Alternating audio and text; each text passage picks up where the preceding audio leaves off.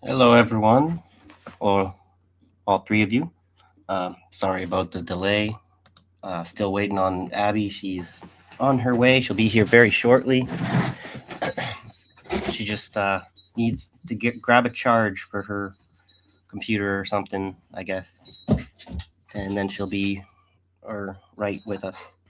Um, I was a little bit late because I was out there walking the dog before we start the stream, and before I had to do that, I had to run off to the grocery store, and we got that lovely winter weather that just keeps coming down. It doesn't seem to want to stop this year. So I rode my bike to the grocery store, and on the way back, it started snowing, and I had to walk halfway home.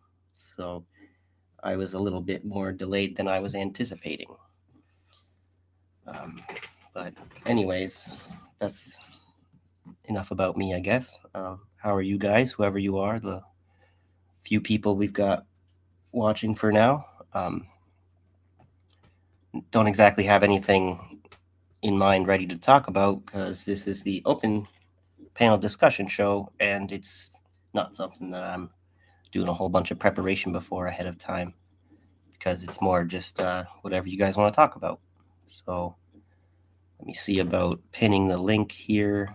I think I don't remember how to do that. I need to probably ask Abby to show me how when we're done.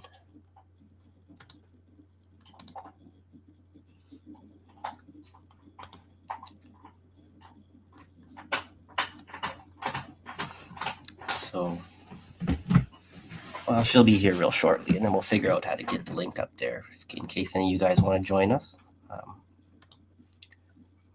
There's been a whole lot going on lately, although I think in the last week or so, things have sort of lulled down a bit, and it's sort of like a calm before the storm moment. How's it going, John Kemper? Good to see you. Been a little while. Hope you're well.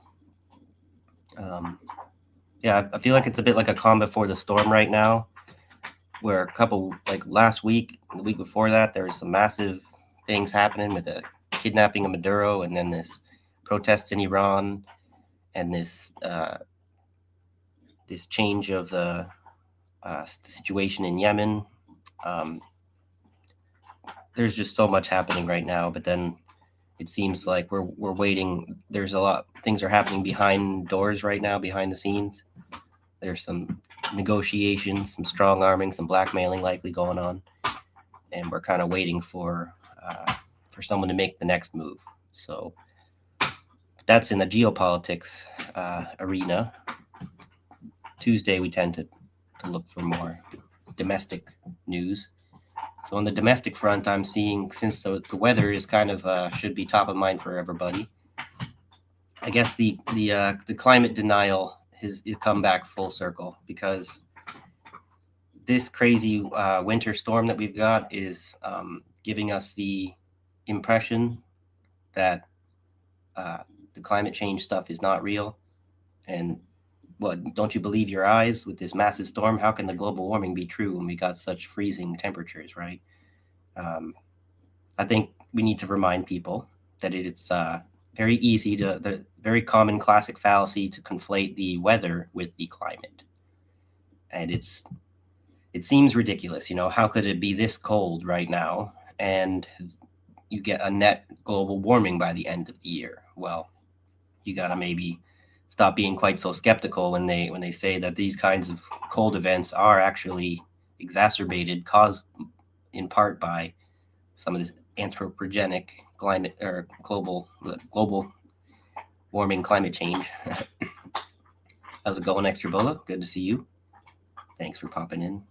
Actually, I've been meaning to ask you. You're saying something about you're going to do a 5-hour stream with Jerry about this stuff with the Hardlands Media. I'm not sure if you guys ever actually did that, but if you did, if you could let me know where I could find it. So I was looking forward to watching that, and then that was like last year, I think around the holidays. You were considering that or something. So if you could let me know if you're still going to do that, or if you did do it and I missed it, I'd appreciate that because, like you were saying, a lot of people seem to only get one side of the story there from the Hardlands media crowd, and I was at least wanting to hear what you guys had to say and hear your side of the story. It seems like that's a little bit tricky for whatever reason sometimes to actually, have the patience and the wherewithal to hear people out. So, but I was that's a bit of a tangent. I was just talking about the climate change stuff. So, um, it's easy to conflate the weather with the climate. So, as much as we feel the Arctic cold down in North America for once, that if we kind of are being logical, that means that the cold air is not up in the Arctic right now. It's down with us. So it's actually warmer in the Arctic than the on average, which is kind of in line with the global warming narrative. So I'm sure there's a whole lot of this geoengineering going on, some of this cloud seeding stuff, but I think people are getting carried away. It's a little bit giving mankind too much credit. You're taking all the power of nature, and then you're kind of appropriating. It's cultural appropriation of nature. Okay, guys, come on, give nature a chance. All right. So I don't think we. I know we have the power to manipulate the weather. I don't think we have the power to conquer the weather and make a whole storm out of whole cloth, kind of thing. There's this conspiracy theory that's been shared in the Discord. There's kind of been tipping me onto this conversation a little bit. I forget. I think it was Lance who was sharing the Dane Wigington stuff. I don't think you should trust that Dane Wigington guy. I think he is a grifter, a glowy, a Fed maybe, but without proof, it's never really a good idea to go around casting claims around like that, casting aspersions at people. So, yeah, I appreciate your point of view on John Kemper. I like them both too. Want that story to go away, but that's me. Yeah, that's me too. I think Kit could be a little more revolutionary, but he's trying to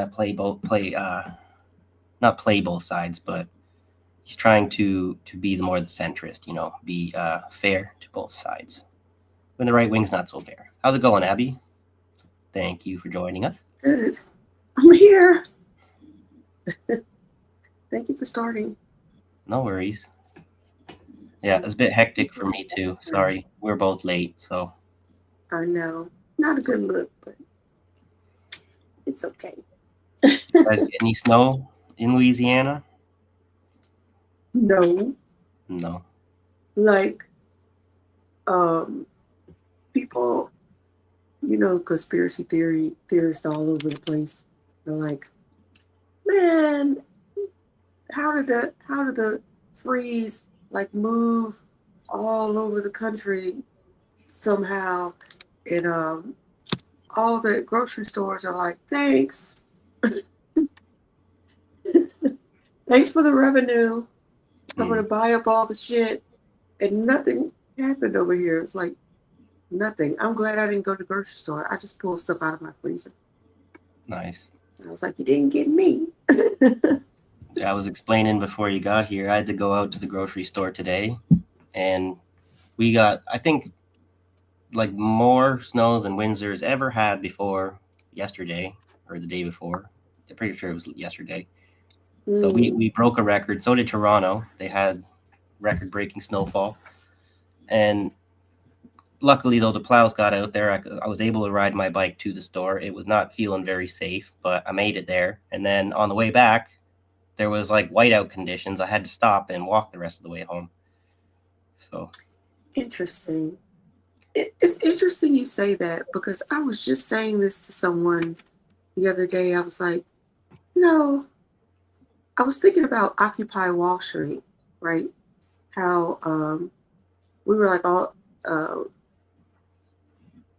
the area that we were in, they were just kind of like, it's gonna be winter soon. We'll just wait them out. You know, I think that was their thought process, right? And so I think back on that because they did kind of just wait out for the weather, and then it thinned out. But some people were still, people didn't. Some people did not leave. They set up tents, set up shop, and after a while, they were like, okay, they're not leaving, so we got to shut this shit down. So I say that because I'm thinking of Minnesota, and I'm like, they could really shut that shit down if they just stop snow plowing, stop using the ice trucks. Like, right. Well, those people work for the city. They tend to be more bootlicker. but I was assuming like maybe the city would be like, yeah, we don't want these troubles. Let's do this so people could go home or what have you. Right. Well, as a way for a city that doesn't agree with what ICE is doing, all of a sudden, no plows for you guys. Oh, I guess you guys are gonna have to wait. Yeah, I guess that wouldn't be a good look for the mayor, huh? Well, especially since you got what's her face threatening the whole state that if you guys, what was it? I'm forgetting her name. Was it Kristi Noem? Was saying we'll stop it with the ICE raids if you give us your voting records or whatever from 2020. Oh yeah, sure did. So if they're playing those games, the mayors, whatever, local bourgeois, tit for tat. Why not? That's true. That is true. Lance asked how's the climate here. Well, I was mentioning no comments. I was talking a little bit about that before you got here, and I was saying because I don't know if you've seen in the Discord, Lance was sharing a bit of the I think it's called Geoengineering Watch, the channel. In my opinion, it's a bit of the right wing slop. It's the climate change denial stuff wrapped up in the weather manipulation stuff. So two things can be true, but you don't necessarily shouldn't use one truth to deny the truth of another truth, which is what happens with the weather manipulator crowd. They say because weather manipulating is true, that means that the climate change narrative about CO2 must be false. And I don't see how that's logical at the end of the day. I hadn't seen it yet, so yeah. No worries. I hadn't seen it yet. He shared a couple things. I think the Facebook video that you shared, that was more, I don't know about credible. I mean, it could still be a bit of a hoax if they took the trouble.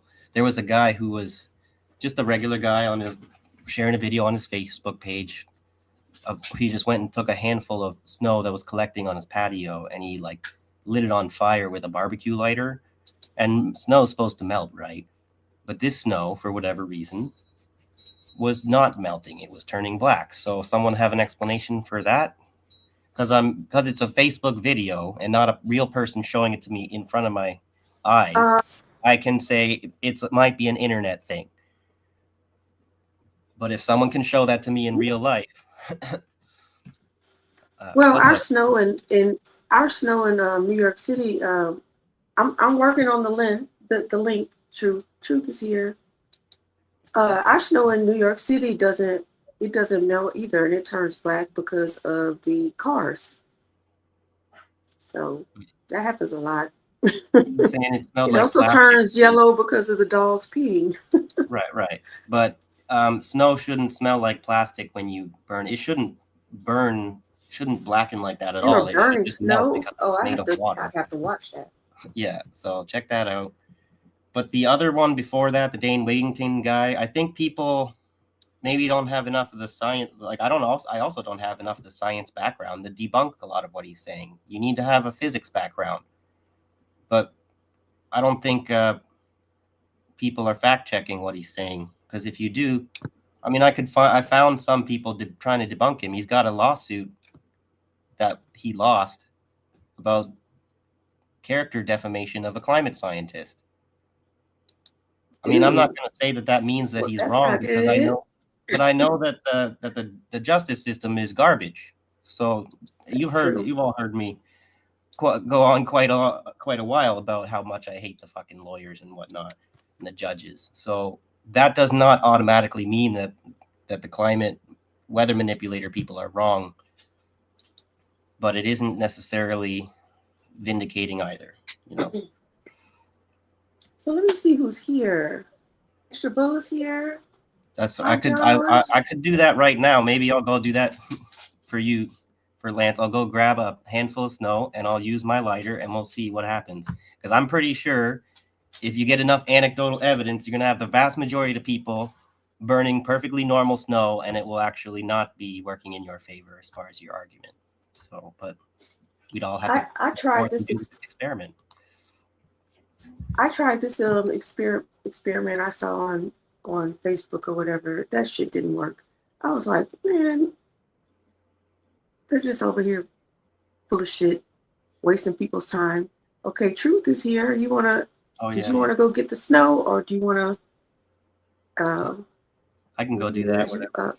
You can say hello, or whatever. I'll just be right back. Yo. Hey, don't run now, Mr. McKill. How you doing? How you doing, Abby Doo? How you doing, honey?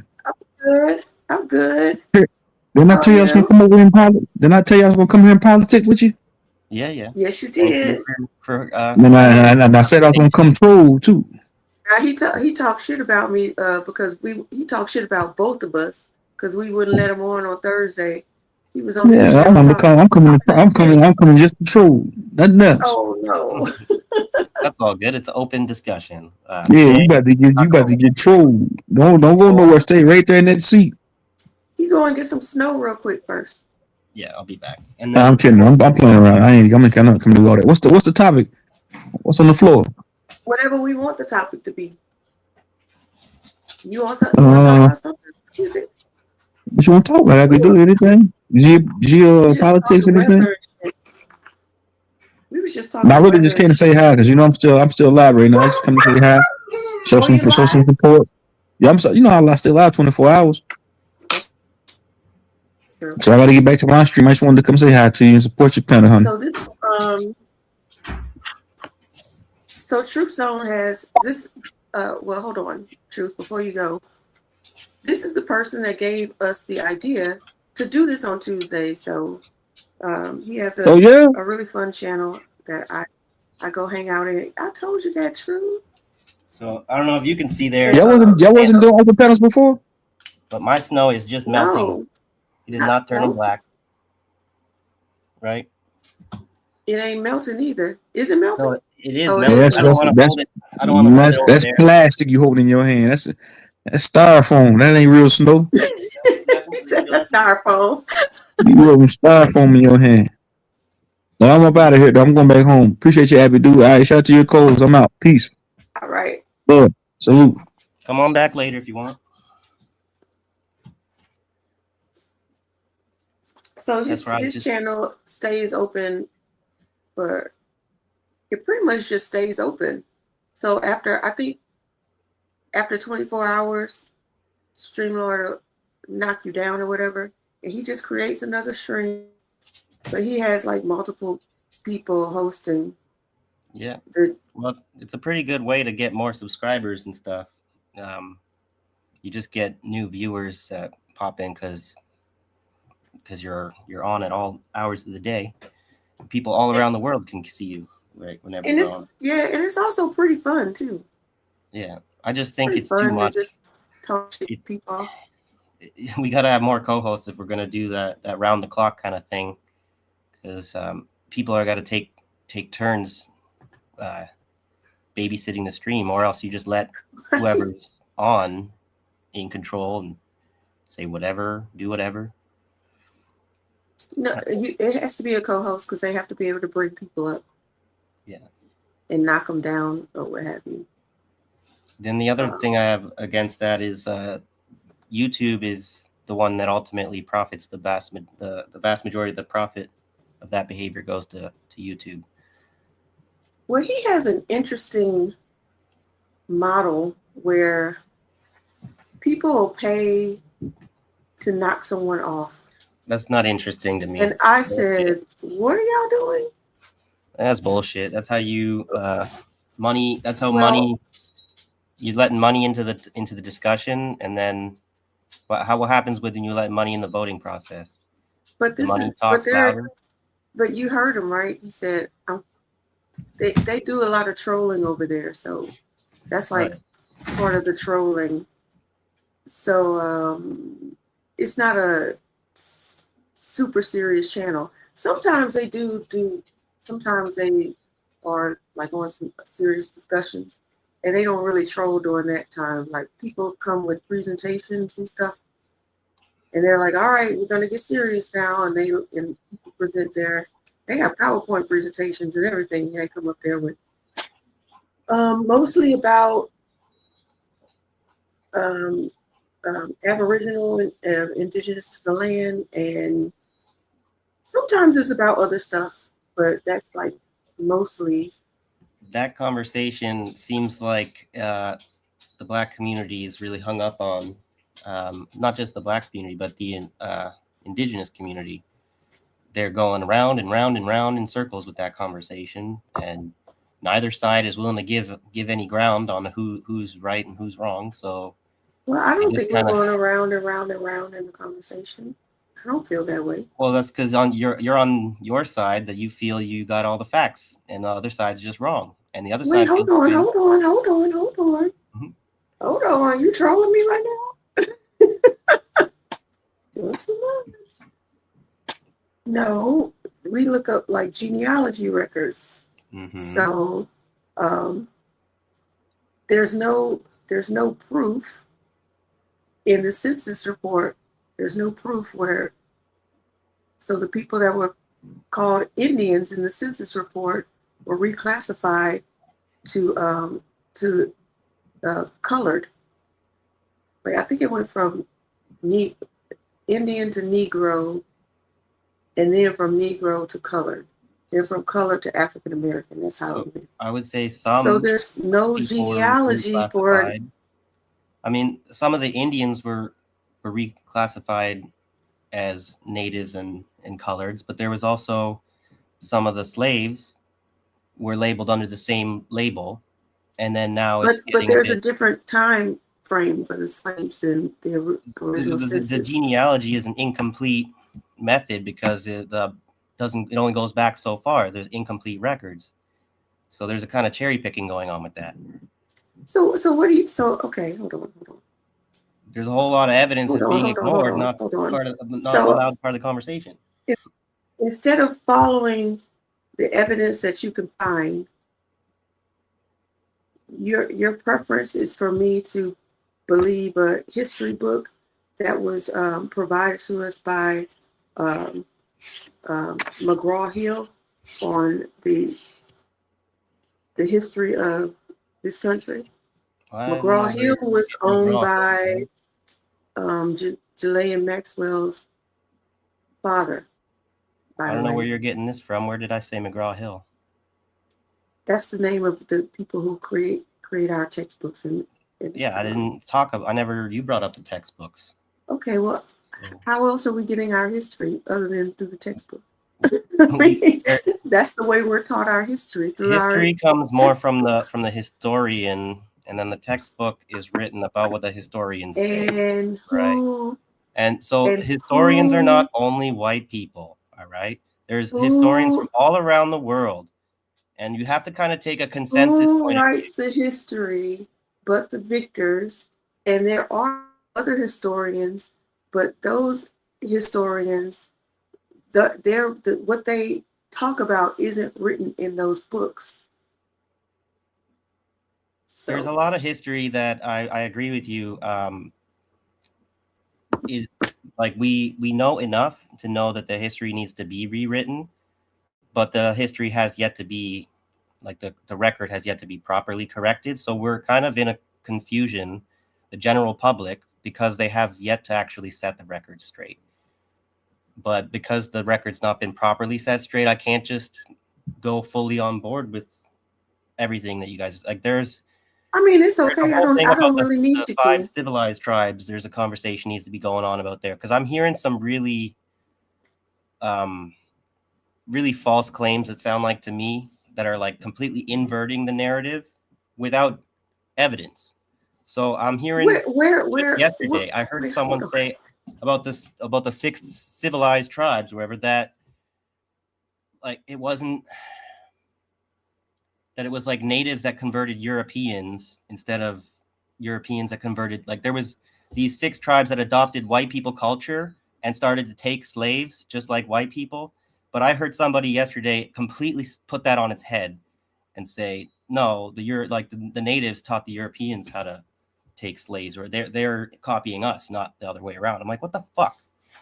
Where do you get off saying that? Whatever. Like, well, for one, that's not something we discuss. So no, exactly. That had nothing to do with what we talk about, but because the genealogy a lot of them tend to only go to 1700s or whatever, but then you got to go to like 1650 or whatever, like when the very first slaves got here. If your genealogy records don't go back that far, then you're it's a limited hangout. So you can go back pretty far in census records. I can't remember the website.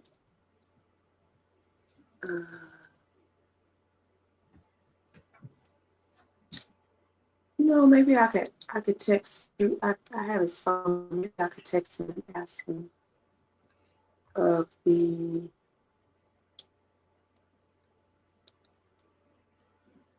lookup that we use for census records.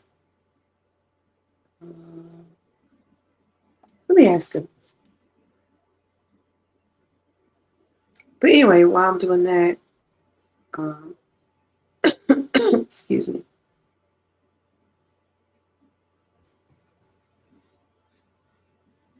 Is there any other topic you guys want to discuss? Well, and we can come back to this one if he responds to me. Sure.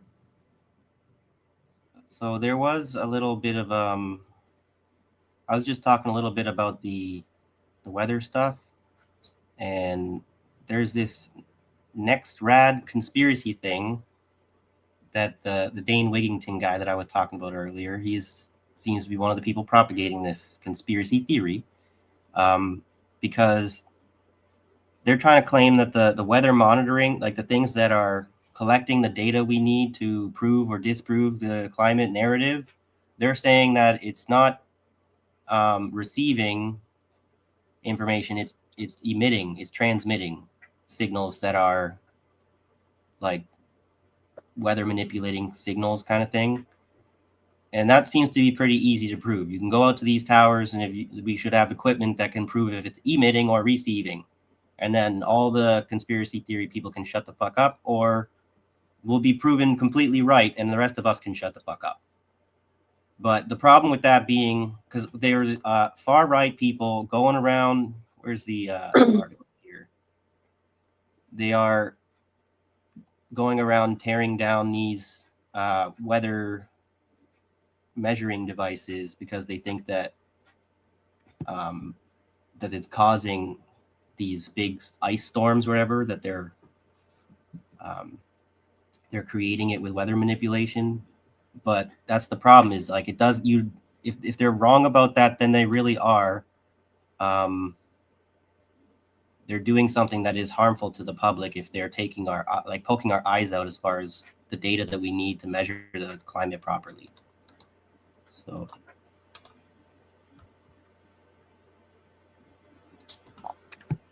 okay. So I'll put it in the private chat here. I don't know enough about the weather thing. Oh, okay. So you want me to pull that up? Well, just especially I also hear Trump is making statements about this big massive storm we just had as proof that the weather is bullshit. So since no one's been talking about the climate narrative for a while, we all got pretty exhausted with it. It seems like now might be a good time to kind of get back into it. So okay, so I'm making it big, and I'm going to share it next. But I need to make this bigger too. So the census, I'm looking at the archives, and the census goes back as far back to 1790. Right. So this is the 1790 census, and it shows you like how they how they wrote it. And here it is down here, and it goes by like states and stuff like that. I think that's the farthest back I could find, 1790. So that's pretty far back. Mm-hmm.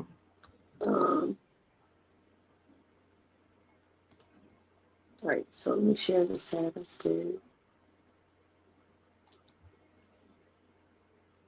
So then when I look up when did the 5 civilized tribes start taking black slaves, the AI tells me the 5 civilized tribes began adopting the practice of holding black slaves in significant numbers starting in the late 1700s, with the practice intensifying in the early 1800s.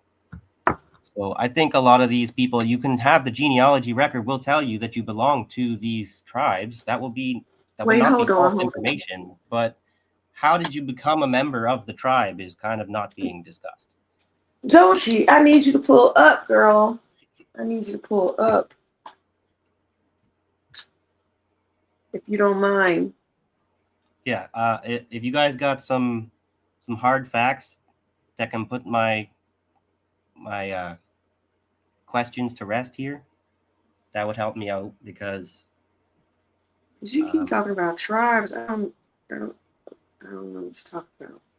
Well, those tribes that people keep saying that their genealogy records point to them belonging to this tribe, which means that they're native and not black, like from Africa. Those tribes are called. Wait. I know what you're talking. I know what you're talking about now, but they're the ones who became the cucks of the colonizers, and the rest of the tribes, we're not with them on that. We're not ready to take slaves. Hold on. Because don't you know? You guys definitely know more. Yeah, peace, everybody. Yeah, I would say she understands. Michael. She's done way more research than me. So yeah, a lot of research on this. The 5 civilized tribes don't even exist till after the 1800s. So when AI is saying things like that, it's oversimplifying what the actual history is, just because this is the narrative that is the accepted narrative. And AI is very biased when it's going to go into what they've been programmed to say versus when you ask them questions to actually prove what they've been saying, then AI kind of changes its tune a little bit from what I've seen. But yeah, the 5 civilized tribes wouldn't even exist in the 1700s. So there's a multitude of tribes. And, you get the Yamasee, the Tuscarora, the Catawba, all that they say Black people were a part of well into the 1700s. But they say that they mix with African to be Black. Like that, like the Yamasee is a known Black confederacy, but they say they mix with Africans to be that, but there's no evidence of that. There's no evidence of a large amount of Africans coming to make the Yamasee Black. Then I say, wherever you go, I'm going. Oh Lord, wherever you go, I'm going. Wherever you go, you were invited last week to come on here. So peace, Red. I only came up here because I seen you up here. Those I told you. You mind? Belong to me. You're gonna expose her. She's saying that those 5 civilized tribes did not exist until the 1700s or the late 1700s. Don't worry about no civilized tribes right now. So they wouldn't be called 5 civilized tribes. Those are confederacies that later were adopted in by the U.S. and called 5 civilized tribes. But before then, even if the confederacy existed, like the Chata or the Chickasaw or anything like that, they were different conglomerates that weren't associated with being civilized under the U.S. Right. So to me, that's ambiguous. That's a bit of a challenge. I could challenge you on that, I think, because you're telling me that they didn't exist before they had a reclassification. But it sounds like they did exist before, even still under their own name of their tribe. They didn't change the name of their tribe when they became the so-called 5 civilized tribes. They just formed a new confederacy from what it sounds like. But they formed a new confederacy with new people because they even had the $5 Indians, what we would know as people that look like you, or similar to your complexion that are able to use $5 to actually get on those specific roles. So we see a switch up happening with the 5 civilized tribes. I'm not saying they didn't exist. I'm saying as far as them being in cahoots with the US government and then being called civilized, that didn't exist before the 1800s. Well, I'm Right. glad you said that. Look, John says using the word civilized is just a colonizer giveaway. Pretty much. Hi, Black Life. Because to get to the kind of the root of the reason why I'm kind of bringing up those 5 civilized tribes is because the ancestry, when you do those genealogy tests, which there should be a handful of tribes that are like the majority of the Black descendants belong to these tribes and not the other tribes, because those are not the tribes that of Black people, right? So we're trying to answer the question about, are those Black people in those tribes, were they always here before any slaves arrived from Africa whatsoever, or are those the Black people in those tribes there because they were brought over the Atlantic and then either escaped from the whites or were captured by these so-called civilized tribes? Because that's what I get when I look up. That's the problem. Like I said it before too, we're relying on awful like search engines like Google and stuff they should not be allowed to provide such misinformation. You know, it creates so much chaos and damage. People go hurting people over misinformation, right? So That is true. They have a responsibility. Can I show you guys something about DNA I just learned yesterday? I didn't even know it was on my ancestry test. I have done the ancestry DNA test as well. Can I show you something? I came over here to debunk everybody on this panel. That goes for you too. That goes for you too, nigga.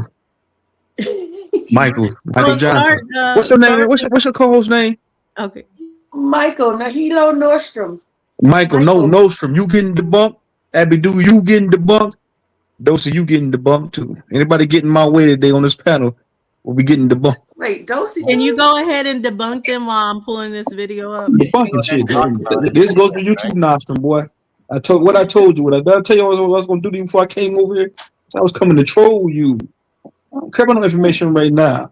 I'm coming to troll you. Debunking. You are going to get trolled. Debunking anything. So go ahead. You love your job. You love the verbal abuse that your boss puts on you every day at your job. And you despise business owners such as myself. You despise business owners such as myself. Why? Why do you despise me? Huh?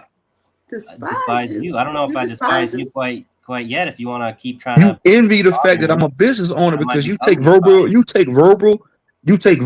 abuse from your boss at your job.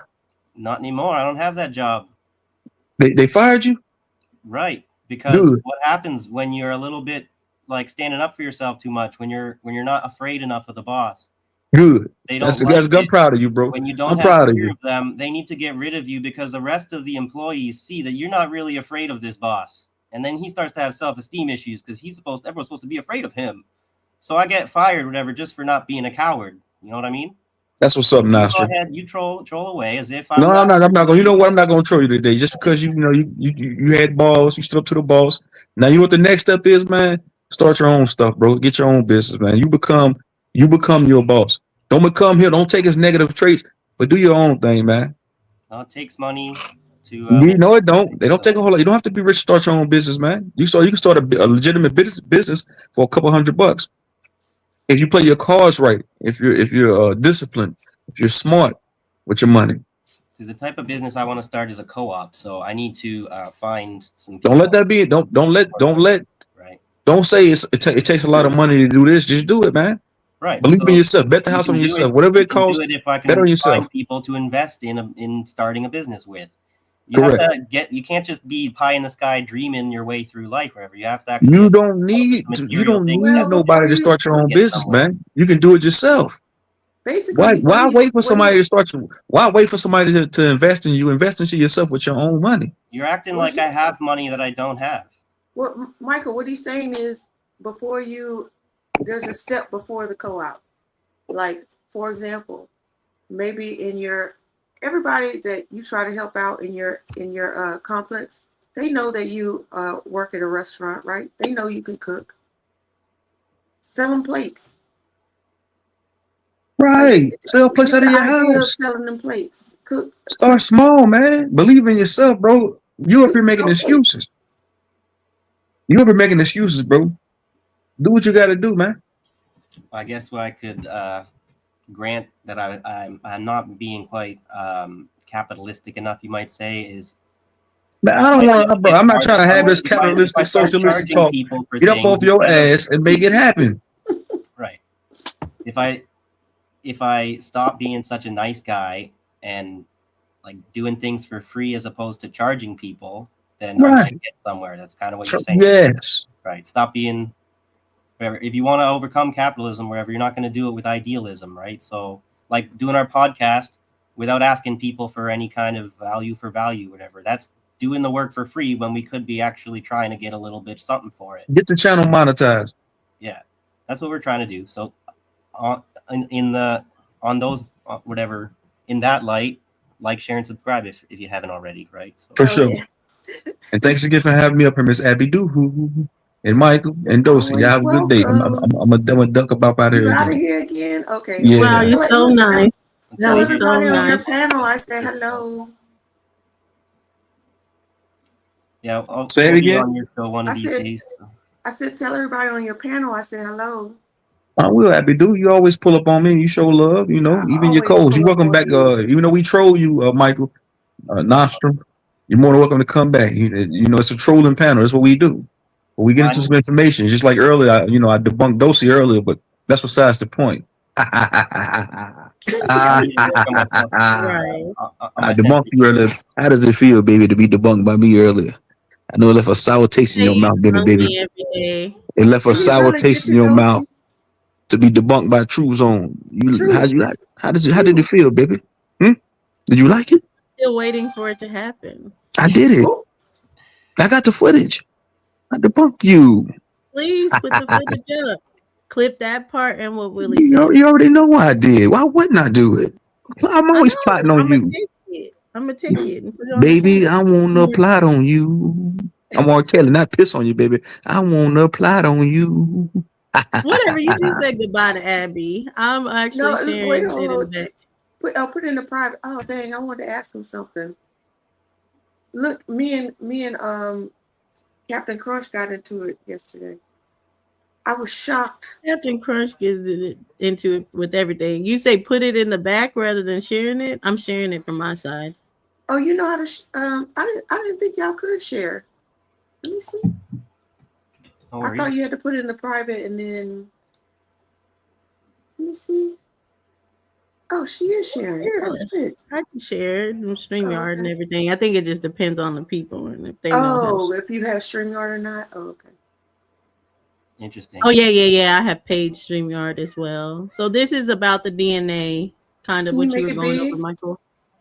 Right. Yes. I was listening to your show actually yesterday, just for something to do. Oh, okay. I just subscribed.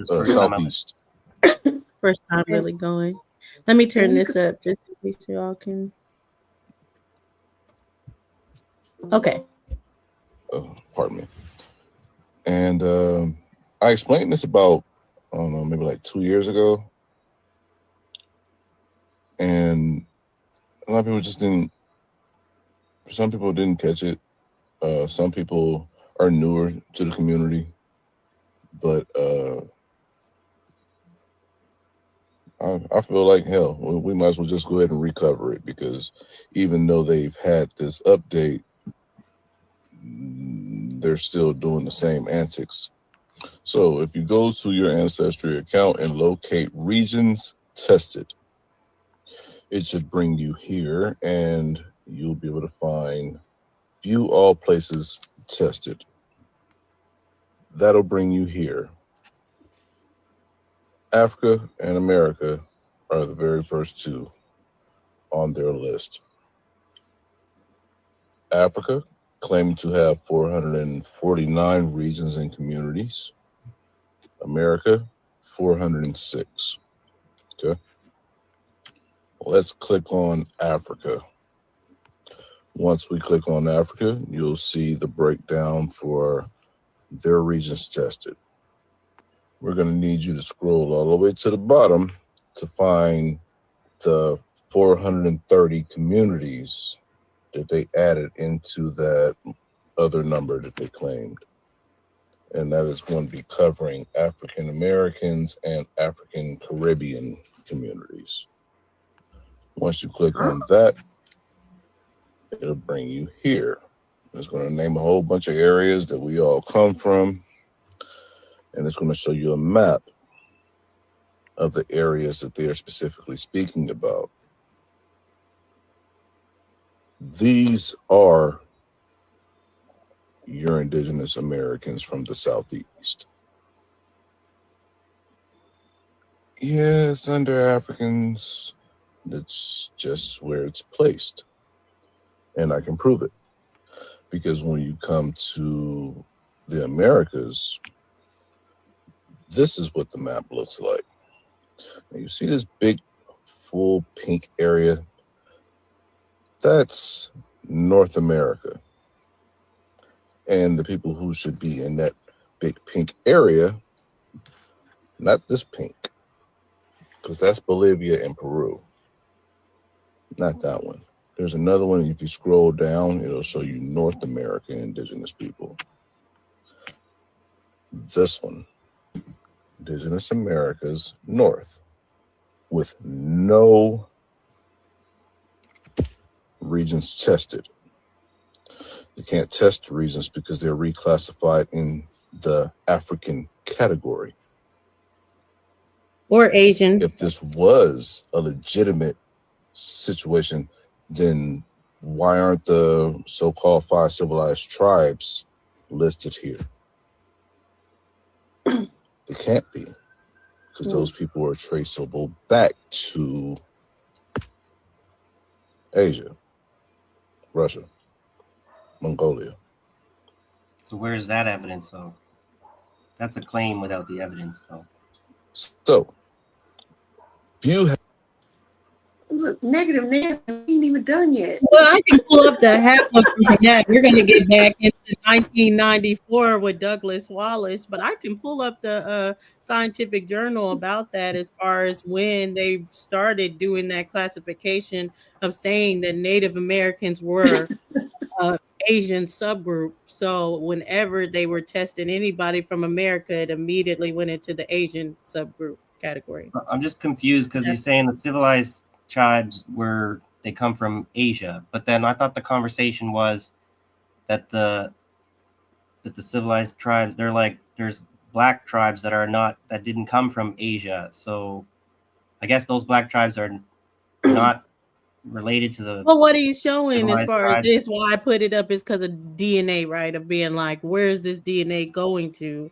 A lot of this comes from the fact that haplogroups in the beginning, when they came up with this DNA technology, a lot of it was overclassifying race and to push a racial agenda that all these different testing have continued on with it. So when you look at this on Ancestry, what he showed is when it goes into the communities tested in North America, none of them are considered indigenous North American.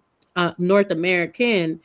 actually did an update, and I can pull it up for mine as well. But you'll see, as far as the ones that are in America, either they're tying them to be African American, or they're tying them to be European, or they're tying them to be Asia, leaving no one to be this testing for the tribes or the indigenous in North America, because all these communities are seen as another group outside of America. That's where I have a big problem with It these is- ancestry companies, 23andMe. They're really not qualified to do this kind of work at all, and because they have a profit motive here, they're very much incentivized to gaslight the fuck out of the public.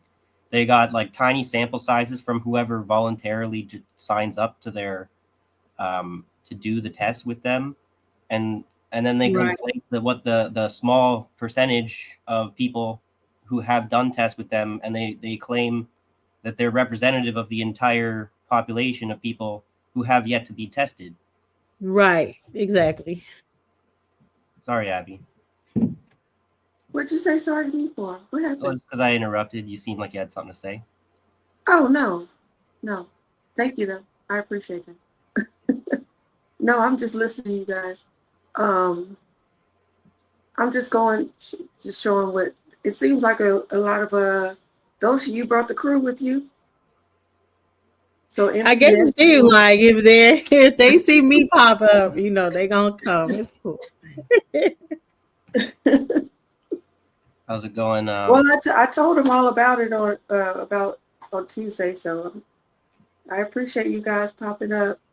Yeah. MP Nest Oh, has yeah. been here a few times already, so Yeah. good to see The you only again. thing I think is weird about the claim that Native Americans had African slaves and everything like that is that you see that written into the history excessively after slavery during the Reconstruction era. So there's not a huge evidence base of Native Americans holding slaves until when we get into the Civil War, and I think that's weird. Yeah. Well, there's a lot of people like to try and make the claim that the indigenous of the Americas were just as violent as any other population. Like you could talk about the Indian wars and stuff. You guys were talking about that on your show yesterday, Mm-hmm. and it's like it's funny that they were arguing about whether people were all unified or people weren't getting along, and it's like it seems like a waste of a time kind of argument because obviously there are people that are kind of gonna disagree with the majority who are peaceful and getting along and everything. There's always going to be, unique individuals, criminals and stuff of any kind of Intentions, society. yeah. And really But the majority of people, wouldn't you say, are kind of moderate? Like it's not necessarily like they're getting along all kumbaya or they're not getting along. It's like majority of people are gonna be in that middle balance. They just don't care. a lot of Then people you are have getting the along just to not rock extremes. the boat, right? So they're not really getting Exactly. along, but they're just not trying to pick a fight. But when we're Exactly. talking about Indian wars and stuff, when we're to compare those to the Europeans' wars, the natives were not nearly as violent as they're trying to make them out sound to be. You know, they seem to have had a more ritualistic way of doing war, that had the end result, meaning that less people died when they had conflicts because they had maybe a bit more honor about Yes. when the conflict was over, when the leader killed the other leader. Let's not be backstabbing psychopaths and never have any kind of like admit that we were defeated kind of thing. That's the problem with white people. We don't know when to Right. call it quits, right?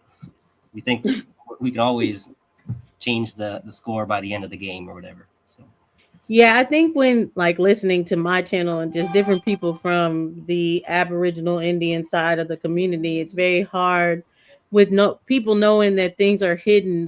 It's very hard for them to acquiesce to any of the history saying that white people or Europeans had more artillery or more of an evil nature or they were more warring people. It's just hard for them to accept. But I do believe that to an extent. I don't believe like weaponries like the indigenous here were completely peaceful or wouldn't fight back, but I don't believe there was any reason to be like we need to kill 100 people at a time, like in the Gallic gun type of situation. It's like okay, if we have our bow and arrows, if we have different things like this, we can defend ourselves from a group of people, and we don't have to target more than that. But I think there's definitely evidence that on the east side there was inventions that would be way different, like the Gallic gun or the bomb cannons and different things like that.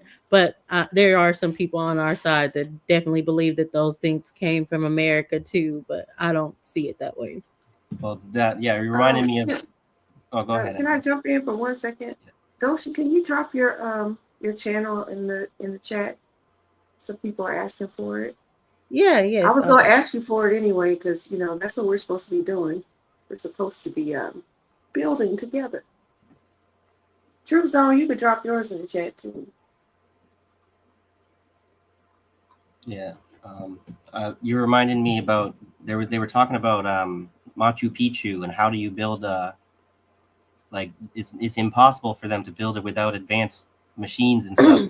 I doubt that that assumption. I don't know why without evidence, like you need to have proof, some kind of archaeological proof of some kind of machinery that they use to build things way up high in the mountains like that, because otherwise the more plausible explanation is the one that people are trying to avoid accepting, is that they fucking hauled that shit up there ingeniously with like ropes and pulleys and shit and massive amounts of manpower and like oxen and stuff, right? Not horses, but the fact that we doubt that it's possible to do that without like modern technology is kind of, it's a little bit insulting to the ingenuity of the indigenous, that we're able to, there were better stonemasons than modern like masons, right?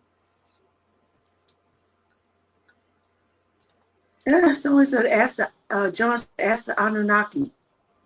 Let's see. It's So easier to say that the I think what I would say is that why people jump to it has to be technology or anything. My belief is because they're lying about how long we've existed here. So we can't imagine something being a project for thousands of years and just adding to that project over time and over time because people existed longer. Us people believe in the Bible. They want to believe that the earth is like 6,000 years old. When you're hearing things like civilizations that would have existed 30,000 years ago, people are always going to push back. But I think, yeah, those are hunter gatherer civilizations, and they would have existed a lot longer, probably even further than 30,000 years ago, honestly.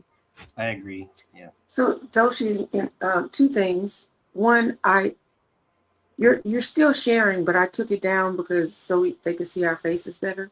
But if you wanted to continue, it's still there. And Oh, no, then no, no, no. two, That's what I wanted y'all to see, of that part of just an ancestry and putting those different American communities already to mean African. That is okay, why people are going to always come back African when it comes to the test, because they're testing these regions, they're testing people they call African American, and then they're saying these are African communities. So when okay, we do compare, we're comparing it with people that are already here in America. and secondly, Sharice the realist is sending peace and love to us. Oh yes, hey Sharice, hey Sharice. Nice to see a couple new people today. See Epic Studies. Thanks for hanging out with us today. Yeah, Epic Studies is new. That they said a Doshi effect, so you must have brought them over here too. Yes, I know. Well, thanks Epic. for coming. Definitely look into his and sign up for his. He does a really good job of kind of breaking down the legal side. I know you were asking, like, where is this coming from? Of us saying that we've always been in America versus this whole thought of coming from Africa and being slaves.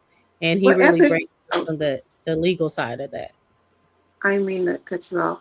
You can always pull up Epic, but if you don't want to pull up, by all means, put your channel in the chat, please. I think there's too much of a black and white or either one or the other kind of fallacy going on. There's the nuance is probably more likely the truth, where there's a bit of both sides of the story, unfortunately. So like everyone wants to be completely right and they want their adversary to be completely wrong, but in order to actually get the real truth, maybe you have to admit that they might be a little bit right about some of what they're claiming and wrong about a lot of what they think, right? Yeah, and I think people say that too on our side. Like, there are people that are saying, they completely lied, no Africans came at all. But there's a lot of people that don't say no Africans came at all. We just are having a hard time finding them in the family. When we even had an interview with David Eltis, which, like, if you look into the line of slave voyages and these estimation of numbers coming in, his mentor, Philip Curtin, is what really pioneered the whole search of being like, we can figure out the estimations of how many Africans really got here. Well, the more they were breaking it down, they were seeing less and less Africans even got to North America. So they put estimates as high as 350,000 that got to North America, but they only have evidence for less than, I would say 50,000, 40,000, if that. Yeah, there. So what most people are saying is that that would be preposterous to say a group of 40,000 made this population of 46 million that exists today. That's just that's not possible. It bothers me how these academics think it's okay to have such like wide estimates that you can like drive a truck through to make your theory kind of really implausible theory. You can kind of make it sound like it might be possible because you can say between 30,000 and 350,000. It's like, no, that's way too wide of a range. How dare you get to claim that it could be between that, whatever. You need to have more Exactly. precise information before you even make a claim at all. So, Exactly, but they understand how it would look to be like, So hey, this is your population. This is how your population grew. Y'all just had a lot of sex, or they'd say the breeding farms is the reason. Even if you do all the breeding farms, it's just couldn't get to the extent of what they're saying the population. It would have to mix with some group, and then if you're saying they mix with some group, the question would be which one, as far as that made the Black American group that exists today. and they do it with carbon dating too. Like, first of all, our calendars are not really very effective at dating the day to day effectively. I think people would be a little bit shocked to realize that we don't actually know what time it is like we think we do. I mean, what day it is. Um, it's sort of the fact that everything's based on before Christ and after Christ, whatever.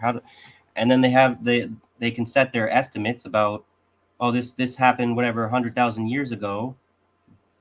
They like that allows them to write history in a way that is very false and improper because they're allowed to work with dates that are flawed and wrong to begin with.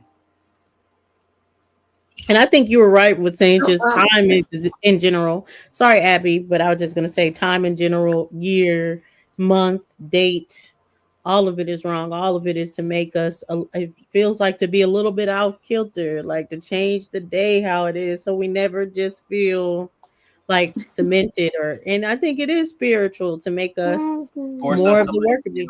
in the Mhm. white wait, hold on. Before you, I just conception of before time. y'all before we continue. Sorry, because Epic Official has to leave. He's with his family, Okay. and he Sorry. said he'll try to pop in later. I just wanted to say bye. You know how we try to make sure we acknowledge when we can. Yeah, But thank this you. is his chat. I mean, this is his channel right there. So okay, You guys good convo. Keep going. go ahead. I gotta make a phone call or whatever. I'll just be right back. Okay. So from what you were saying, um, Doshi, about how they try to throw us off, right? Like because the chaos has always been the point. I feel it's just getting more. The chaos is increasing and increasing and increasing. But um, I was like doing research about how it really should be 13 months, not 12. Like we're on the wrong calendar any damn way. So in the calendar it's supposed to be focused on the moon cycle, which is also the women's menstrual cycle. And so when we're already not on that calendar, then you keep Exactly. changing the hours, like the vibration is not gonna we're gonna be off all the time. I really feel like I don't know numerology that well to say for sure, but I really feel like it's a curse to be going from 13 to 12. There's some kind of significance of going from 13 to 12, in my opinion, but I haven't been able to prove that. But yes, we had 13 months, 28 days. That only makes sense that you have 28 days in every month, not 31 days in this one, 30 in this one, 28 in this one, except on a leap year. Like they just do all these things that are like more off kilter when it could just be simplistic, like following the moon cycles, 28 days for 13 months, blase, blase, blah. I think the Gregorian calendar did the same as how it added the 600 years. So I don't even try to like recalculate the changes. I just like, but maybe that's a problem. Maybe we should, because they already tell us they change time. I'm looking it up. Why aren't we on the 13th calendar? And then when you look up stuff in Google, I probably should be showing this, but one of the things says anymore. So it says it's not used due to massive logistical, financial, and religious disruption, as it will require changing all existing contracts, birth dates, and holiday schedules. It also breaks the continuous 7-day week, which clashes with religious traditions, and the number 13 cannot be evenly divided for quarterly business cycles. But there you have it. Capitalism. Exactly. That was interesting. Because when we talked about it before, we didn't like really look at it from that perspective. So that's interesting. Hi, Wolfie. Wolfie's here. So our conception of time is based on things that we don't even care about, the financial system. Yeah, but I think it's more spiritual because it's like even whether we care about it or not, the fact that our time is based on that concept ends up being like we're engulfed in it.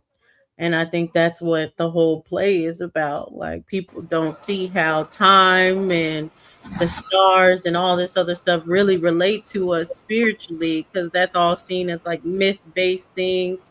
But I think our whole existence is centered on the metaphysical as well as the physical. Well,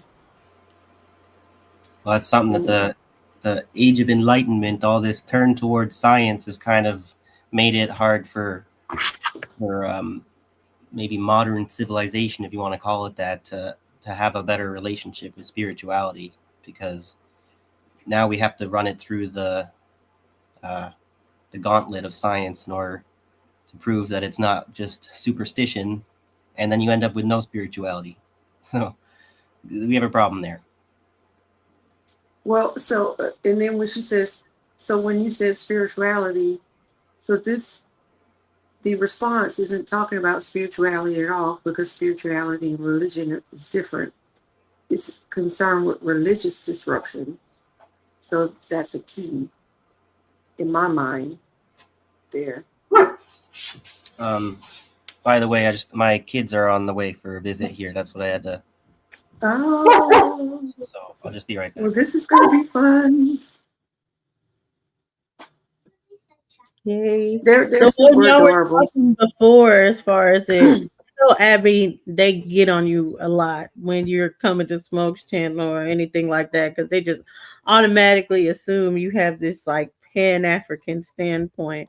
I've talked to you really enough times to know that you don't. I know. That's why I just be like, just let her talk.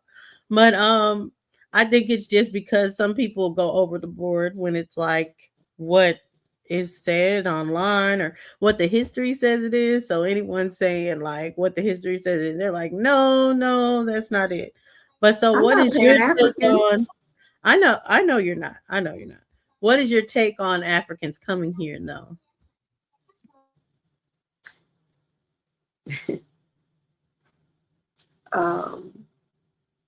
I don't mind, but there is a disconnect in what colonization taught them about us versus what colonization taught us about them. And obviously that needs to be corrected because they come over here on some tether shit, and I don't like that. I don't like, and I'm speaking in generalization, but I do not like that.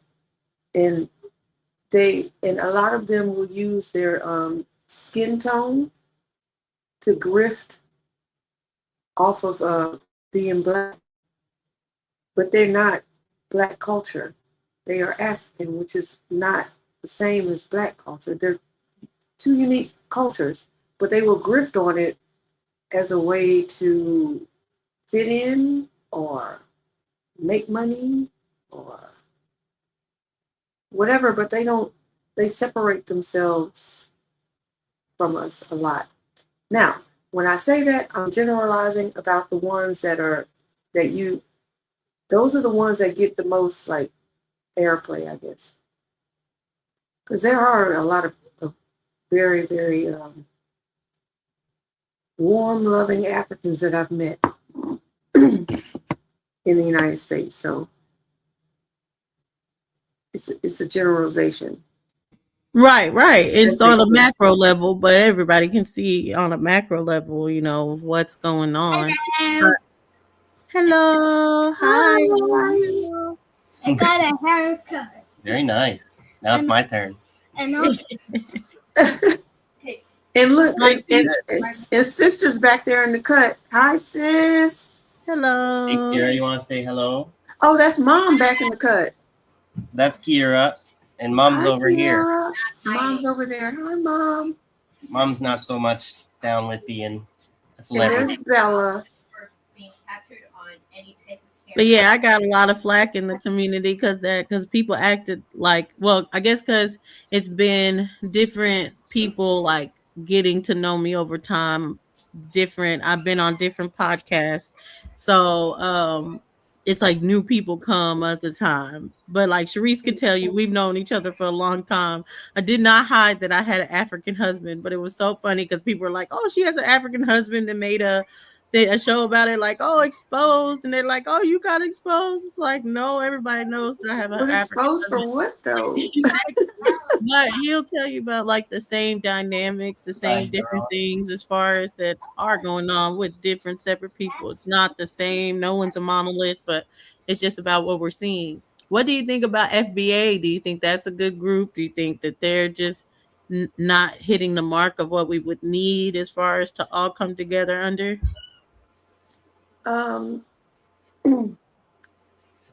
Okay, this is very interesting because I think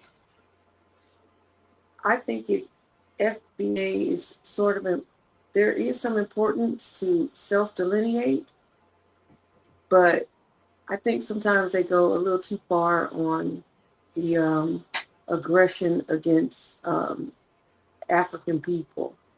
But I see why they do it because a lot of the African people that call into them are not good people. Right, or tethers is just proving their point. But I think And they're also just proving their point. yeah, exactly. They never have any like just it doesn't seem like anyone common, but of course it's just like you're always gonna get the extremes when you have the call-ins and all that kind of stuff. But yeah, it's always the people. And I would say the people in powerful positions as well have never shown an alliance if they come from Africa and then they make their way to position in politics or anything. It's never like, okay, we need to do this. They're the ones that are first usually like they don't need no reparations. Like, oh, just be quiet. You ain't got to say nothing. What they got to do with you? But Sharice makes a really good point too. When you talk about FBA, a lot of black from a roasting culture anyway. So there's a lot of roasting going on over there too, just on truth. So I think that probably. So the Africans who aren't tethers, they don't really have that, or maybe they don't. Roasting is something foreign to them, whereas that's something black people. If you don't know how to roast, I don't know what you're doing. Type of situation, you know what I mean? So they might stay away for that reason. I don't know. Yeah. But the tethers love the roasting because they think they look at it as an opportunity to talk about us. Now, I don't know. Michael, I wanted to ask you, and I'm not saying you don't believe the people or anything as far as being American Indian or not versus being African, but what do you think about the fact that a large majority of us, what is passed down to us is the American Indian, the tribes, the culture, and they're not passing down that we're African? Yeah, you're hearing it from your ancestors. Why would they tell you the story if it's not true, right? That's a good point. Right. Mm-hmm. I would want to hear how much is that an anecdotal kind of reference as far as if you got like hundreds of thousands, like millions of people telling you that that their ancestors told them that they came from here and not from Africa, then you've got a massive enough numbers that we know that the history needs to be changed. But if you do a big enough project and you find that it's a small enough minority of people that are hearing those stories from their grandparents, great grandparents, then we kind of know that yes, there is this whatever foundational Black Indigenous. That's where foundational Black American. I'm not sure if they are, if all of them are on the side that they are all Indigenous. No, they're not, and that's why it's supposed to be that way. So of being like we are the same group, whether people do identify as coming from Africa, people identify themselves as always have being here. We're the group Foundational that Native can American. say that we were A here at lot the of a lot of. conception of America. Okay, Sorry. sorry. I was just saying that part that I think the main thing is saying that we've been here since the beginning. We're the blacks that were here from the beginning. I think that's what foundational Black America is really saying. And then they don't get too far in. But I've heard Tariq call us some pretendians. Right, because there's the whole thing that the white supremacist narrative wants to erase contributions of Black people to building America, right? But it was the slaves who built the infrastructure, you know? It was my understanding that when you say pretendians, that's Native Americans. They calls Native Americans We do on this side, but Tariq pretendians. has called, people that are so-called black and call themselves Indians, pretendians. But I have heard him like break it down. He doesn't deny that I haven't heard black that. people have always been here or that they are going to be related to tribes. But he kind of puts it into the sense of what they are today, what American Indians are today, and that a lot of the portions of it, it's a bigger fight for sure. To be like, okay, take back that identity and everything like that, and to say reparations when they already gave Native American reparations. It's just, I think, more so he's like, how do you go about going under this identification and saying that you want reparations at the same time? I don't think it's impossible because I think when we actually break down what happened with the freedmen, we're going to see how they started reclassifying Indians as freedmen. But to your point, Michael, I think that's where we're all at right now. We're at our project stage because whether they identify as FBA, African, or anything like that, the biggest project for us all is to start doing our genealogy. And the further we all get back, that's going to be hundreds of thousands, millions of people that are now getting back in American history to the 1500s. And then what? What would be the next step when you have all these black people that are in America that are getting back to the 1600s mark?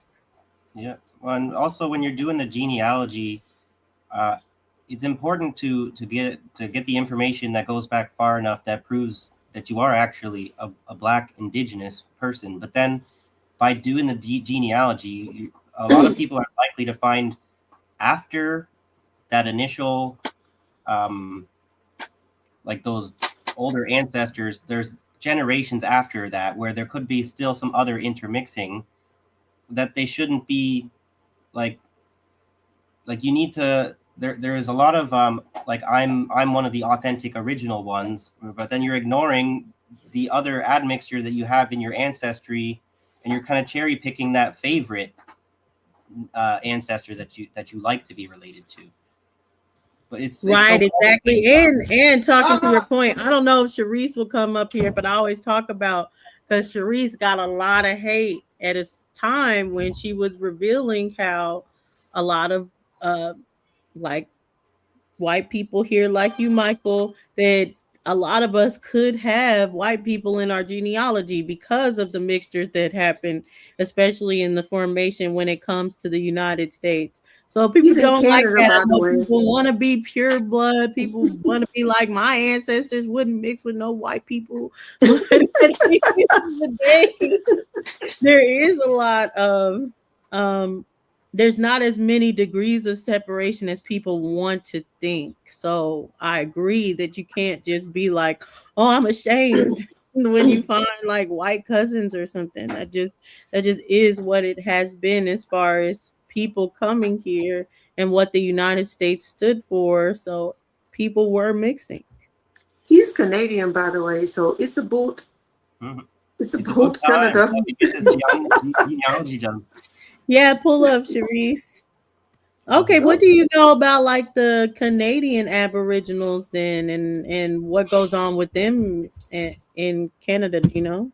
Well, actually, I have a few on my mom's side. Her brother, uh, he married into. He's got some indigenous. Like my cousins on that side are part indigenous. So there's, but I don't really know as much because I'm from the side that that's all colonizer, I guess you could say, right? So, but I was like it's a very similar story that we genocided the natives. We took their land, and then now we to this day we still don't have the respect to admit what we even did historically, so that we can be held legally accountable for committing a genocide. We just want to call it a cultural genocide up here, as if there wasn't an actual displacement and eradication of population. You know, but we have a big problem with like the modern indigenous communities have a lot of like boil water advisories. They don't have clean water on their reserves, and the government keeps promising that they're going to do something about it, and then they never actually get around to. Or now we have wildfire issues are increasingly a massive problem, and then the government's trying to make excuses that because they're such remote communities in the faraway territories, they don't really need to be. Maybe the situation is not quite as critical as the local community thinks. We're not going to send out emergency evacuation kind of procedures. And it's like just because there's not enough people in that community to justify the cost, that doesn't matter, you know. Like then to save the forests and whatnot, to stop it from being, you know, everything is just like this. The white supremacist capitalist mindset where it's has been destroying their communities and the country and the world for a very long time now, and it's time to stop with all that nonsense, and we just can't seem to do it, you know. I don't know, I need to know more about them, but there's I kind of get a little bit too when I do my research, I'm always doing the research about capitalism and socialism and stuff like that, and more like politics, and I'm not so much looking into like the history of the indigenous and stuff like that. But it's atrocious to learn about. Hi, Sharice. Hey Abby, how you been doing, boo? Good. How have you been? I am fine, honey. I am fine. Hey Dulcie, how you doing, Mike? Mike, right? Yep. Nice to meet you. You too. Yeah, I mean, yeah, I was gonna really hit the league. Dulcie was reading my mind. Like once I heard what you said about the cherry picking and everything like that, and we do tend to do that, and we do tend to favor one part of our story versus the other parts of our story that may be hard to kind of take in and accept. And when I started talking about like the potential that a lot of Black Americans and the same with white Americans could have could be related and family members. I did receive a lot of backlash behind that. Like that was just me doing my genealogy. I have a fifth great grandfather he was listed as black and Indian, which was really weird. But ultimately, my belief is that he was a full Indian. But that's what they have him as. That's how they have him listed. But his wife is a white woman. And I think people were like, you don't look like you got any white people, because I'm a very brown skinned girl. So they're like, you don't look like you got white people. And it's not about how you look or how it's not about that. You could be the lightest of light and have dark family members or dark skinned people in your family or black people in your family. I don't think that it matters. I think that when I found out that, wow, we might be closer in relation than what we actually think or believe, it's just like, I think it kind of changed my perspective about a lot of stuff, because I started going into the idea around what a quote pure bloodline actually is. And what I found out was that a pure bloodline, in a sense, would be looked at as inbreeding, if you will, or like family members sleeping with other family members to keep a certain bloodline going. And I think that would be the same in the case of a lot of royal bloodlines and things like that, where you kind of want to keep it into the family. I know we used to hear things about the Proctors and other family members who, not my family members, but those types of families who did those kinds of things, just trying to keep their bloodline quote pure. And I think people mistake that for just saying no. Their idea of a pure bloodline is just only being with people of your kind. And I just think that with the history of America, it's hard to believe that, white people hated black people to this extent, and black people hated white people, and everybody just stayed to themselves. When I've read so many different things about black and white people living harmoniously together, even with the Powhatan tribe, it's the same thing with them. That they had black people, they had white people in the tribe, they all lived together, and it's just facts. And I think a lot of times, because of certain segregation laws. Hey, keep it down some. Uh, sorry, y'all. Because there's certain like segregation laws and like just the history like that we started to come into civil rights and everything like that. I think a lot of times it gives us a skewed vision of what it could be like. I was showing a lot of examples of this though. Like for example, Berry Gordy. I'm sure everyone's familiar with Berry Gordy, the king of Motown. I think he's around like 90 years old now or something like that. But he is in close relation to Jimmy Carter, the president, second cousins. And I think a lot of times, it's always, oh, someone was raped, someone was this, excuse me. But it doesn't always mean that everything was that way. It doesn't mean everybody was pillaged. It doesn't mean everybody had these awful relationships with one another and just hated each other. And I just think it's a different way to look at stuff. I mean, like I said, I was stunned by my own genealogy. I really couldn't believe it. But then it started to come together and make a lot of sense, because my family is from Virginia. I'm the first generation to be born in Washington, D.C., but my family is from Virginia. So to me, it wasn't as far off to kind of be like, okay, well, maybe some of this is true. So, yeah, I did get a lot of Black Americans. Yeah. I just wanted to point out. Go ahead. I just want to point out this one part, and I'm Googling it because I'm really curious. I'm from Louisiana, right? And then I'm from the capital city, okay? So, like a northwest, I think it's north, but I'm sure it's northwest of me is like Opelousas and Lafayette. And there was significant inbreeding going on there because of like the racism in Louisiana with colorism, like people wanted to be light skinned. Yeah. And so light skinned families, in order to make sure they kept that skin tone within their family, they started inbreeding a lot. There's actually a Facebook page that said, "Who in here inbred?" And it's people like talking about how they're married to their first cousin or whatever. And I'm just like, wow, this is crazy. And I think the name of the name of it is like Proud to Be Louisiana Creole, but Creole really isn't. It's really more Cajun, but Cajun kind of mixed with Creole a little bit in that area because Creole is more New Orleans.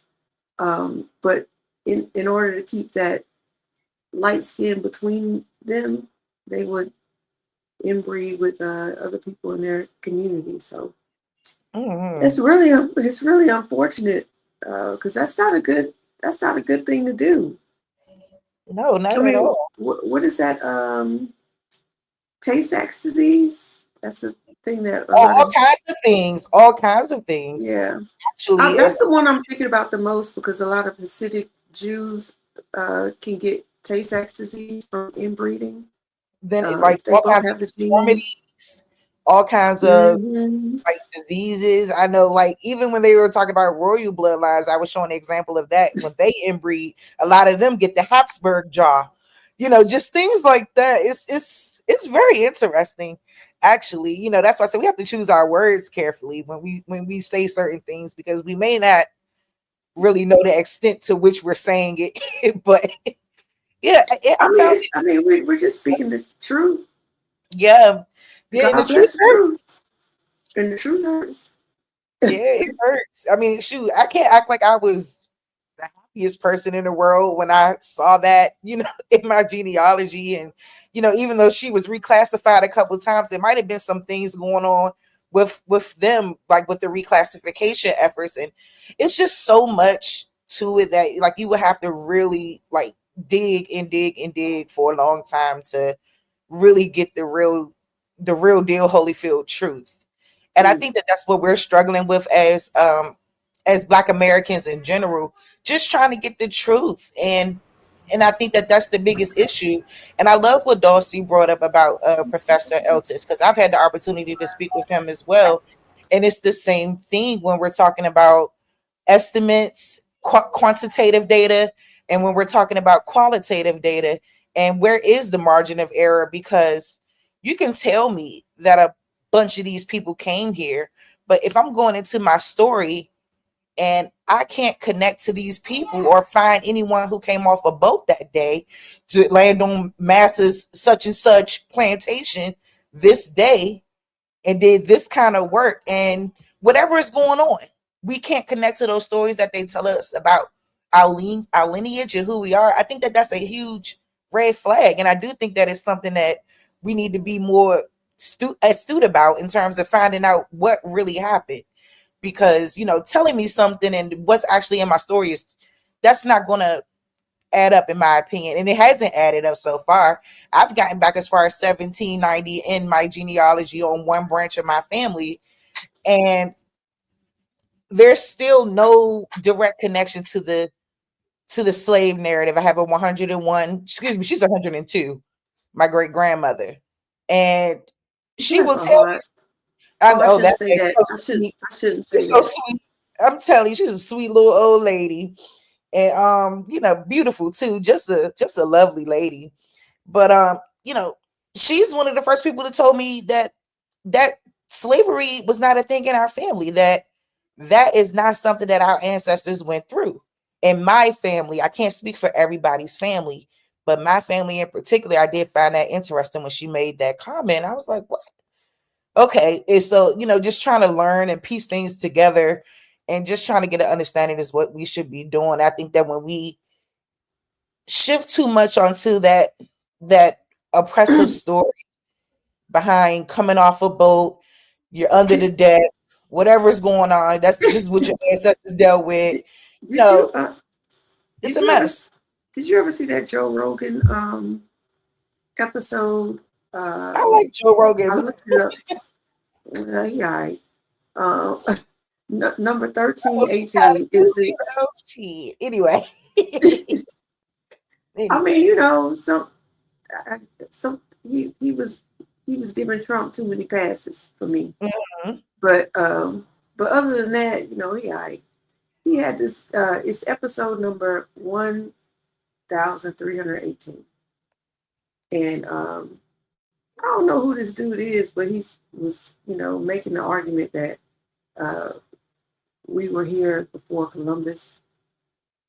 And Joe Rogan was just like, what? No, he kind of had that, like, not the attitude, but like the feeling of like Michael, like, oh, I need some more evidence. And the more they start talking, Joe Rogan changed his mind by the end of it. And I was like, oh, that's so interesting. Yes. They were here before Columbus. Dulcie, that's Ivan Van That's a Sertima. book. Yeah, that's Ivan Van Sertima's book. But I seen that Right. with Joe Rogan. I think he had like and he was interviewing and they were talking about it. And yeah, Joe changed. But what I was gonna say also about slavery is for some reason, this is just in my family. This is anecdotal. I would say that I came across where people were using slaves for people that weren't slaves. So sometimes it's because they were sharecropping or different things like that. I think it was using it. But I wish I had really gotten to sit down and talk and really know these things before a lot of my people passed away. But the last person I got to talk to was my uncle. And I was just like, and I was coming across these people, Indians. I have a clip of him on the show. And it's my Uncle Bubba.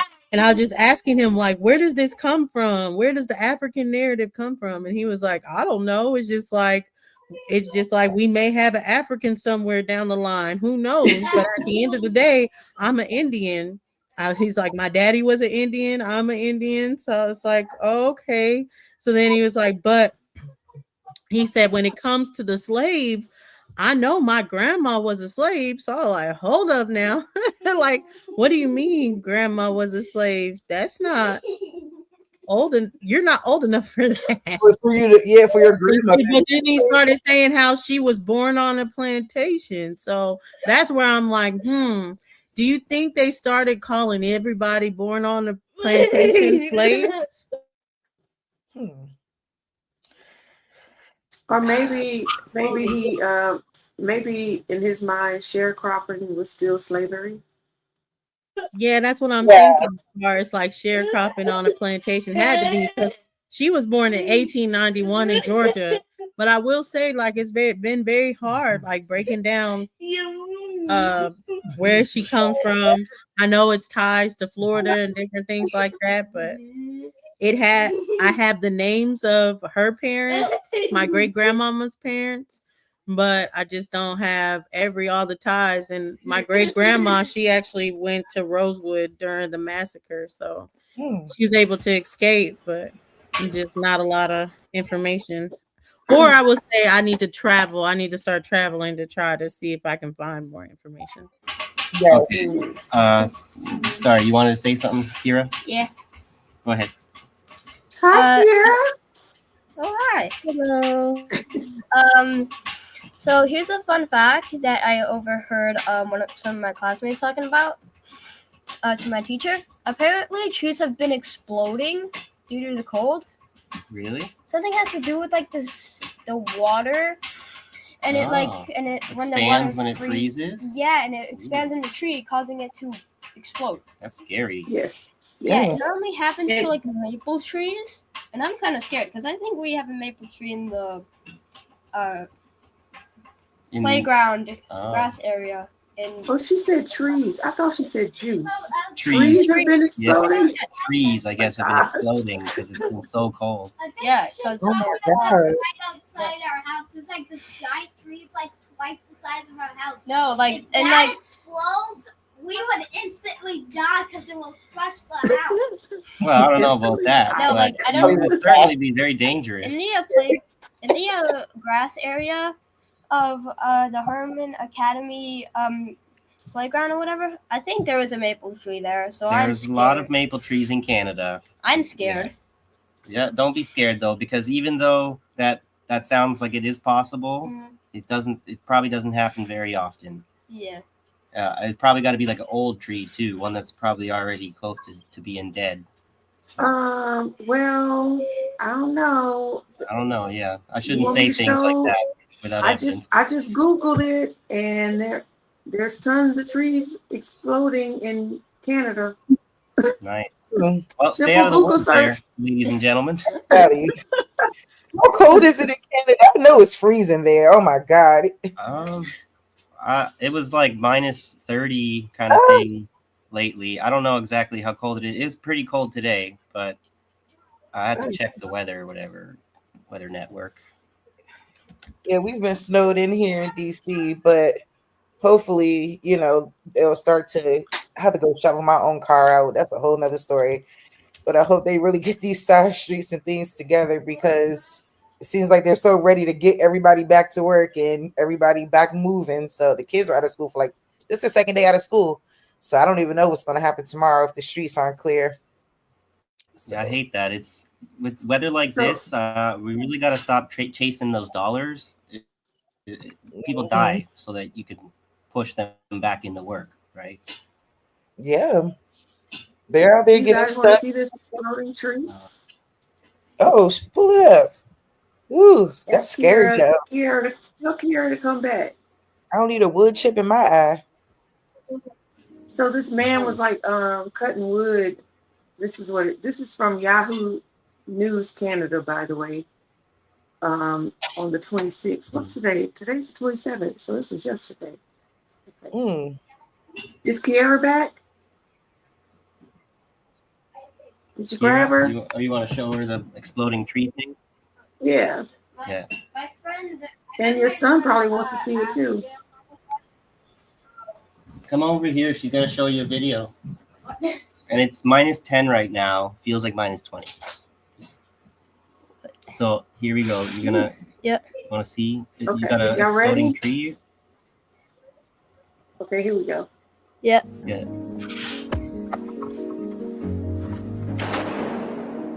Oh, Scary. A tree blew the It sounds like somebody shot it with some kind of. I know Guys, it almost felt like somebody like made an explosive, but he's going to Frost investigate. Oh my god, this trees don't explode in the cold. Oh, up in Wisconsin. oh, they say Welcome to Wisconsin. Wisconsin. Wait. So it's called frost cracks. Frost cracks. Frost Okay. cracks. Okay. Oh, okay. A man reading the captures caption. exploding tree phenomenon during winter storm in Wisconsin. Okay. Yeah. So he's in River, Wisconsin. Iron River, Wisconsin. Sorry. Here's something funny that I found while watching the video. The guy literally just said, "Welcome to Wisconsin." It just exploded out. Welcome to Wisconsin. They watch a lot of YouTube, and so they hear a lot of funny expressions from Americans. Like what you hear them talk about Ohio, Yes. make fun of people from Ohio and stuff. Yeah. So it's funny how they pick up a lot of the American slang just from the TV. Oh, okay, let me take this off. That was a nice fun fact to get us. We probably could have picked up a Canada slang, but our show was like, "Oh, Canada," and they didn't say nothing. But Well- also there was Under the Umbrella Tree, but like that's when I was younger. I don't know if y'all know that one. I don't know. Maybe The only slang I have is "it's a boot." that's not even slang. That's not even a slang. That's lazy. That's just lazy work. Another thing that Canadians do a lot is they use the word "a." If you haven't heard me say, yeah, you know what I'm talking about, "a." You know, Yeah. They And do oh, that yeah. a lot. we sound like North Dakotans Oh, yeah. sometimes. Oh yeah, oh yeah. It was a puppet blue jay and a frog and a squirrel looking girl and a white woman. But it came out in 1987 Under the Umbrella Tree. Also, We have a new person just joined us. Hello, tech support. I'm John. Would you like to buy a potato? Oh, I know who that is. Trolling. Did you just boot him off? Is he just coming in to troll? I didn't boot him off, but I think I know Oh, who he that just was. left already? That was all he wanted to say? Yes. hello, would you like Maybe to buy maybe potato? because I said I think I know who that is. Supporting me. There's He's he's just so trolling. funny. He has Yeah. like he That was can funny. do different impressions. Gosh. That was probably the I sound can't bite. He remember probably his didn't even name use though. his own voice. Probably just found something on the internet and hit play for 5 seconds. Well, if it's the person I'm thinking of, he could do it himself. Okay. Because he was doing it all last night. It was so funny. And Hello, would you like to buy a potato? gosh, who was Stop it? playing with them East Indians like that. Under the umbrella tree. She was just telling me about this. I don't think I've actually heard of that Under the Umbrella Tree. It sounds Is that a vaguely familiar, song? but I never watched it or nothing. Oh, she just shared it. Hold on. Yeah. Yeah, it's a children's show that's from Canada. It came out in 1987. But I guess, I don't know who That's all a little got to see before it. my time. Yeah. I was born in the 90s. So Oh, 1990. But you Mom was born in the yeah, Mom was born in the 1988. I very was late born. 90s. Oh, bless you, Dulcie. Yeah. You gotta We try always not to talk over baby each being other. born in You 1990. don't show Now they make your us feel kids like old. Sorry. Missed what you were. But you were What'd you say, showing your Abby? I'm sorry. kids like the older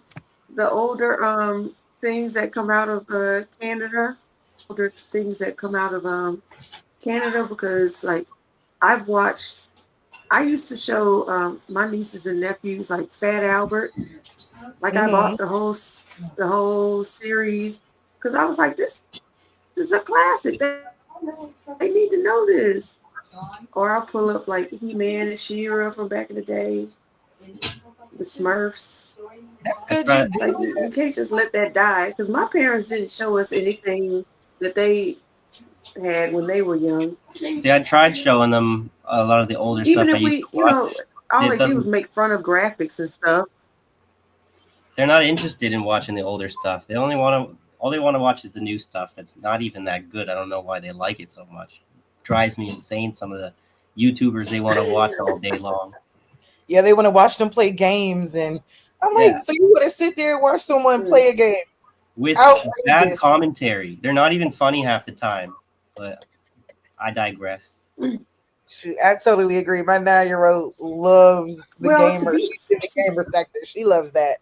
And I'm like, what kind of little this is my little girl? Because games, I mean, cool, but it was never something I was really into like that. So it's interesting to see her taking on her own personality, which is fine. But even now, she's on that VR set, and all I hear is just her hollering, "Be quiet, shut up." And I'm like, what is going on? I'm kind of glad we had a good balance growing up as 90s kids. Like, not so much of the technology. I think I have to really pull her off because it's such a consuming thing that you really want to make sure that they got a good balance between real life and the technology, because that's a lot for these. It's a lot for these kids. Because I know my little cousin, she had a phone at 2 years old, 3 years old. The They have technology cell phone. was just crappy enough that we couldn't be as addicted to it as it is Yeah. now. Right? It's on a whole other level now. Woo. Kind of glad I ain't grow up in the social media age. We just had Facebook, that was it. It just, woo. It's bad now because No. everything's recorded. But Sharice, to be fair, like I like sitting there watching videos on Facebook. Like I go down Yes. a rabbit hole, So I like I it can too. I just understand want her that. at 9 to have a good balance. Right. But you grow, because Abby. You can do what you her want. brain ain't developed enough for Yeah, all you can do that. what you want, Abby.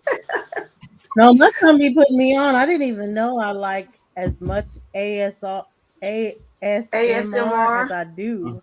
But like he likes all those little videos or anything, and I like the sand ones when they do like sand. I love when they're cleaning the dirty carpets. I just sit and watch it all the Yeah. all I see the before and after. They be super drenched in mud. I'm like, you ain't gonna be able to restore that. Yeah, I just watch it's it all the way. entertaining.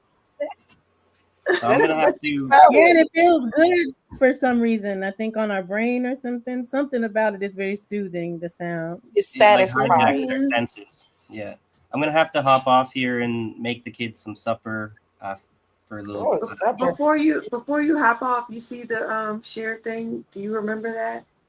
Yeah, I don't remember seeing that, but I will check it out to see it's anything I might be interested in, then I'll show it to my kids if they are willing to check it out. Because I'm sure it's just because it's old doesn't mean it ain't good. A lot of those older shows are very well written. The only thing maybe that didn't have the graphics quality, which is fine. But I would just have to. I didn't really intend to have my kids over today. I was hoping to have them over tomorrow, and then my ex needed some smokes today, so then we just moved things around. So I'm gonna get going here. I could be, if you guys are gonna keep streaming for hours and hours, I could be back. Yeah, I'm a later. little bad at this stuff. How'd Hours you and know? You cool He with said holding down the fort hours. without me here, Abby? I got you. I got you. All right. Have a good stream then. I'll be back if you're still going. Okay. All right. Peace. I hear you. Abby, it's Yes, something that I ma'am. was thinking about that you had spoke about on Smoke Channel. It was probably a while ago though. Uh-oh. I think I need to get a better understanding of it. I think I do kind of understand it. Like when you were talking about the fetus, like everyone being a girl first or something to that effect. Maybe I'm saying it wrong, but like all Oh, fetuses in the are girls. embryo. Yes, the embryos are girls, and then you turn into a boy, something like that. Well, it's Like, not you turn into a boy. It's like the way the body forms. mhm. It's a clitoris, and then it'll form into a penis. But that doesn't mean that you don't have the chromosomes of a boy. It's just the way you form. And I found that If that interesting. makes sense.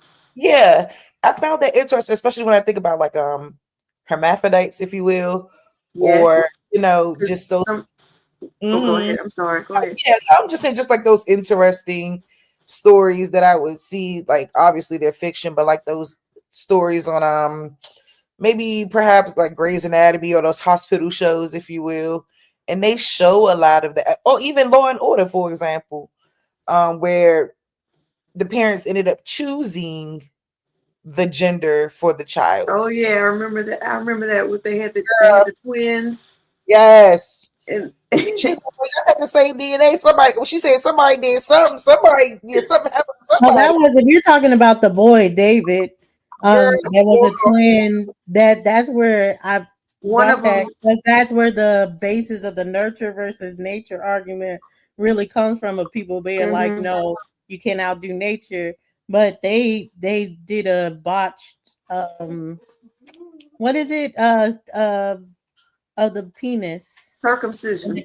Circumcision, yeah. It was a botched circumcision. And after they botched it, they were like, oh, let's try to turn it back into a clit, and then you just raise him as a girl and he'll never know, type of thing. But yeah. But it was more sinister than that, because the doctor was making them do sexual things to each other, boy against girl. Wow. You know what I mean? So it got a little weird there.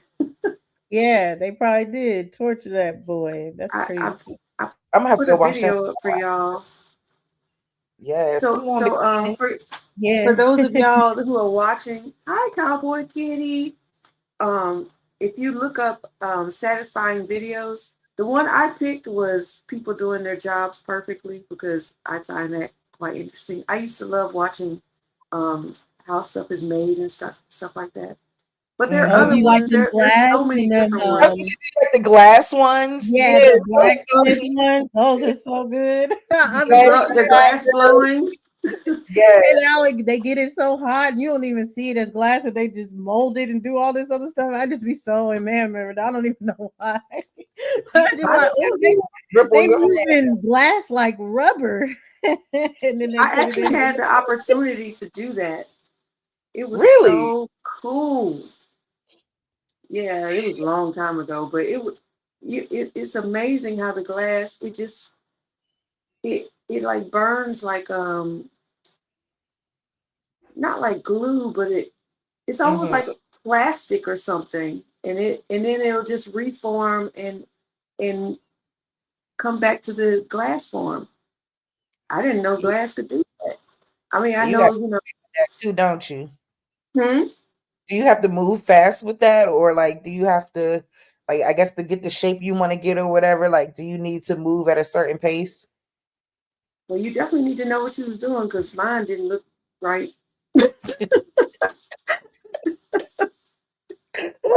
Mine was warped in the mud.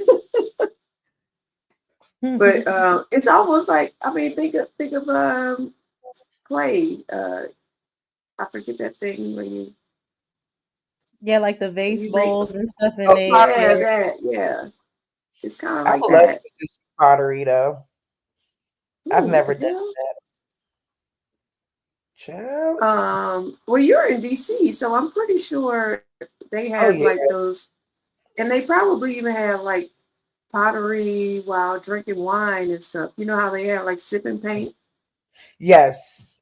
Yes. Yeah, that's a I big wouldn't thing mind. now where they have arts with wine. It is nice too. I mean, from what the setups I be seeing, you know, like they do a lot of that stuff, I guess, to build camaraderie. There's a lot of new people in DC too. So I guess people be trying to find ways to link up and get to know other people and stuff. And I think it is a good way to do so. I thought they were gonna have a tall person meet up in DC. I've been seeing that. I've been watching that. I've been finding that very interesting. I said, dang, it's a lot of tall people out there. I mean, I'm 5'7", and people always consider me tall, but it's people way taller than me. A tall person meetup. Yeah. That's a niche. They didn't went all the way. Yes. Like they had Jeez. the tallest person that was in there was like 6'8". I think this one was in Chicago. So I guess the guy, he's been going around, you know, in different cities and stuff, like, you know, doing them and stuff like that. People been coming. People been going, you know. Y'all, my chat is undefeated. Cowboy Kitty said, botched penises. Are they talking about ice? Lord, Oh I my try to stay on that gosh. conversation. Come on, That's botch funny. penises. I just got the botched penises now. Which is all right. That was funny. Dang. What you doing with the glass? Mm. Oh, this is supposed to look like a little. Was that supposed to look like a tree or something? I don't know what that is, but he's doing a good job. What the heck is that? Is that a cake? A funnel cake? Mm-hmm. I don't know either. They're using all the juice. Juice to juice to juice. I don't know what What's that that is. for? But Don't give me the. Yeah, that's but probably bread. back to what you were saying, like Mm-hmm. like with intersex and well, they don't call them hermaphrodites anymore. They call them intersex.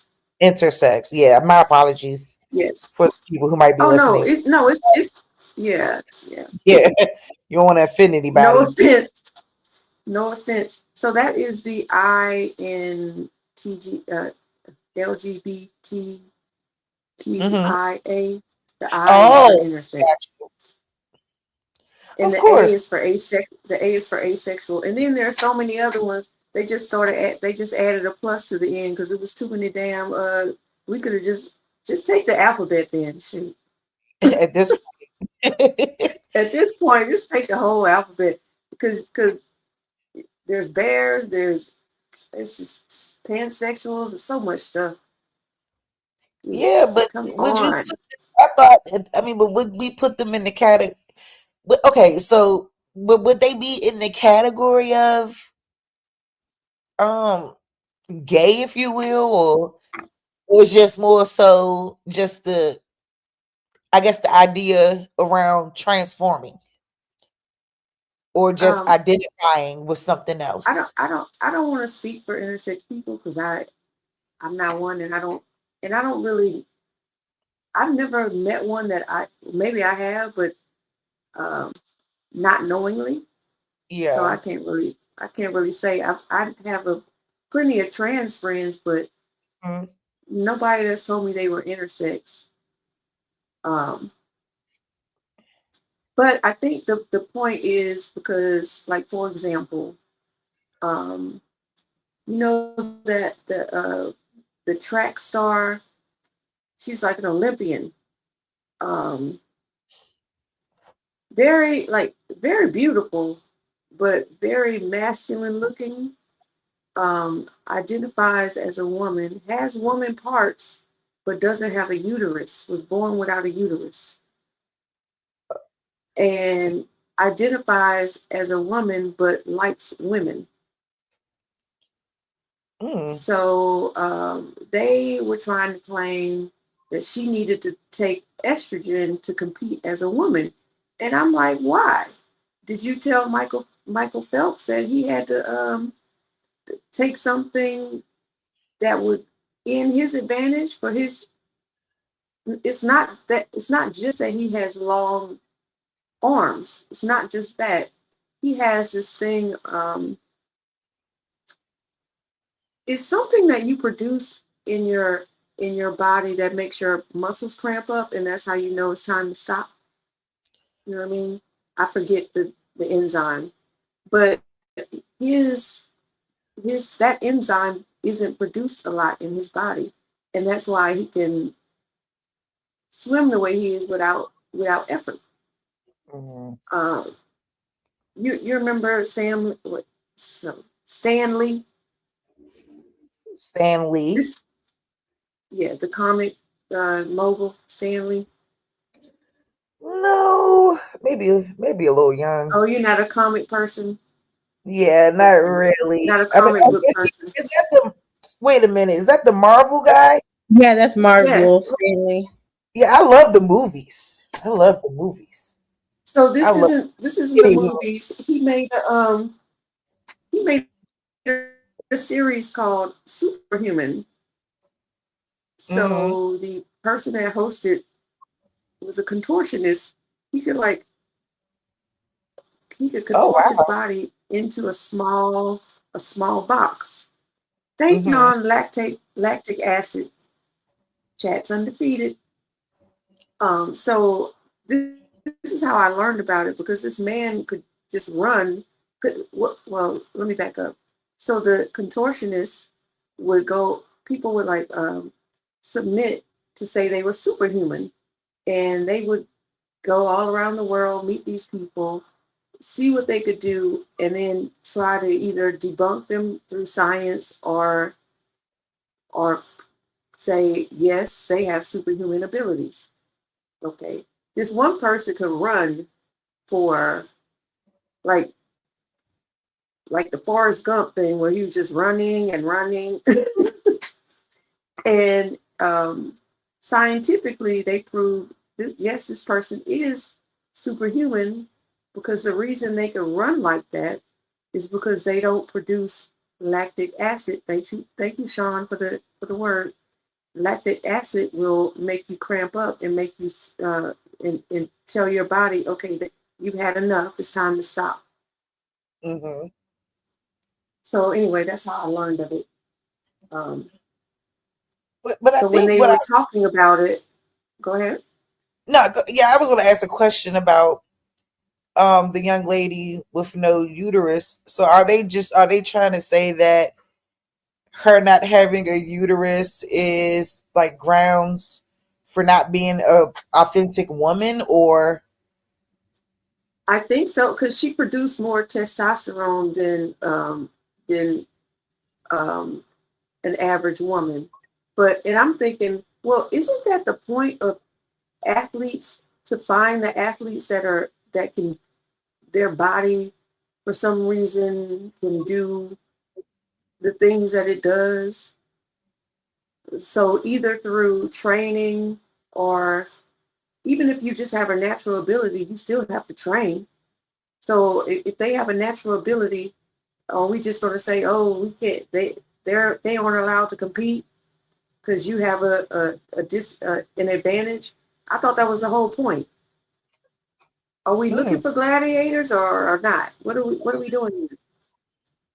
Let's see if I can find her name. I was just wondering about that, because I'm like, well, I mean, if there's not any other thing that is deeming her to be something else, I think that it's fair for her to still be able to compete. You know, that's I try to girl politics. They stress me out. They do. You know, I have a distinct opinion, a very interesting opinion, but I do like, you know, for the most part, I do believe in fairness. So, and things should be fair for everyone. But anywho, Yeah, so why wasn't it fair for her though? Because she's an Olympic runner. mm-hmm. Here, I'm gonna show. I'm gonna share it. So I got to stop this one for a second. I just thought it'd be fun to be watching this while we were talking. I You said, know, for what's the the viewers to just. mm, girl? I gotta stay away Oh, from that look bread. good. Wait, hold on. Girl, What did yeah. Wanda Sykes say? Wanda Sykes said, bread be feeding Big Bertha, baby. Mm-hmm. Yes, it do. That's what she called her stomach. Yeah, we telling people All right, so I'm to gonna share eat this. the butt, eat some bread. It will come. Amen. Her name is Caster Semenya. She's from South Africa. So you Mm-hmm. see her face. I mean, there are a lot of women with strong faces. So that don't mean nothing. Serena Williams got a strong face. That lady behind her got a strong face. So that Where is doesn't she mean from? anything. But South Africa. Okay. Africa, Okay. South Africa. Yeah, South Africa. she was Okay. barred over testosterone rules. Mm. And because she didn't have a uterus, she developed more testosterone, and they said if she wanted to compete, she had to start taking. Oh wait, did I say uterus? Okay, hold on. Um, maybe she just didn't have ovaries. Okay. I mean, I can read it real quick. Two-time Olympic champion. Is this big enough? I'm sorry. Let me make it bigger. All right. Two-time Olympic champion Semenya has been sidelined since 2018 when World Athletics, the international governing body for track and field events, introduced new rules. So you see how they always move the goalposts, introduce new rules. Didn't they do that to Simone Biles because she was too good at her craft too? Mm-hmm. Anyway, I digress. Introduce new rules that say female athletes cannot compete in events from the quarter mile to the mile without lowering their testosterone levels to those of a healthy woman with ovaries. Oh, that's where that was from. Okay. Though she was assigned female at birth because she has a vagina and she identifies as a female, she's classified as having a genetic variant known as 46XYDSD that causes her to possess both X and Y chromosomes, standard male pattern, in turn to produce high levels of hormone testosterone. And Mm. I think that's because she doesn't have a uterus, but she has a vagina. But if they classified her as female at birth, it's because they looked down there and said, "Yep, vagina." You know, that's what they do. I always find that wording very interesting. Assigned female. Yeah, I always find that very, very interesting. No doubt. I will tell you something that happened to me because I have a whole child. You know, I'm clearly a woman. You know, and I had went down to the Social Security building to get another Social Security card. And you know, as I get up to the desk, the lady she keeps looking at me, and I go, "What the heck is going on? Why is she looking at me like that?" She said, ma'am, Miss Hughes, do you know if they?" She said, "Do you know that they have you in here as a boy?" I said, "Who?" Not you. She was like, "You." I was like, "That can't be true.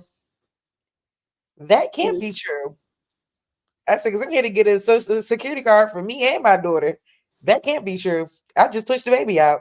There's no way."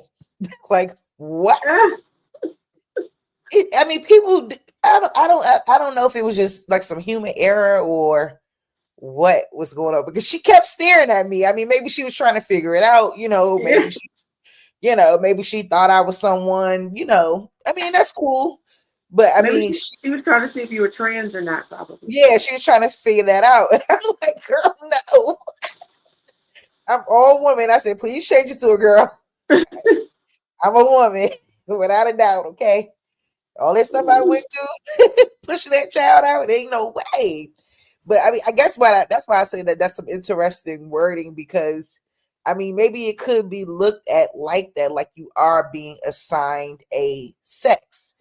But it's like, I don't feel like you can really be assigned a sex. You either are or you are not.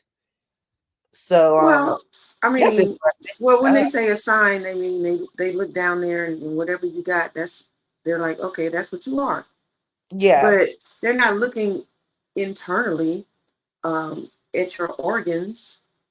So, like this thing says right here, a copy of Tuesday's ruling from the Strasbourg-based European Court of Human Rights is available only in French, but it says the hormone-focused regulations from world athletes present serious concerns about discrimination against women in the world of sport, including intersex athletes. So that's kind of ongoing. That's something they don't talk about as much. They kind of focus on trans because yeah, I mean, she's even not a though trans, it's not she's it not shouldn't be a trans. problem. She's a woman, so it shouldn't even be any type of pushback.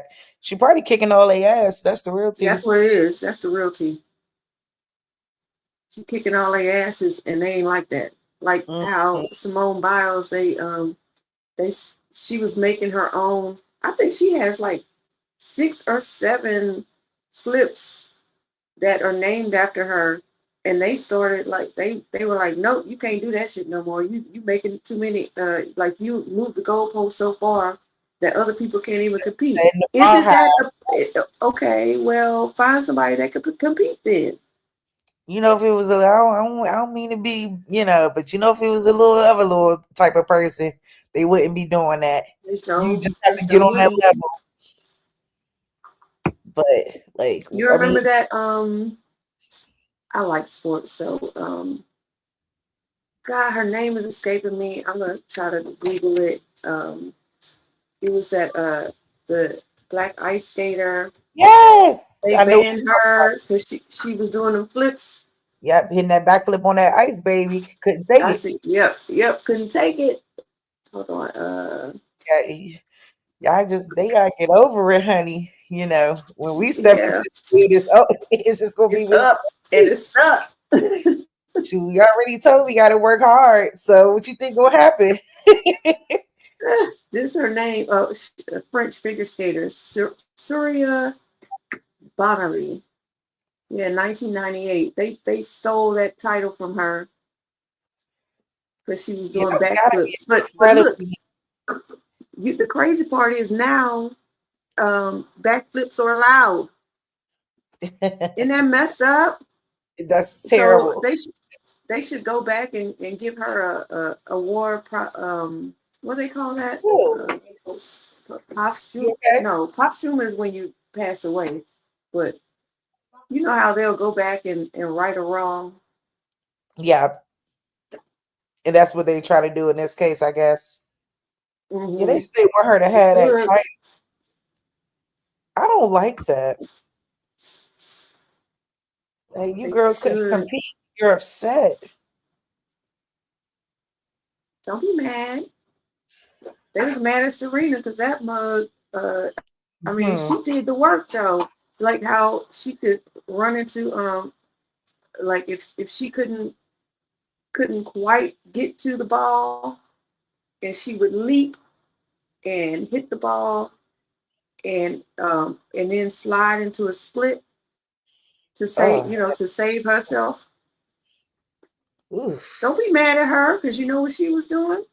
She was doing I don't know the name of this sport where you on those ribbons.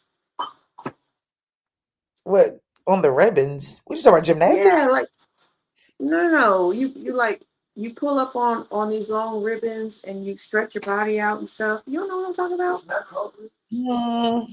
Okay, I'm gonna show you. I'm gonna show you that too. I used to love ice skating when I was a little girl, though. I used to love Michelle Kwan. I was a huge Michelle Kwan fan, real bad. I used to love that lady. ribbon workout, maybe. It's called ribbon jump. I don't know what it's called. Yeah, she hitting them Ribbon flips. workout. Woo! You hitting that Period. flip. Point blank. Mm-hmm. So let me see if I could find. It's not the You ready? ribbon. I don't know the name of it. Ribbon split. I don't know what I'm looking for. Let me see if I can find it. So you see her here when they're showing her, how she'll hit it and see how they're talking about splits, but I'm trying to show her workout where she learned how to do it.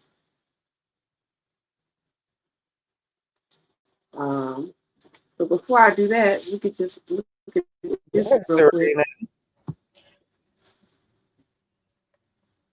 Now, Rondo saying she could have got a lifetime achievement award or something. They could have gave her that.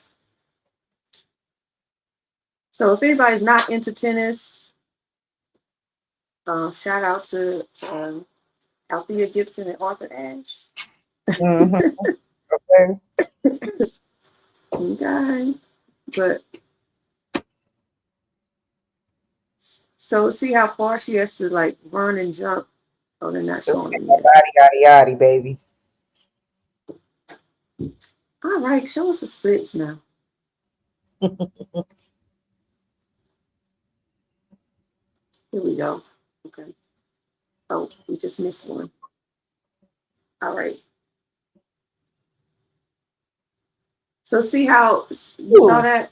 So Yeah. so how far she had to run to catch the ball, but when she hit the ball, she can't. The only way she can like maintain her body without getting hurt is to I was go about into to a say split. that. Yeah, she ain't trying to tear that ACL. Exactly. That's hard to do. She's not playing with y'all. But do it again. Look. Ooh, look how far. Ooh, bam, girl. So anyway, Yeah, Sarita's that girl. I She's just out of don't school know. Maybe I had to find it later, I guess. Or if anybody in the chat knows the name of that sport.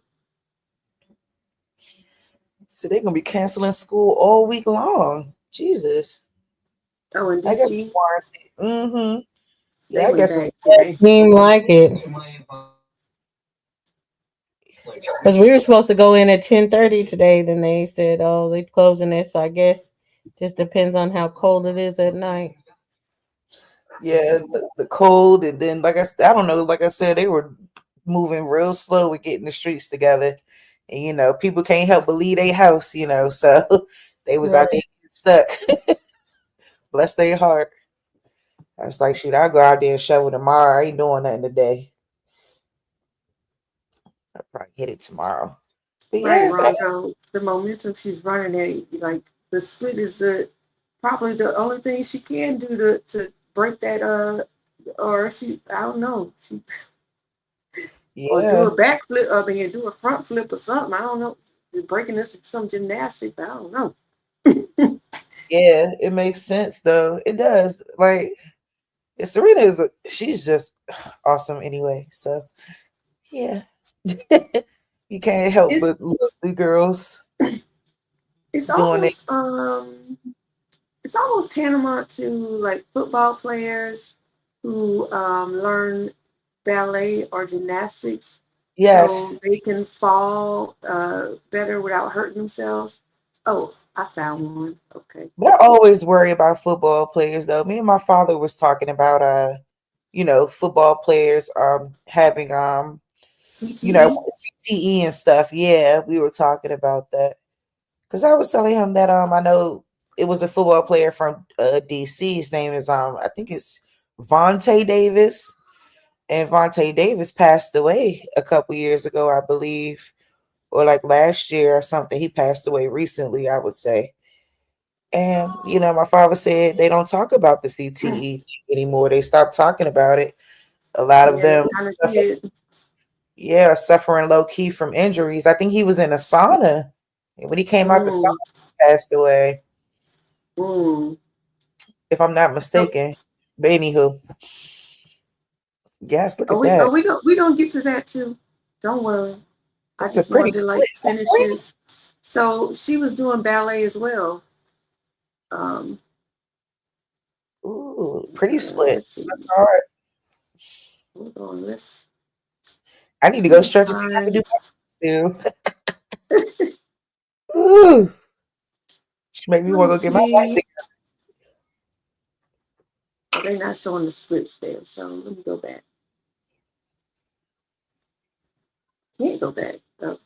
Oh, y'all ain't even looking at that. Okay, so y'all see these splits, basically. She has an awesome physique, man. And you see this one right here.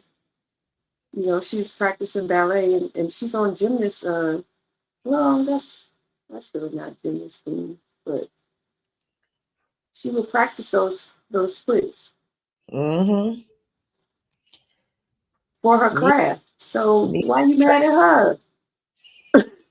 You can't be mad at her for that. She did the work. Yes, she did. I mean, her Oh oldest. yeah, that's what it is. Yeah, the thank you, Rondo. It's like a ceiling harness and then all these binding, that's what it's called. I think. And I we're not want to. talking about foot binding either. Mm.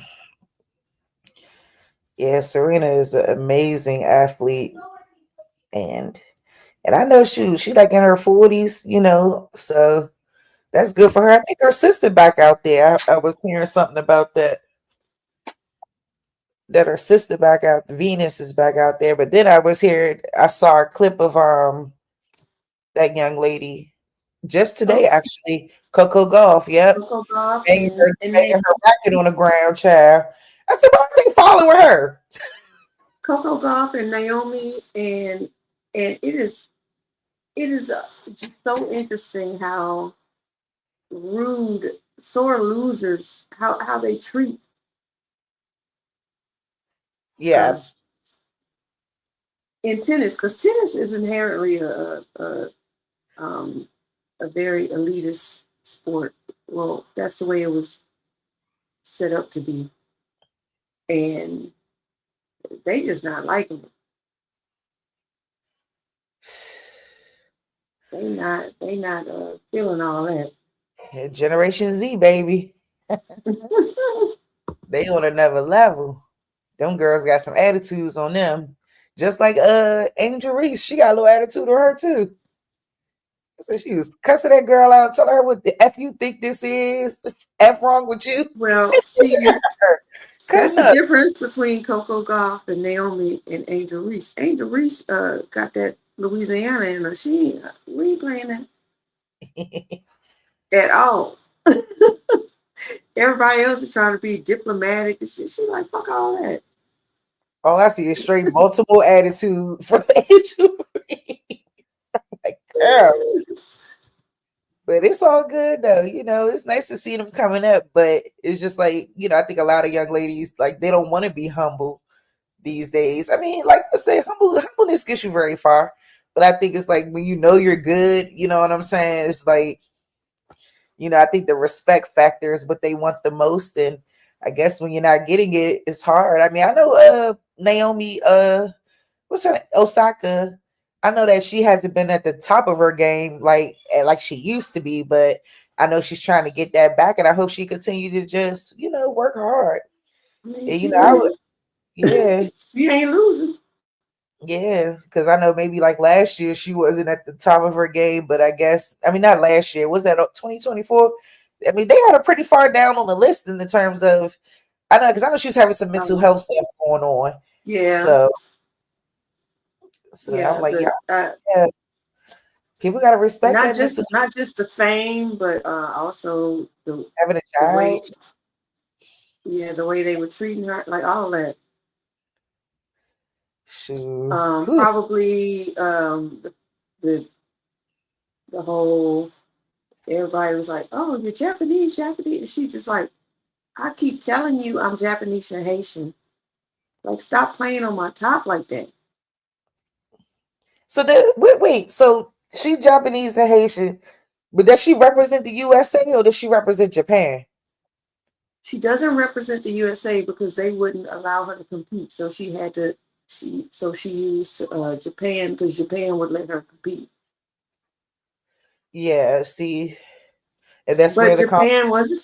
Oh, go ahead. no, I'm saying that's where the complication is probably with her heritage and them not trying to respect both. Well, also Japan, like on her Wikipedia before she won, it was like American this and that. Baby, as soon as she won, now she Japanese. I said, look at this shit here. Mm-hmm. They gonna take that credit. No, ma'am. Did she beat Serena? I think she beat Serena, right? I know that was a big. And that was such a big deal because she got booed. That was her first win. She got booed because Serena was trying to win the Grand Slam, and that was the last competition she had to win to get the Grand Slam so she could retire. And Naomi beat her, and the crowd was booing. And Serena was very gracious and was like, "Don't stop with the boos because you're taking away from her moment." She played well. The poor thing was crying and everything. Yeah, that's awful. That is awful. And see, that young girl. And see the grace Serena gave her. Now look at and that's for the Grand Slam. And then you compare that to these people getting beat for just one event and how they dismiss Coco Gauff and Naomi, how they treat them. You ain't even, this ain't, it's awful. It just shows a lack of integrity and sportsmanship. Mm-hmm. That's the problem, shoot. Women try to have respect for women in this space, and it's like people are like the court of public opinion is the worst. And here go our girl, Miss Erin Jackson, tearing it up. Ooh. She gone. Girl, She's would have not playing around. Girl, the way I would have fell and slid all the way down Get it, because Lord knows I would have been through. No. Take me through there. Take me through there. Like, she okay? Olympic gold medalist. Go ahead, girl. And when she take that top off, if you see all that hair, yes. Mm-hmm. Go ahead, girl. Oh, that's our coach. Yeah, they can't mess with the USA, baby. Sorry. I know they don't like. I mean, the thing is, because we have so much diversity. So, what you gonna do? What do you think about since we're talking about sports? Because what do you think about Clarissa Shields? I like her. I mean, she is a champion. She won every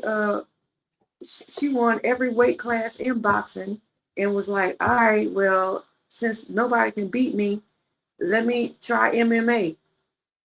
And they was like, oh, MMA is different. You're not gonna be able to like talking shit about her and this and that. She won MMA too. She's a fantastic athlete. I hate all the backlash that she get from other black women though. I'm like, bro, y'all And really I don't showing understand why. Like, why? the hate be real. Like, how you gonna hate on this girl? And she doing so well for herself. She's a champion. Not only is she a champion at what she does, she's an Olympic champion as well. I'm not sure, like people that like it's today in this society, it's like your personal relationships, your image, you got to be practically squeaky clean for people to really, be able to gravitate onto you. I'm like, but that's not reality and that's not life for real. Like, don't nobody got a clean closet. If you do, let me know. Okay. So but she came from some very very humble beginnings. Yeah. To where she, like, for her to succeed and y'all talking about her, man, come on. You doing too much. Like I said, she'll beat all y'all up. Y'all better be quiet. Leave that girl alone. Man, playing with that girl like that. I said, shoot, amazing. I've been telling you, I think she got another fight. She got a fight coming up with a girl from the DMV on the 22nd. So I said I might have to watch that. I got another one for you. Let me see. I'm trying to find something that's short. So a snowboarding Olympian, young too. Oh my goodness. He's like 20 something crazy like that. And he just won his first snowboarding Olympic championship. His name is he's like 20.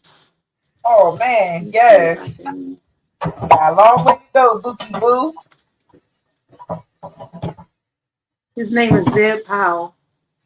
I can't start this over, so let me see. It's cool. Look at him. Dang. Oh yeah, another sport I would have broke my ass on. That's some agility for you. Yeah. I can't. I mean, just not even being scared. Y'all ever been skiing? Shoot.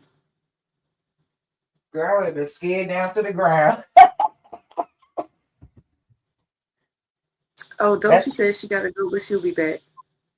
Okay, probably got to check on the baby. But yeah, that's some agility for you. Snowboarders, yes.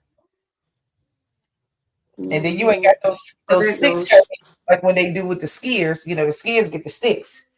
That's all them pushing up off that board. That's a very, very dangerous sport.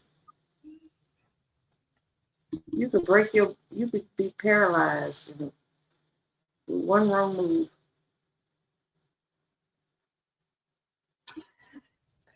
I don't know. I like the ground. Me too, girl. I be telling you, I don't want to be too far up in the air. I was always scared of a roller coasters kind of girl. I can't do it. No, thank you. Like, even driving, I don't want to go over the Chesapeake Bay Bridge. It's too high. Like, I'm really terrible. Dang. I'm terrible with heights. Like, that bridge is extremely high. I don't know if you've ever seen it before, but that thing is high. Like, you look over, it's all that water down there. You're like, Lord, please. But I always scared, so that's good because. Do you ever you ever go on a bridge and you're like, because bridges collapsed, and I'm like, yes. please don't collapse while I'm on here, please. Child, the way I would be mad, dying in such a way, honey. I think that this happened in Baltimore like last year. The bridge collapsed, the Key Bridge. It had collapsed in Baltimore. So that's why they're trying to get on top of whatever is going on with Chesapeake Bay Bridge because so many people, millions of people go across it each day. So they really want to make sure it stays in top tier shape because I just couldn't imagine. I couldn't imagine. You know, I'm glad it wasn't nobody up there that night when that bridge collapsed, except for a couple of workers and stuff. But well, except for a couple of workers. I mean, it was. I mean, I ain't gonna lie. That's what I'm just playing. I mean, not that I wanted them to happen anything to happen to them. Right. I'm just saying, like, no causes up there. Like, you know, you gotta worry about children. You know, you gotta. It's just too much. Right. But our infrastructure, you gotta. When you look at the if you look at the infrastructure in America, and most of our bridges are either a C or below, that's scary. Like they don't really have any concern for our safety. Okay, No. you got a D- bridge. Well, we'll get to that later. What? You know, we gotta fund these wars and stuff. We ain't got no money for that. We'll talk about that later. And that's why a lot of times, you know, because I was talking to my dad about, I was talking about a lot of stuff. You know, always, you know, I think like Black America, Black Indigenous America, however you want to look at it, always feel like, you know, something happened to us. Like there was a shift in our activity with politics. I noticed that. Like a lot of us are not really as engaged as our former generations, or, you know, it is very interesting to me. And I'm like, well, damn, what clicked in Black America's mind and said they just not going to mess with it? Like something happened. That's all I'm gonna say about it.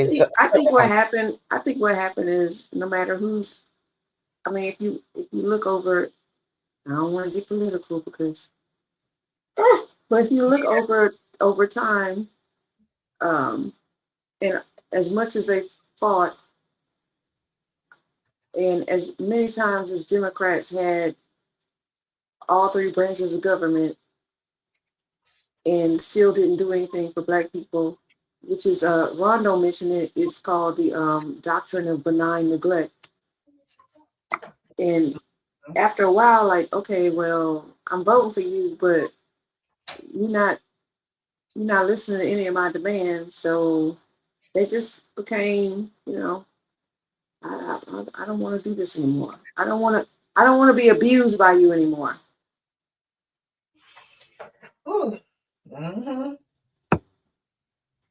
And I know it's a big deal around the locals and stuff, doing local politics and everything.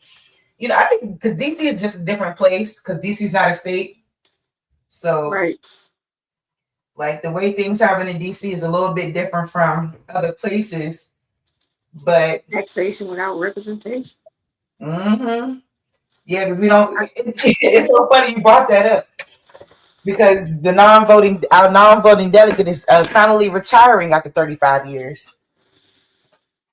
I said you couldn't. Okay, wait. If you're a non-voting delegate, what was your purpose anyway? Exactly. Just there, getting paid. I mean, I would have to really go into. 35. I'm 35 years old, so that's how long she's been there. She's been in my whole life. She's the only one I've ever known. So now they're trying to. You get that spot then. You get that spot.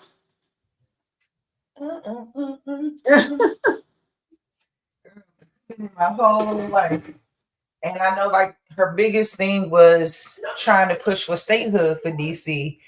But I've always been against statehood for DC. And people are like, why you don't want statehood? I mean, yeah, they open the door, you guys will get a governor, you know, whatever. All that. I get it. You know, I think it'll open the door for another group to kind of come in and overtake politics in DC when our city has been majority Black for so long. And That's changing though, isn't it? yeah, definitely. Don't get me wrong. Oh yeah, but we still here like no other. Okay, and politics is still ultimately being ran by us. But I'll say to that point that that's what's going to happen. I know, like some people I'll be on a panel with on Tuesday. Actually, we supposed to be going live in a few hours anyway. But when they were discussing it, they kind of felt like, white people aren't really involved with the politics as much because we don't have statehood.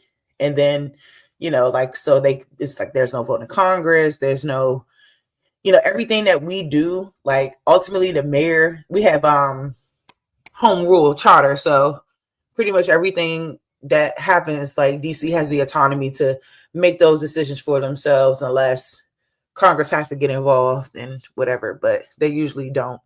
I think only sometimes, especially like the stuff that was going on in terms of the National Guard and all that. But I always found that interesting too, because I know a few years ago our mayor was asking for the National Guard, but it never happened.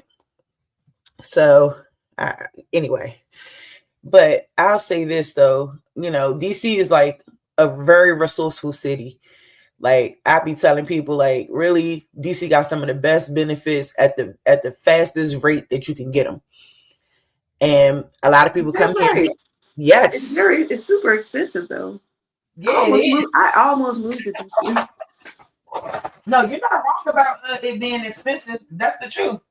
But there's a lot of places where even in those nice places now that's been gentrified and like the projects that they knocked down and built back up, I'll say like, there's a rule that you still have to have a certain amount of low income housing in DC. You just can't have a ton of expensive housing and like none for the people that really can't afford it to have it.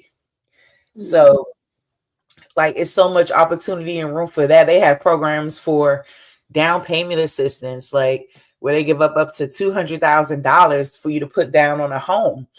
Like so many different things, that I don't see in other states like that. Like not at these astronomical amounts of money. Girl, even don't tease me with a good time now. I might be your neighbor now. Okay. Even down to like, okay, so they have something called ERAP. It's an emergency rental assistance program where like if you're behind on your rent or an emergency comes up or happens, when they open up that program, you can go on down there and they'll pay your rent. Or if they do that here. Yeah, well, they do that in North Carolina too. Yeah, they do that state by state. They'll pay your whole damn rent. That ERAP crap. And I think what was happening was the mayor, she was getting tired of it because, they didn't put as much funding into it as they normally would because they were realizing that people weren't paying their rent. Like they just were blatantly not paying it and then going down there asking ERAP for help. And that's really not what it's supposed to be based on. So, I thought you had to kind of prove that you didn't have the means. Yeah, definitely you do. But I mean, most people that go down there and go for it is very low income. So it's like you're not gonna really have to prove much. But it's like it gets to a point where even if you're getting a check every month and you're not paying your rent, that's the issue.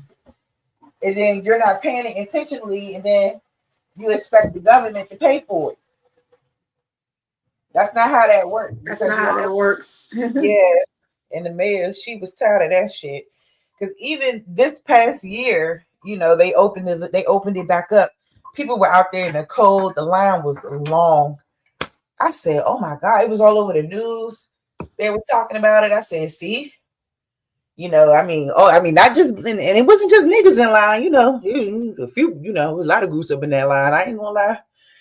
And I just say to myself, "Wow, it's really a lot." Yeah, it's crazy. No, you all right. Zay's here. I just want to say, hey, Zay. Zay, pull up. Zay know I love him. Shoot, I just been trying to do my best. I've been staying low key, Abby, because I was telling my people over on my side that I'm in my master's program. I'm in my final semester. So I've been really trying to stay focused. Oh, yeah. Don't fuck with us. Do your thing. And I'm like, I be missing the panels, I be missing the conversations and stuff. But I'm like, shoot, sometimes. What's your master's program? Oh, my master's program is in social work. I hope to get into policy. Yeah, I hope to get into policy. So we'll see. We'll see. But right now, like, I'm doing like work at a domestic violence shelter and stuff like that. So yeah, it's cool. You see a lot of stuff. They hyping you up. You said you got this. Thank you, Pooh. Thrive above all the bullshit. Okay. It's not easy, trust me, because I'm a mom too and trying to balance everything. Like, that ain't easy. Load is no joke. Okay. The reading, she'd be like, you gotta get through the lessons because they track you, they track how much. I don't know. Yeah, that's what we telling people. I went to get my master's and I left because I was like, okay, this is too much for me right now. Because it's a lot of reading. Yes, it is. And a lot of papers you have to write. Mm-hmm. And it's now, okay, this is still on subject, but there's a scandal here in Baton Rouge with Louisiana State University where they're saying that a lot of students have been using ChatGPT to write papers for them. And I'm like, what y'all doing? Do you want to be here or not? Do you want to learn? Or are you just coasting? Shout out to everybody who graduated college without using ChatGPT, okay? Thank you. Yeah, people got to stay off of that. And then I always tell people too, like, you're going to use it, then you're going to let it write for you versus give you ideas or, expound upon your ideas. That's weird. Like, hold on. You need to talk to Zay. Read the comment. Might be able to align you with the position with the state and the department where they approve grants for group homes and stuff. Oh, say less. Say less. Yeah, I got a few more months. In May, I will be going to Kentucky and walking across that stage. Okay, I got to go accept my stuff in I have to go accept my stuff in person, honey. I graduated before ChatGPT was around. Yes, Ask Jeeves. I forgot about Ask Jeeves. I never used any of that. I did my own work. You taking it back, okay? He took it way back. Look, he telling his age. Clock it. Okay, because my last couple years in school, like I was mad that I really did. I ended up taking advantage of the library and the resources in the library, like it was no tomorrow. And I said to myself, "Girl, what was you doing when you was 22? Like what? Like the library is such a resourceful place, and if you got a good university, like most of the time, anything that you need, they'll have it there." Like that's why I always tell people to like base their choices on the resources that the university provides for them. Like don't base it so much on popularity. Don't base it so much on, whatever, base it on what that you can get out of it. But I was just really, enamored by my undergrad and how much of that I could go and get whatever book I needed, whatever book I wanted. And it really helped me a lot, like if I wanted to do additional research on the topic or whatever it was, because even in the undergrad process of social work, there's a lot of like policy and history and stuff that you got to study. So there was a lot of things I was trying to get, a deeper insight on. And I was just like, girl, what is wrong with you? Don't ever not take advantage of the library again. Are you insane? So I mean, people, and I was surprised that I would go in there and it'd be so empty, but yeah, it was beautiful. It was beautiful. That's the only thing I don't like about, I don't like about online and like not being able to really be on campus is having like that direct access right there. But it's all good though, because they got a lot of stuff online too that you can, PDF style books and things like that you can access, which is good too. Right. But Black Life said what I missed. We're talking about Miss Sharice right here is about to graduate, getting her master's in May. So big ups to Sharice. Now, Yes. Black Life has a bachelor's and 2 master's degrees. Ew. I know. Ew. Big up the Black Life. Yes. I kept saying I want to get one more. I'm really debating. It's crazy. I'm like, yeah, should I just go and get my She was doctorate? thinking about getting her PhD. I was like, okay, girl. Okay. Yes. Like I'll be really pondering. I'm like, should I just go ahead and, while I'm on the road with this school thing, okay, and get everything I can. So it's exciting. It's an exciting time, but like And I'm still doing trying this. to do a DEI hire after all that. Oh, girl. I know my undergrad internship, there was like a couple of people working in the DEI side of things. I said, very interesting. Because then it's interesting. That's all I'm saying. Yeah, I agree with you, Black Life. The most untapped resource is your public library. Mm-hmm. You'd be amazed just by getting a library card what kind of resources are available to you. Yeah, people always tell me like I shouldn't like express that I didn't go to the library before, and I'm like I would go sometimes, but I never used it as a resource. I would go and use the computer or some shit. But like once I started really taking my studies seriously, like I just love the library and I appreciate it so much. Do you know like Lynda LYNDA.com where they teach you, like you could take all kind of courses over it? I think there's one, I think that's the LinkedIn sponsored one. And there's another one, I forget the name of it. But in New York City, I'm not sure what they do in Louisiana, but in New York City, if you have a New York City library card, you get the premium subscription to Lynda for free. What? And I taught myself how to edit in Premiere and Adobe Effects. Just from that. And I was making big, like, you could teach yourself anything. Whatever you're looking for, Google Analytics. Well, Google also has a Google Analytics class of their own or what have you. But there's all kind of stuff you could learn just by having a library card and using the extra resources that they give you. It's true. Because even when I was looking through, like, starting my genealogy process, I had started it, but when I was really trying to go like further, like my library card helped me access Ancestry for free, all these family search websites and just stuff that I didn't even have to end up paying for because of my library card. Mm-hmm. It's perks on perks. Black Life said there's perks on perks on perks. I said the library is it, baby. Okay. Mm-hmm. And we gotta be in there more instead of discouraging that. That's important.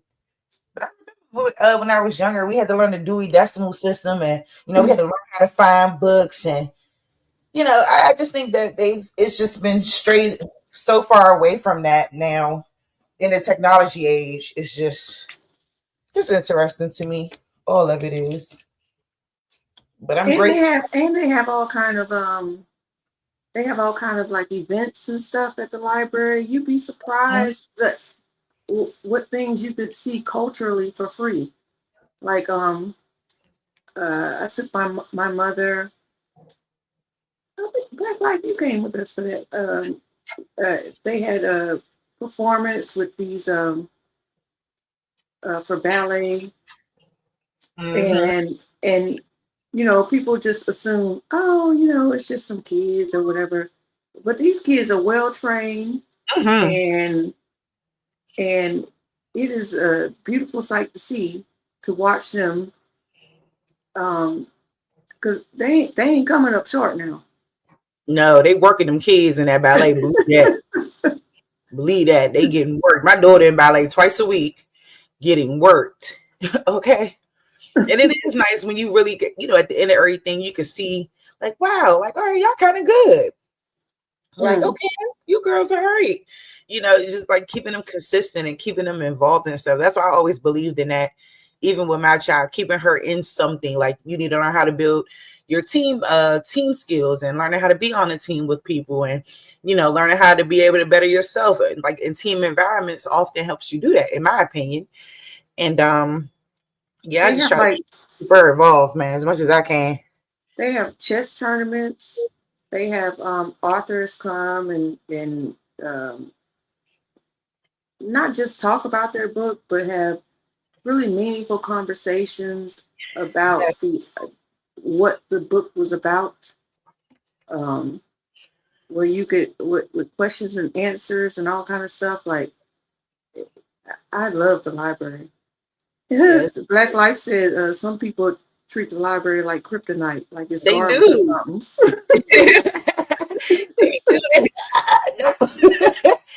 Shoot, the library is amazing, like amazing. I'm like, oh, this is the best, honey. Like, whatever I need. And I think DC has like 26 libraries, so ain't no excuse. The biggest problem is a foundation of like when your child is little, it should be, as much as you can, it should be like tradition that before they go to bed, you read a book together. And it calms the child down because the child knows, okay, it's about to be bedtime, but I get this moment by myself with my mother or my father. Like it's just me. It's not the rest of the kids. This is my time. Mm-hmm. And it makes them more, I don't know if docile is a word, or calm, or accepting of the fact that, okay, now it's bedtime. Like, my needs were fulfilled by my parent. If that makes sense, I don't know. I'm not a mother, by the way. I was a stepmother. That's all right. You're still a mother at some capacity. If I am. I am kind of. Well, I'm an auntie. I call myself. Yeah, aunties. Yes, just as important and valuable. I swear. I love my aunties. Okay. Right. I love my aunties, my cousins, my grandma. Like, I stay on the phone with my aunties. Yeah, they like to talk to me more now that I'm grown. Okay. Stuff they couldn't talk about before, they talk about it now, especially my grandmother. I stay talking to my auntie. Like that, I know grandma was nasty like that. Shoot, I don't know, because people would say that they felt like my grandmother is young, because she's 72. So she's not. Your grandmother's 72? She is. Yes. Oh, you're young then. Yep. My mother is 75. So you must be young. I'm 35. Yep. And my mother. Okay. I'm 48. Yeah, my mother would have been like, what, 58? I believe. She passed away in 2013. Oh, may she rest in power. Yes, Lord. Okay. She was something else too. I ain't gonna lie. That has to be hard. Oh, I can't imagine. It is hard. It is hard, but you learn how to live, and you learn how to cope, and you get a lot of therapy. And I think Black Life lost her mother at 13. She was 13, I think. No, she wasn't 13. I'm tripping. Yeah, I was. She was young though. She was really young. Yeah, I was 23 years old. So I was like, it was more like that. Yeah, more like that. Yeah, so it was a shock to me when she went into the hospital and didn't come back home. Yeah, that was very much so a shocker. But hey, so I tell my daughter, I just want to live a long life and help you along the way. Be able to see you grow up and do all the things you want to do with your life, and push you, as hard as I can and to the best, that I can, and push myself while I'm at it, and fulfill my life the way I want to fulfill it. That's why I went back to school, and just trying to, fill in those gaps and where I missed that. So, and not waste too much more time, honey. That's all I'm gonna say. I mean, because I know people would still consider 35 very young, but I feel like it came by so fast. I can't believe it. My birthday's in like a week. So I'm like, what is going on? Where's the time going? I always say like childhood is like climbing a mountain. And then once you get to adulthood, it's like jumping off a cliff. Mm-hmm. Like, what the fuck? Like, what's going on? What is going on? What happened? And it's also really interesting to me, people who are like young parents and stuff like that. Like, I never had that experience because I don't have children of my own. But I remember when my nephew like was first coming to me asking me like really deep questions about life and shit. I think I was like 25, 26. And in my head, I was like, why is this nigga asking me? And then it came to mind. I said, oh, he thinks I'm an adult. And I had to ask myself, am I an adult? Like, and he's still talking about all these questions. Like, and in my head, I'm going through all these things. I could barely hear what he's saying because in my head, I'm like, wait a minute. Yes, you are, honey. That's how they look at you. That was my first realization that I was an adult because you going to church, Mom? It's 5:20. Oh, this is Tuesday. I'm sorry. I'm on my... Yeah, 25. What?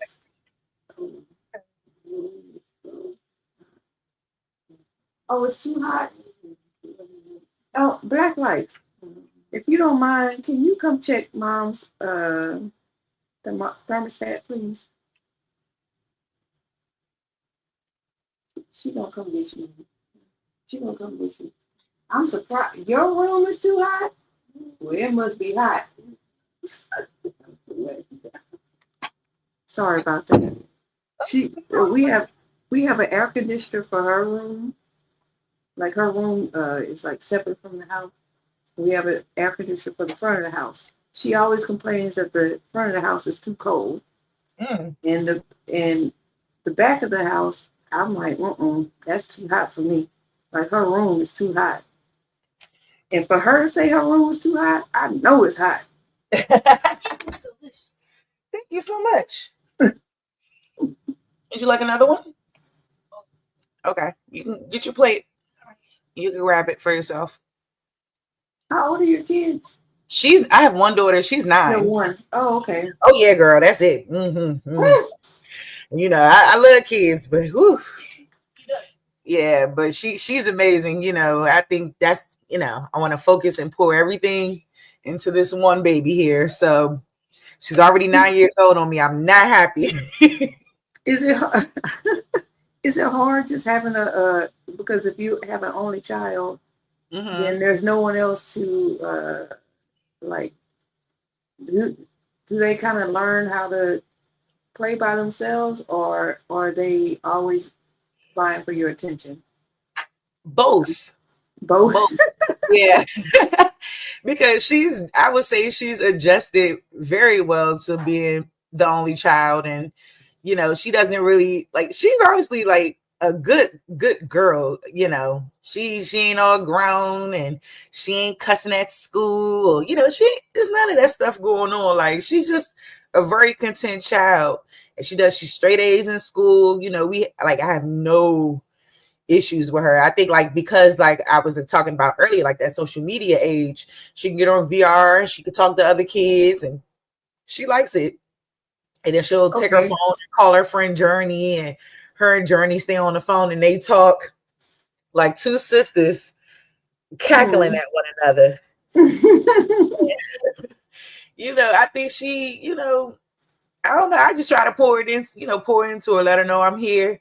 Last night she slept in my room. I was irritated, but I let her come on in the bed and sleep with me and stuff like that. And I just try to stay close to her.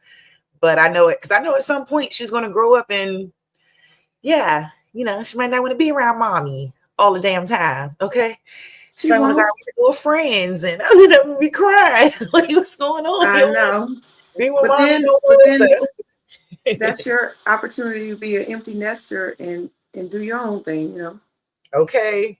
But that's going to be a hard transition. I'm pretty sure. I mean, I don't know for sure, but I'm pretty sure. It will be because she made my life, I honestly say, like very much so more fulfilling and made me have to redirect my purpose and redirect myself. You know, and I have been the focus. Like this is the most focused I've ever been in my life these last 9 years. And I'm very, very proud of that. And I know she has a lot to do with that. And you know, I just try to keep it going. But I don't know. I don't see her. You know, I told her maybe one day, you know, when things get straight around here, you know, I'll debate on adopting a child, either that or giving you a dog. We'll figure something out. I thought about being a foster parent. I've been thinking about that, but now isn't a good time. But I have been thinking about that. But I've adopted one of my best friend's grandchildren, so that's probably, you know, that's community. That's good. But I want to ask you this real quick about. I'm gonna give you a story about my life, and then see how what you think about it. Okay, because you're from DC, so I don't know culturally how it's like there, but in the South, most parents want their children to stay close to them. Okay, so my mom was kind of like that, right? But I was like, I'm not built for Louisiana like that. Well, that's not exactly true because you could find your tribe, but I wanted to live, you know, in bigger cities and experience more and more diversity and things like that. So when I first told her I was moving, man, that was hard. And she said, well, because I'm the youngest. I'm the only girl and I'm the youngest. See. Both my brothers are here. And when I left, she said, well, baby, oh, well, it's kind of like a bird in a nest. Sometimes you just got to let them fly. And you have my blessing.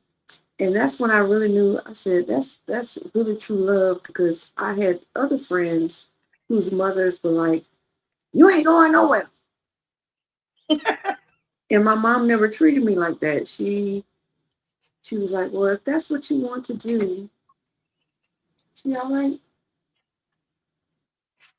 You need me to come? Oh, yeah.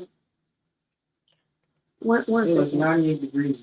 It was 98 degrees. She needed new batteries in the thermostat. Oh, she needed new batteries. I put it in there because she was just messing. She kept messing with the thermostat. Yeah. So she did it to herself. Yeah. Okay. Now she lost the back of her remote. I got new batteries, but if they fall out, they fall out. She lost the back of her remote? She was getting ready to explain it to me, but it's so hot. She's still doing stuff. I Tell her to go to the front. It's too cold up there. No, she's fine. Okay. Well, thank you. I appreciate it. Okay. 98 degrees. Lord help her. In the house? No, in her room. Oh my God. Her room is an addition to the house. Like, it's a totally different, like, house on the back of the house. So she has her own air conditioner. And she kept messing with it. She made it 98 degrees. Okay, she probably was just cold, honey. Probably needed to turn that thing up. Well, I had already done it for her last night. Yeah. But well, really, it was this morning. It was like 3:30 in the morning. I had to make her, she wanted a snack. And then she said, it's a little too cold for me. So I fixed it, and maybe I didn't make it hot enough for her because I was just like, I don't want it to get too hot back here. So I think I just did like 78. And I think she kind of likes 80, 81 or something like that. You know, older people, they be getting cold. Mm-hmm. Yeah. Ooh, that sounds hot. But I mean, it's cold in Too DC. hot. So, you know, I mean, it's extremely cold. It's like 25 degrees outside, but it feels like 16 and all this nonsense they say. But I'll say this about your mother. She sounds like a very sweet lady.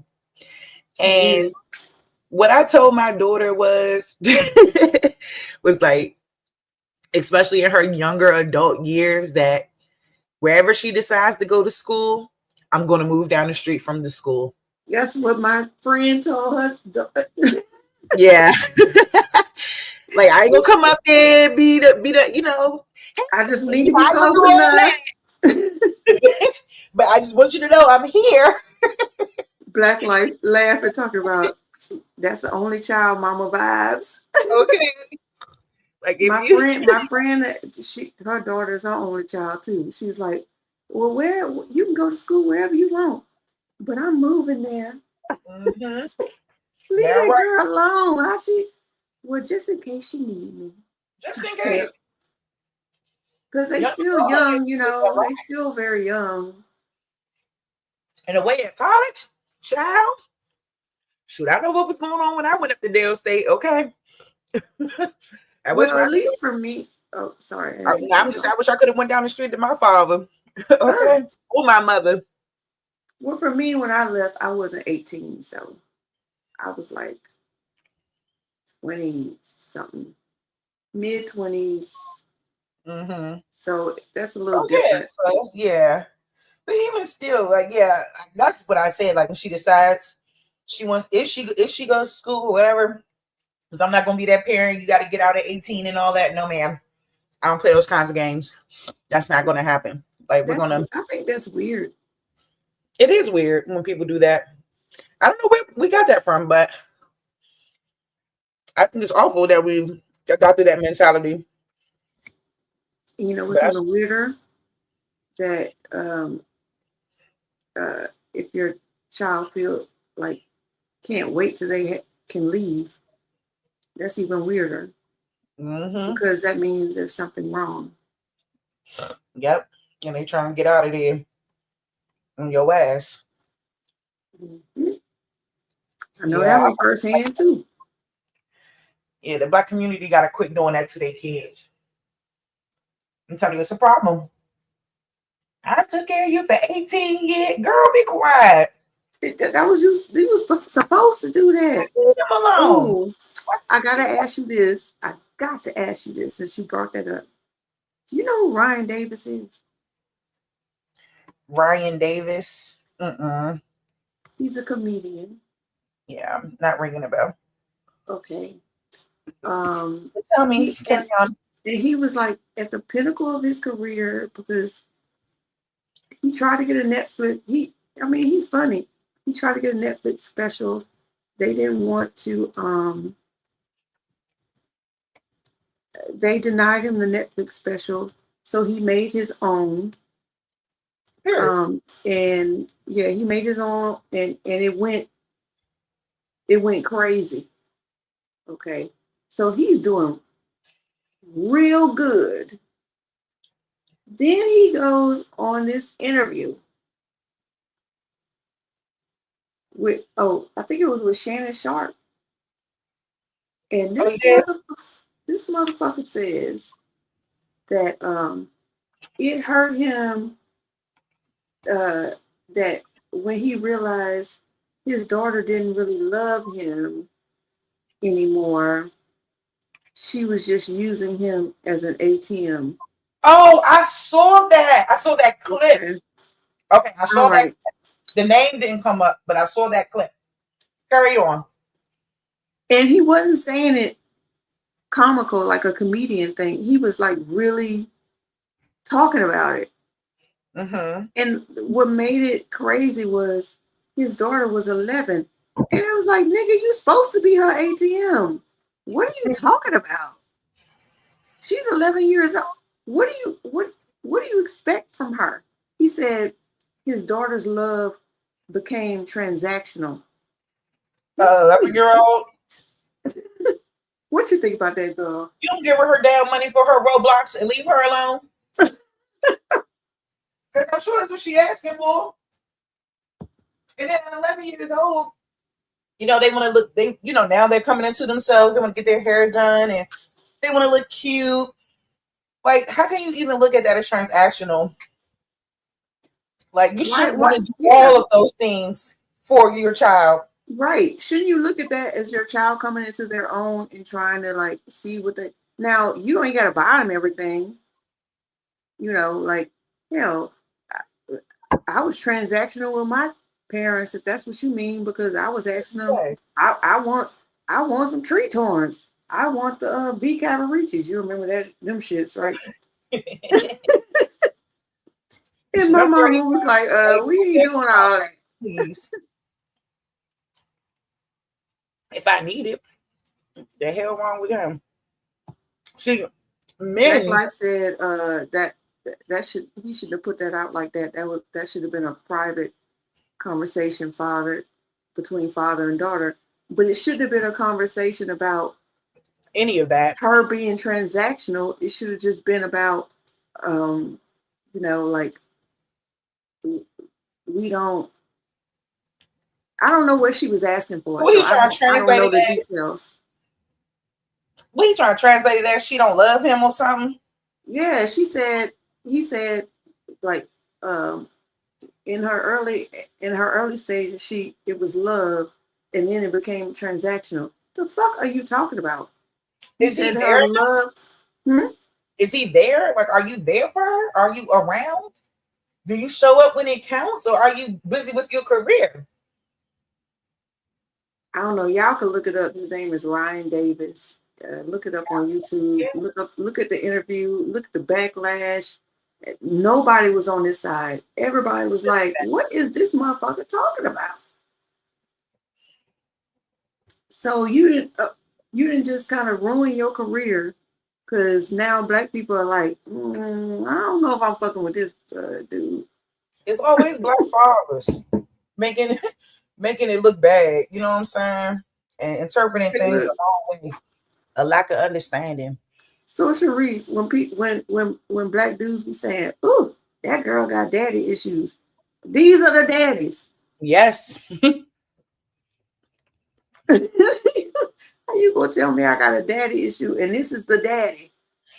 Of course I'm gonna have an issue. Fuck is you talking about? I can't believe he parted his lips to even say that on a national platform like Shannon Sharp. On Harriet Tubman's internet. You can't do that. Like, you gotta make sure, you know what I'm saying? Like, she's a little girl. You need to be showing her a certain way of how she need to be treated. You as her dad, it's your job to do. So when she becomes an adult, because she don't need to be impressed by no man. Daughters will look for men based on how their father treated them. Mm-hmm. So if you treat her like this, you setting her up for failure already. He treated her like she's 25, 30. She 11.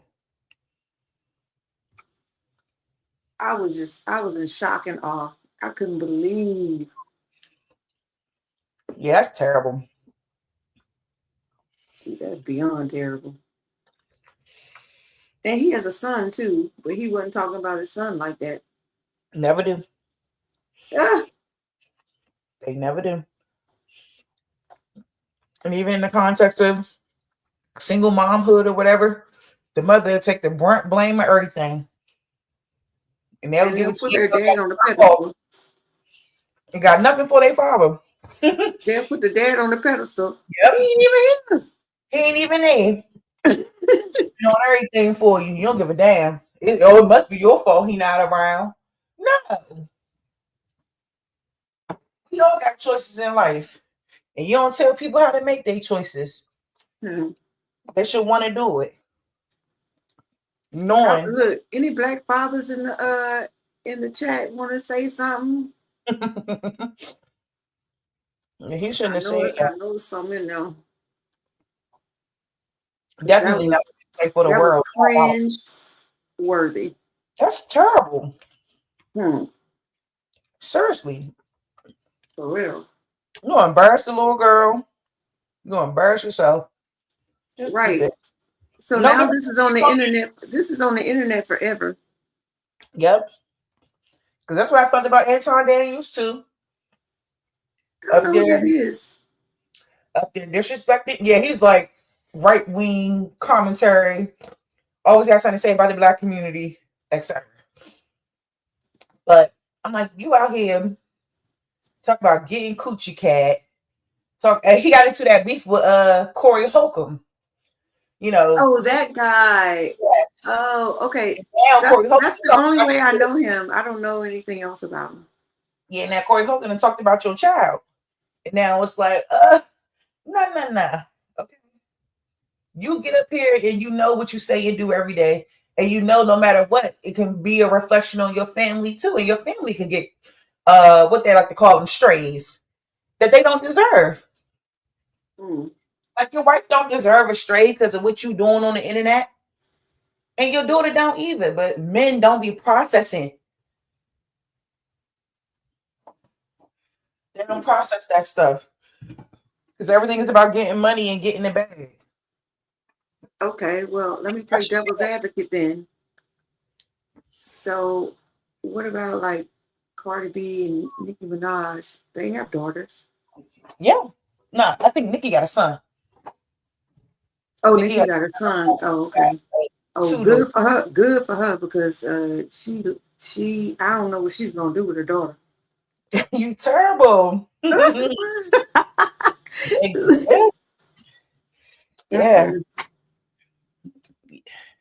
That's something else. Not with all them PDF files on her. That's why. Hey, if it's the music, the last thing she needs is a daughter. Yep, that's only really I care about the music, and that's about it. If you got a cute little bop I can bop too, I'm bopping. But I ain't about to, I don't be trying to, hey, them the choices you make, boo. You gonna have to live with them. You gonna have to live with them. Like I'm glad she don't got it. No, I'm just saying I'm glad she don't got a daughter. Maybe having a son. I mean, her getting pregnant with a boy probably was the best thing for her. Probably, and it probably wasn't the best thing for him. You funny, damn. Ooh, heavy. You a mess. Let me find out.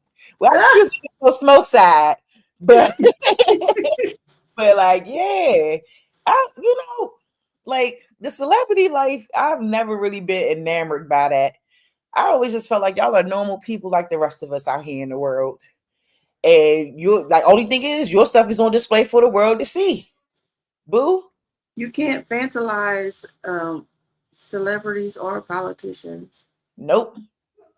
And like Malcolm X said, there is no other culture in America that props up entertainers as if they were leaders than the black community.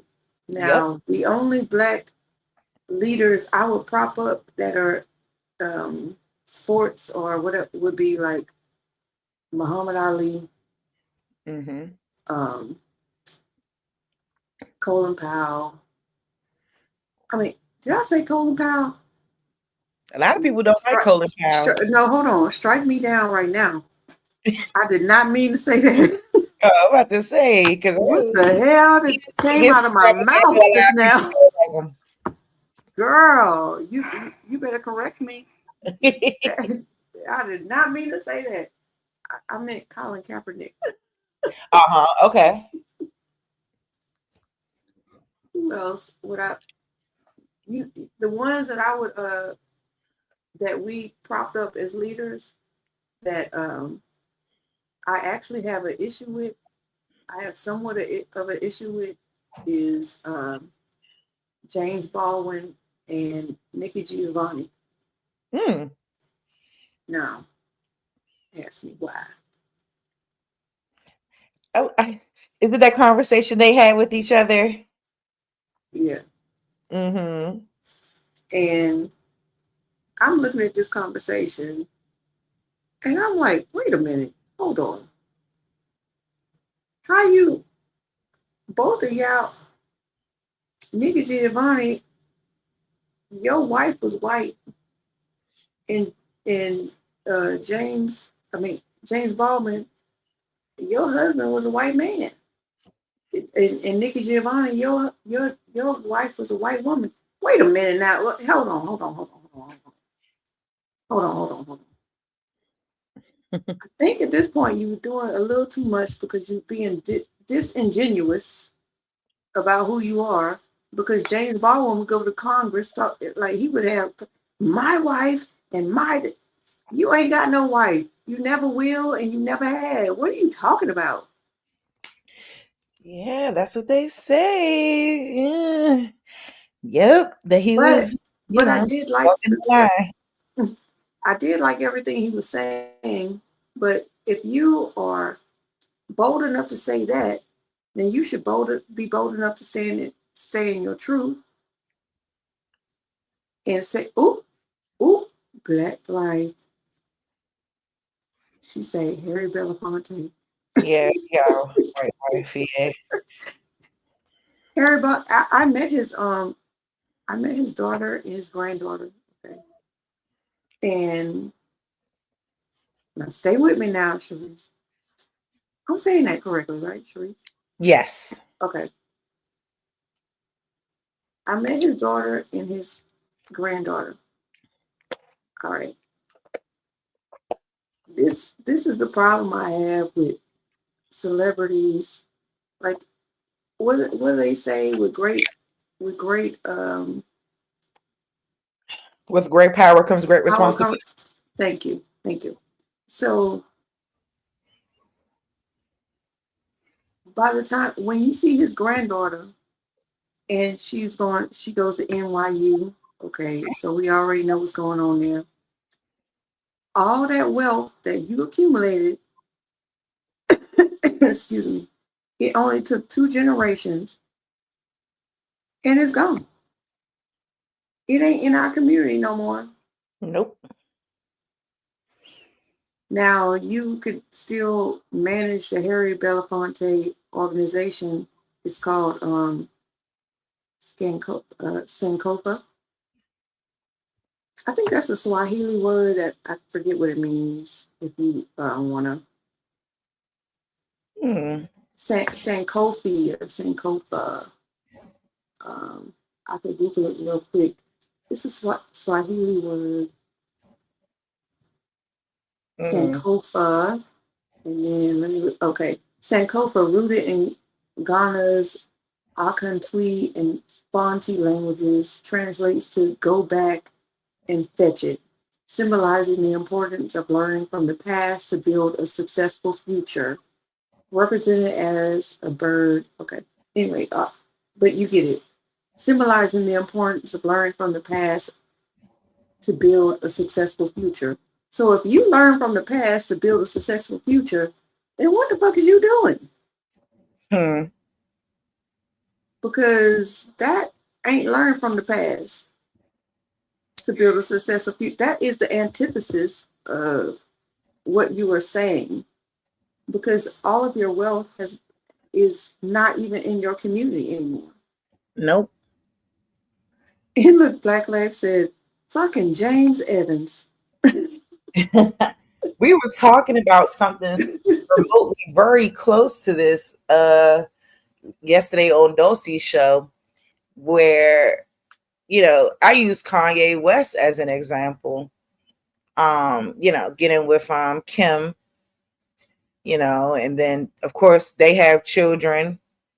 And then I said, if any of those children get with a white person, I'm like, it's over with. The whole line is done. The line is done. As NBA charming as players. he is. Have you seen the NBA lineup these days? I Yeah. ain't never seen so many light skinned. Yeah. Oh Lord, but And they had the nerve to want to be mad about it. No. no, What y'all mad for? That's your no. preference. We got to talk about it. Y'all love throwing preference in black women's face. But that's a whole nother thing too. I don't like that. I try not to grieve about these men because it just is what it is. And they think we upset about it, but like you don't see what you're doing. You don't see what you're doing. We just speaking truth to power. We not upset. What we gonna be upset about?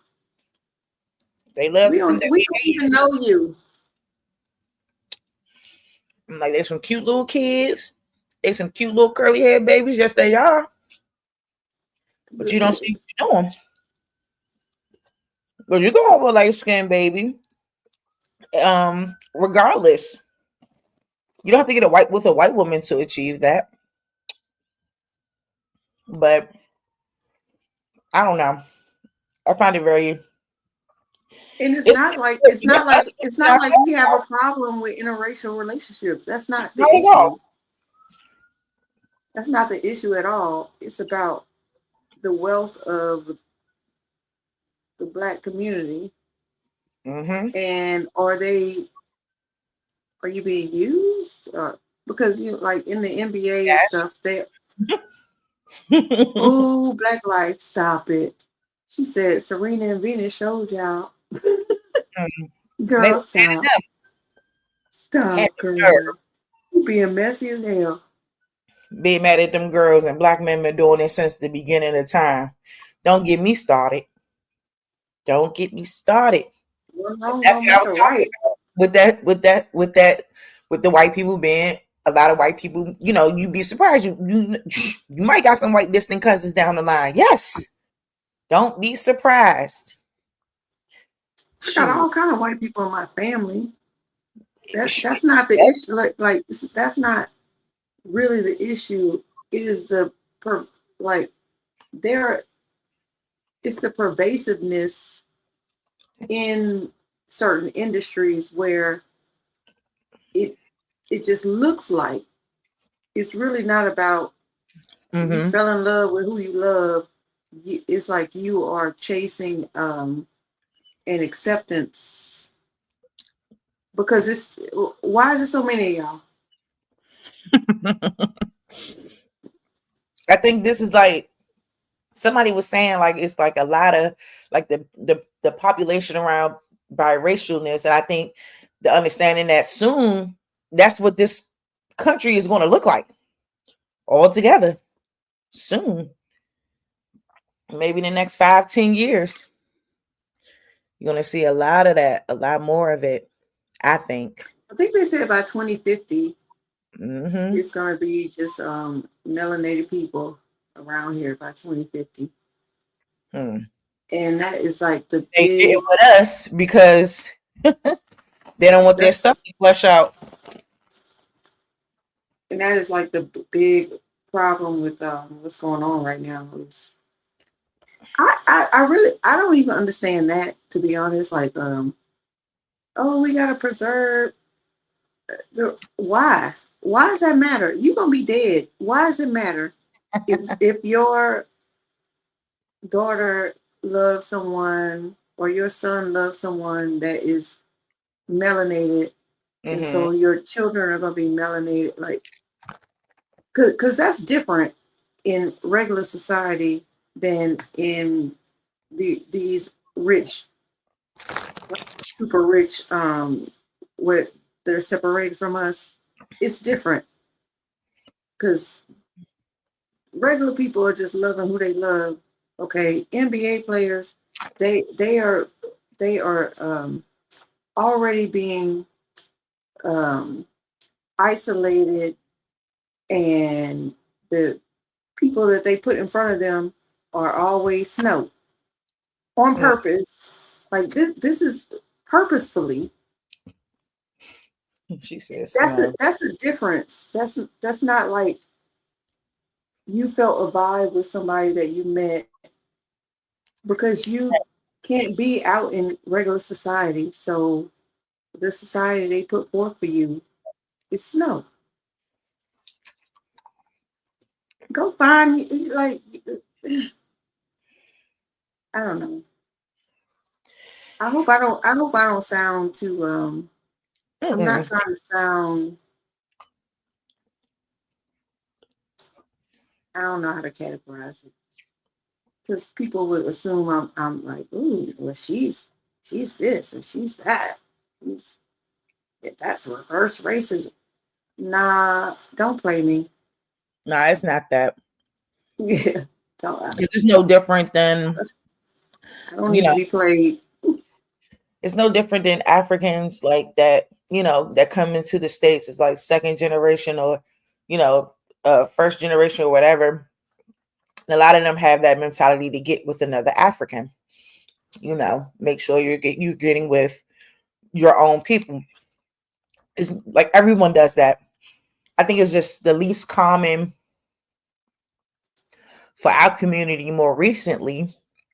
Like I just think due to it could be a lot of things that's causing this shift to happen, where we see a lot more of these relationships. And like I said, I'm not against anybody. Do what you do. I can't do stop what you do. one way or another, but we do have to take into consideration when we're bleaching out our own people, and when I don't know how another way to put it, but that's what we're doing. Girl, why you said bleach? I don't know how else to look at it. I just Googled it. No. The reason why I say that is because, like Black China, she was selling bleach to in African, West African countries. Like, that was a whole market for her. And now she talking about, she's trying to give herself to God. Girl, get out my face. Her and her mother diabolical. Her mother is ridiculous. She is. I could see why something wrong with her, with Black China. Yes. To be raised by something like that.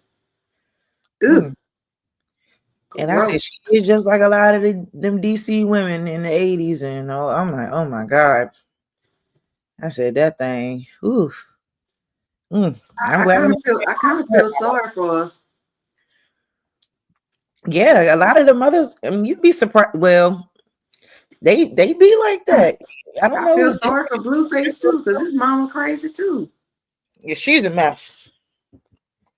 I believe she's gonna whoop Tokyo Tony butt that day on that goddamn live stream. but she's something else. I believe she was gonna get her. I believe she was gonna get her. That could have been a really good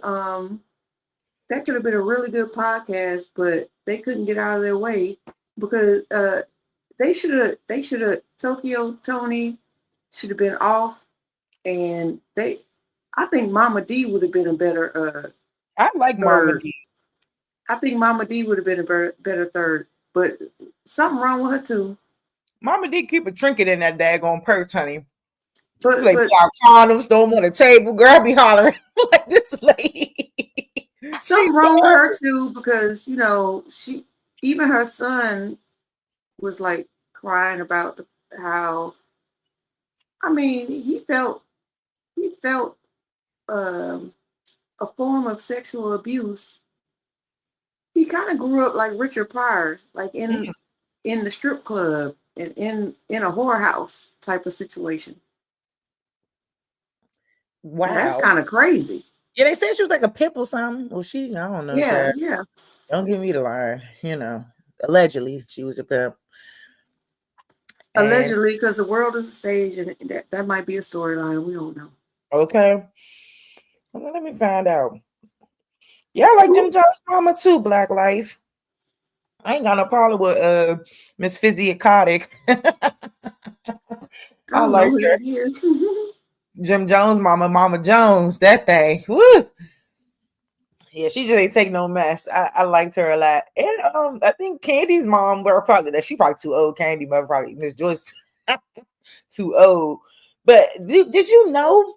So you heard of the rapper The Game, right? Yes. So I know Don't ask That me lead- too much though, because I just heard his name. I don't know his music. I don't really know him. Oh no, this ain't about his music, girl. But I don't really know him either.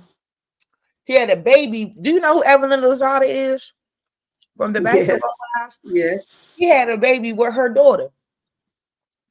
Oh, and ain't he way older than her or something? Yes. Something. Old, like 20, I'm gonna say 20 years, probably like 15, a good 15 years older than the girl. I think he close to 50. I don't know if he is 50. But I watched that podcast for an hour. And this man sat up there, kept complimenting her mother about how good she looked at 50 years old. Like he was calling the daughter, an airhead. I said, what's going on here? Like you could tell when a guy's completely checked out. And like her voice was cracking so bad. That girl, I just felt bad for her because I was like, wow, like she sounded like she would really want to cry. She was on the podcast with him. I don't know who these people are, so I can't really speak. She was on the podcast. It was her, the game, and her mama on there together. And I know she was embarrassed because like and then there was things about him that you didn't know. You know, you didn't know he was a felon. Like you didn't know that he was gonna react in a manner about you being pregnant. You didn't know he was gonna react like that. So because he ain't had a baby in 14 years. What happens when you don't use a condom and you have sex with someone? Like, let's not be slow here. I mean, I just felt I was just taking it back. Everybody said that he probably did something with her mother, Black Life. That's what they was in the comments saying. That's what they was in the comments saying. I was so taken aback. I was like, and I said, I know she just had that baby too. So I know with some postpartum going on and everything, you know, and it's hard. The only thing I know about Evelyn is like, I just thought it was very interesting.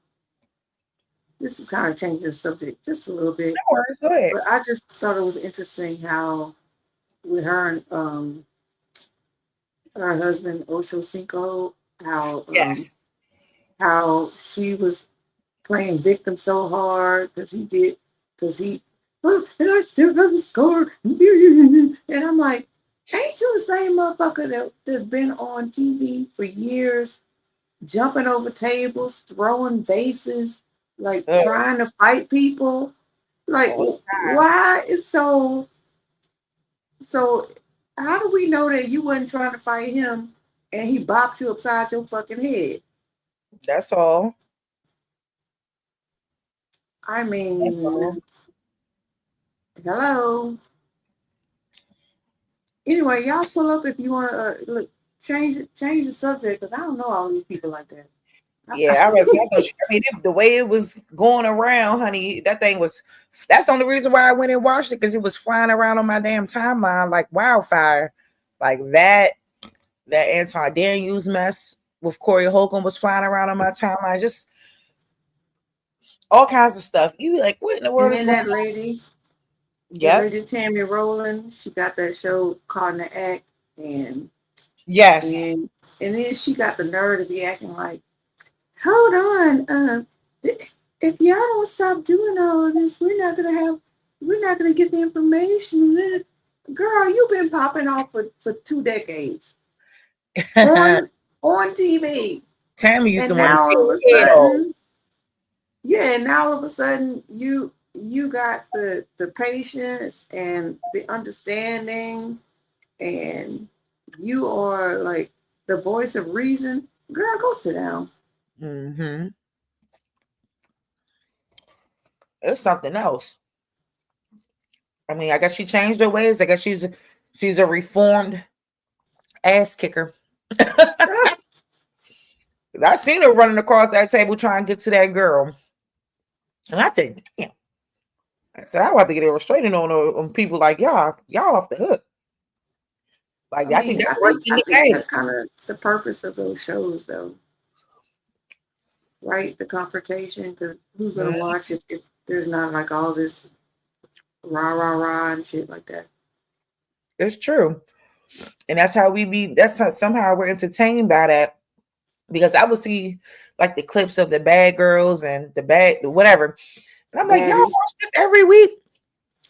I Yeah. said, all this What fighting, they do to your psyche? because I said, ain't no way. Mm-mm. Black Life said health issues humble people. Okay. Because she is looking like she might got something Yeah, going on there. she is really thin. Yeah. And I pray for her that, that it ain't, whatever it is that she get through it. I don't like to talk about people's health problems, but I will say you gotta be careful, man. You Like, really praying for her? Do you really be praying for people you don't know like that? no, I mean I'm just saying I don't wish no bad on you, Oh, that's what people that's what I mean when mean. they say I pray for her. Yeah, Oh. I just I pray But for y'all you. don't really be praying for them though, right? Really? It just be more so me just saying I don't wish any, Oh, it's negativity on you. Oh, okay. Like, I don't like to talk about people's health and stuff because, the minute you do that, the next thing you know, honey, is you. Hell nah. So I try to stay positive. But if you say I pray for somebody, you really got to be praying for them. Girl. Or don't say it. You know what I mean? Like, I wish her well, I pray I wish her well would be better. to her, I don't wish no ill will on her. Yeah, that's what I mean. That. I don't wish any ill will on the soul. Even my worst enemy. What's for you will be for you in all forms of the word, okay? In all forms of the statement. That's all I'm gonna say about that. She said, Abby, do you love those housewives? But the baddies, that shit like Teen Mom should be banned. I like and Life After Lockup and all that dumb shit. Life After Lockup made all me that shit is distractions. Girl. I said, ooh. All that shit is distractions from what we should be talking about. Girl, that like show I wish people had as much interest in what's going on around them as they do in these fake ass shows. That I pray for that shit. A lot of them emulate that behavior. They emulate that behavior, especially like them baddies. Look at Truth, girl. Look at Truth. Two nice tenders on the pan. He's so silly. Tenderonis. What's up, Truzo? Shoot, I asked Truzo yesterday too on Dosey panel. I was like, boy, you be alive 24/7. I said, I know that computer be burning up. He said, no. He said, no. He got other co-hosts and stuff. Because I'm like, shoot, I know that computer get hot. Because ain't no way. But like, more power to Truzo doing this thing of, calling out whatever he want to call out and being unapologetic about it. You can't be mad at nobody like that at all. He definitely a different breed. Yeah. I do like some of that. I mean, I used to like the Atlanta Housewives a lot, but like when Nene left, have you seen her lately? Who, Nene? Child, she looked like she trying to look like a girls. Yeah. I said, I ain't mad at Nene though. Okay, well, I think it is what it is, honey. so like I thought she was really the most confident one on there, but then I feel like this is showing insecurities in her, and I'm just not so sure about Nene anymore. With the plastic surgery and all that. I'm good. I'm good with Nene. We good. Too much plastic surgery for you? Too much. I mean, because that's what it looked like to me. It just looked like some plastic surgery, like maybe a facelift or something. A lot of the ladies in the it's more than that. She got her skin bleached. She got a nose job. She got all kind of stuff going on. She got the BBL. She got all kind of stuff going on over there. That's why I just think she want to look like the younger girls. That's all. And as they be doing that, so they could look young. I'm glad you just mentioned that. My My ex-girlfriend grew up on a college campus, okay? And she said both of her parents worked on the college campus when she was born. They were 40 when they had her. So she grew up on the campus the entire time. And she said she witnessed, like just by observing how the older women would treat the younger women. And she said she vowed when she got older, she would never treat younger women like that just because she wasn't, she didn't, she was past that prime. You know what I mean? And I try to aspire to that. Like I'm always gonna big up my young women, even if I ain't got it like that no more. What I'm mad at them for? Absolutely. You can't And be. it's a lot of that. And I'm not trying to be them. Mm-hmm. You know, a lot of people were mad at Auntie Felicia Rashad. A lot of people were upset with her when she she went on the Breakfast Club and she made a few comments about the young ladies at the homecoming at Howard University and how they were dressed, and she just like was she didn't do that. Girl, shut up. yeah, so they were calling her pick me. They like, girl, what? Girl, shut the hell up. Shut the hell up, because if you could do it, you do it too. I would say that the cheeks out is the only thing that I kind of don't like that the girls do. But to each his own. I don't need to see their butt cheeks. Okay. Yeah, some stuff is a little much, but But that's why I couldn't really comment for real because I'm like, shit, when I was 25, we had the little see-through stuff on and so did. Yeah, all kinds of short dresses, heels, the whole nine. All that, the whole nine. Half tops and Yep. everything. Okay. I think I was on True Jones channel when I was like, man, at 48, I'm noticing because I don't like wearing bras, and I was like looking in the mirror, and I said, damn, one of my breasts drooping a little more than the other. There's some bullshit. But you think I'm mad about it? Nah, because I'm still sexy as fuck. Somebody gonna like it. Somebody gonna pull up that one droopy breast up a little further than the other, and gonna do the same thing they do to a breast that's up and popping. I'll be fine. Girl, I saw my first gray hair and almost lost it. One gray hair. Trust. Yeah, I say, hey, you got it. Do what you do, But I do think that their generation is different, and I mean, like I said, I don't know. Sometimes when I look at the fashions of the people at Howard University, and I love HU, go HU, but I be like, Chad, what are y'all wearing? I don't know what they got on. Like it's just an interesting take on the fashion side of it for me, or the style, if you will.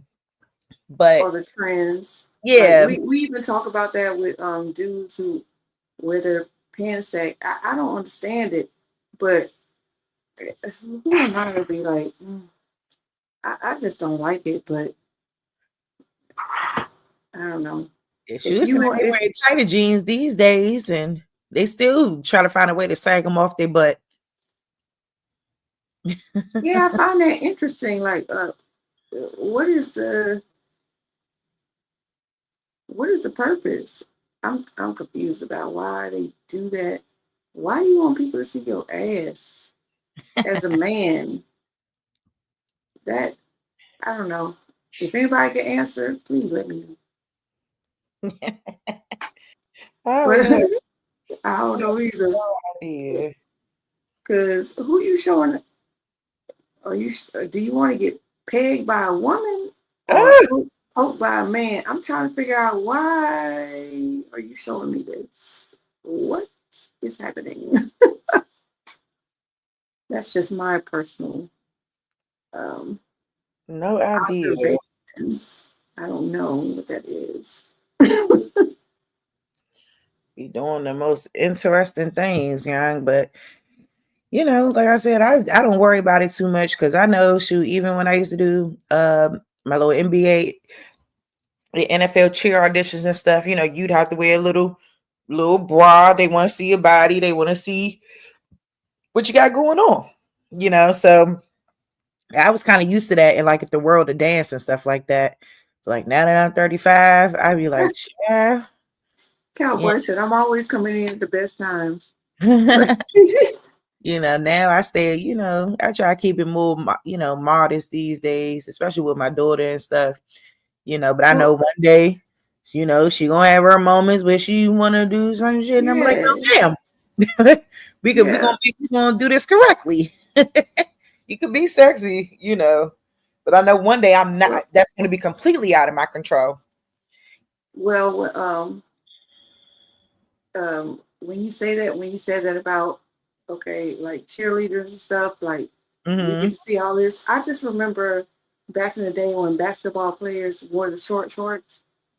I didn't feel like anything was wrong with that because to me, I'm thinking, okay, it's sports, right? Sports is athleticism, and you're supposed to see the muscles while they running down the court.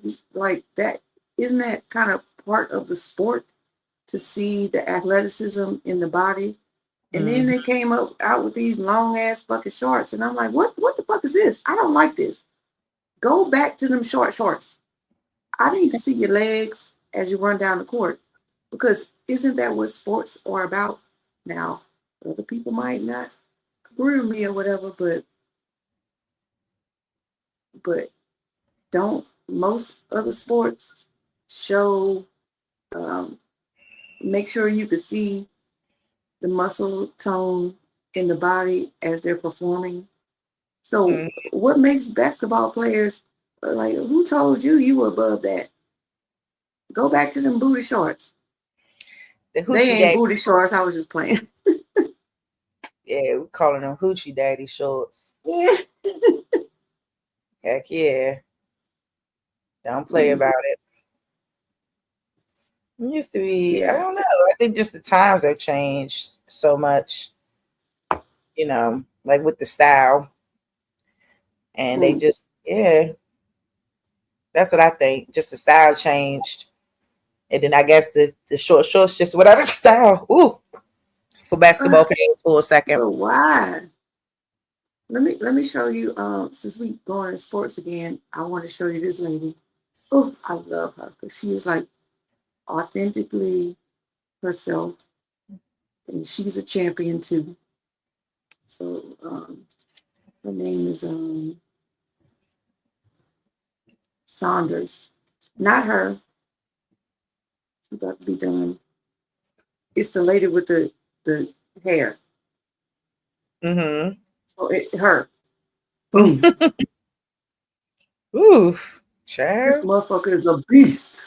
I don't ever want to square with you, girl. She is a beast. I mean, I think it's like, I can't remember her first name.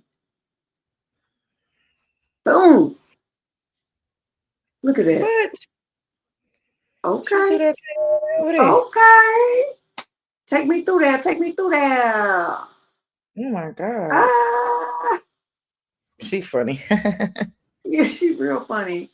But she's like serious about her craft.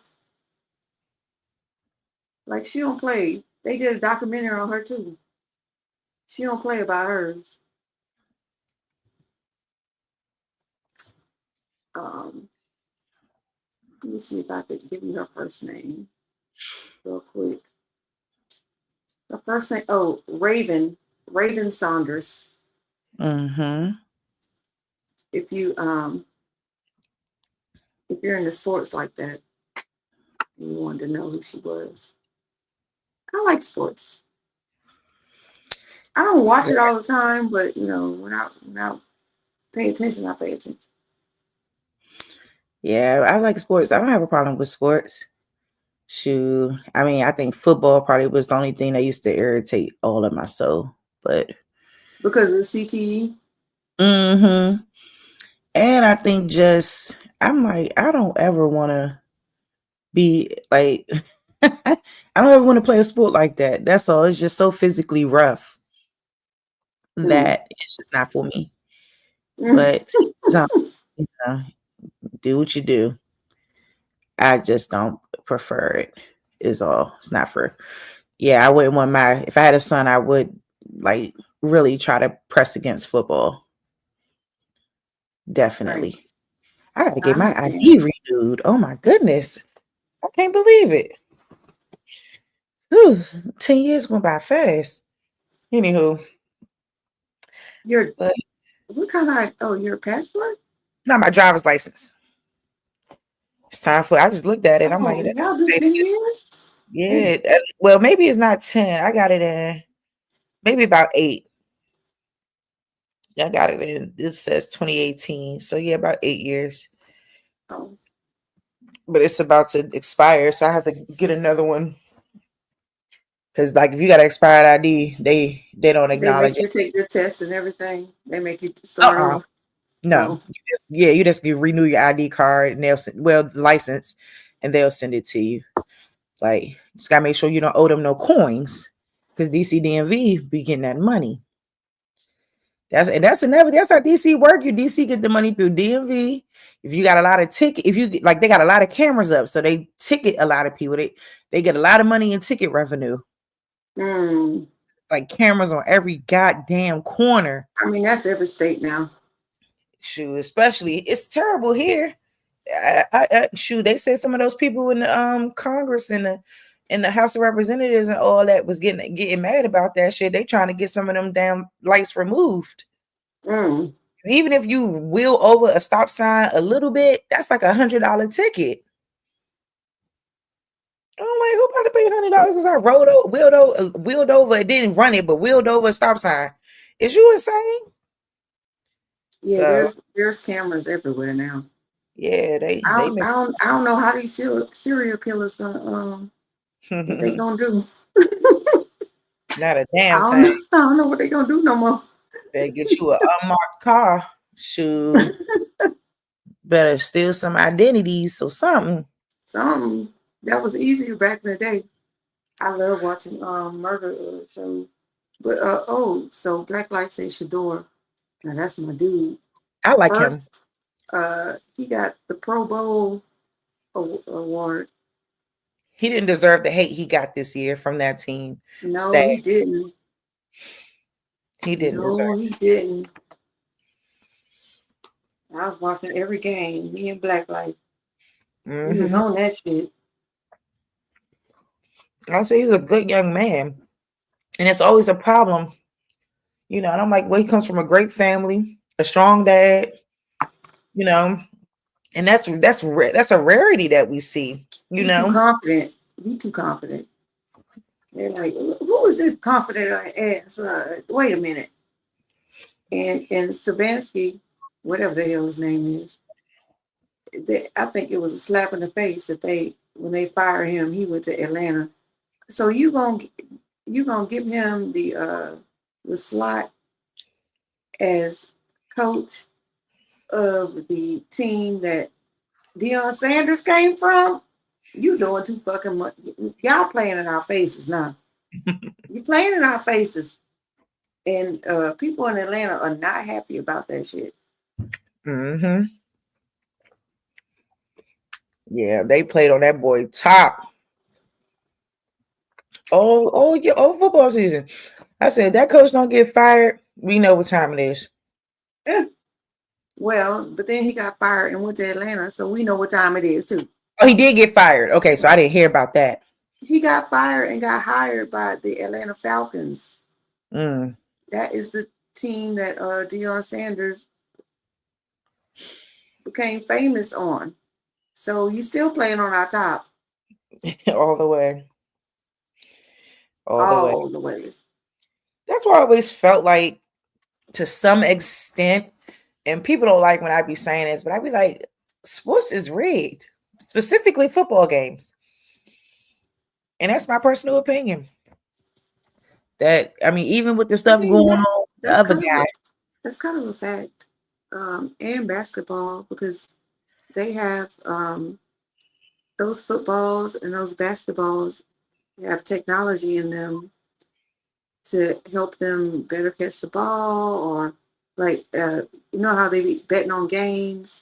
So you think they don't look at those bets and try to maximize their the money that they get out of those bets? Of course they do. Rhonda, why don't you come up here and pull up and change the subject? Brandon circuses. Rondo sound like Barry White, child. Oh yeah. So like you need to be on the radio. He got a radio voice. I love them radio voices. Ain't they something else? Mm-hmm. He was still a 2-time coach of the year. What? Diabolical. About Stefanski, yeah, he was the 2-time coach of the year. Before that, like, how? Because hating on Shador like that. I hope he get a better chance next season. If well, I told you he's like the first rookie. Wait, I don't want to say it incorrectly, so I'm gonna have to Google it.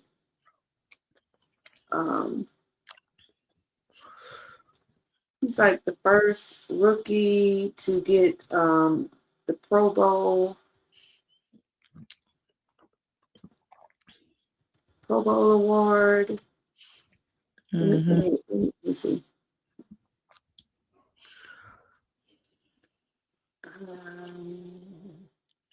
Somebody who knows more about this, if you don't mind jumping up, can you please? Because I don't want to say it wrong.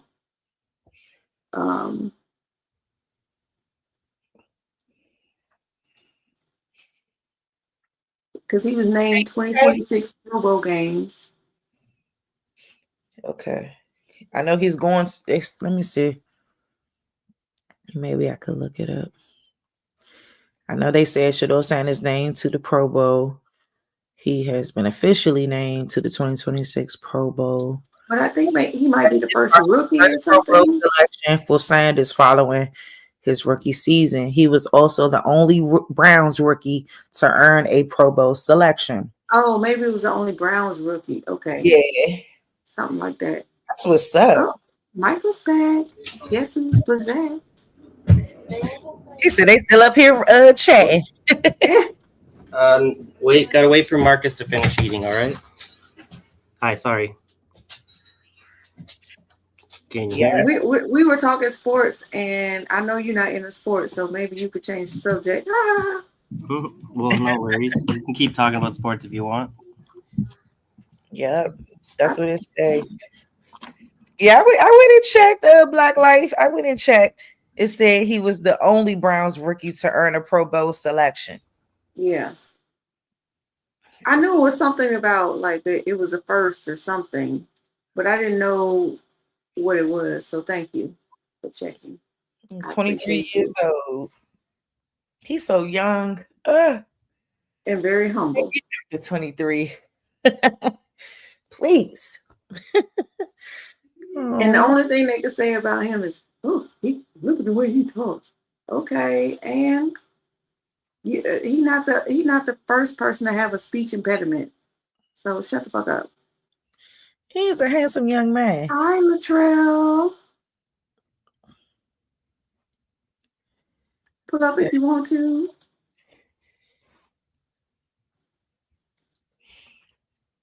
Yeah, he got what did it say here? He was the 2022 Southwestern Athletic Conference, the SWAC Player of the Year. I didn't know he graduated from Jackson State in 2023 with a degree in sports management. So his father taught him well. So just in case this shit don't work out, you got something to fall back on. Daddy ain't playing. Yep. Do you remember why Shiloh ain't playing right now? Do you remember what happened? His brother Shiloh. His brother. I've been more so keeping up with him than his brother. Because his brother isn't playing anymore because he was there first and then he got ejected because he fought this dude, but the fucked up party, okay, the dude like, okay, let me see if I can find let me see. Both of these boys are handsome with great smiles. Oh. She said, Just don't like play with my looking at it. babies. Yeah, they way too young for me. I'm just saying, like, just this is some handsome young No, man. this is auntie energy. Yeah. Okay, so okay. Yeah. it's auntie energy. I ain't trying to fuck with him either. There's a coffee one. So let me see if I could. They're gonna say not smart. Fuck that, not smart.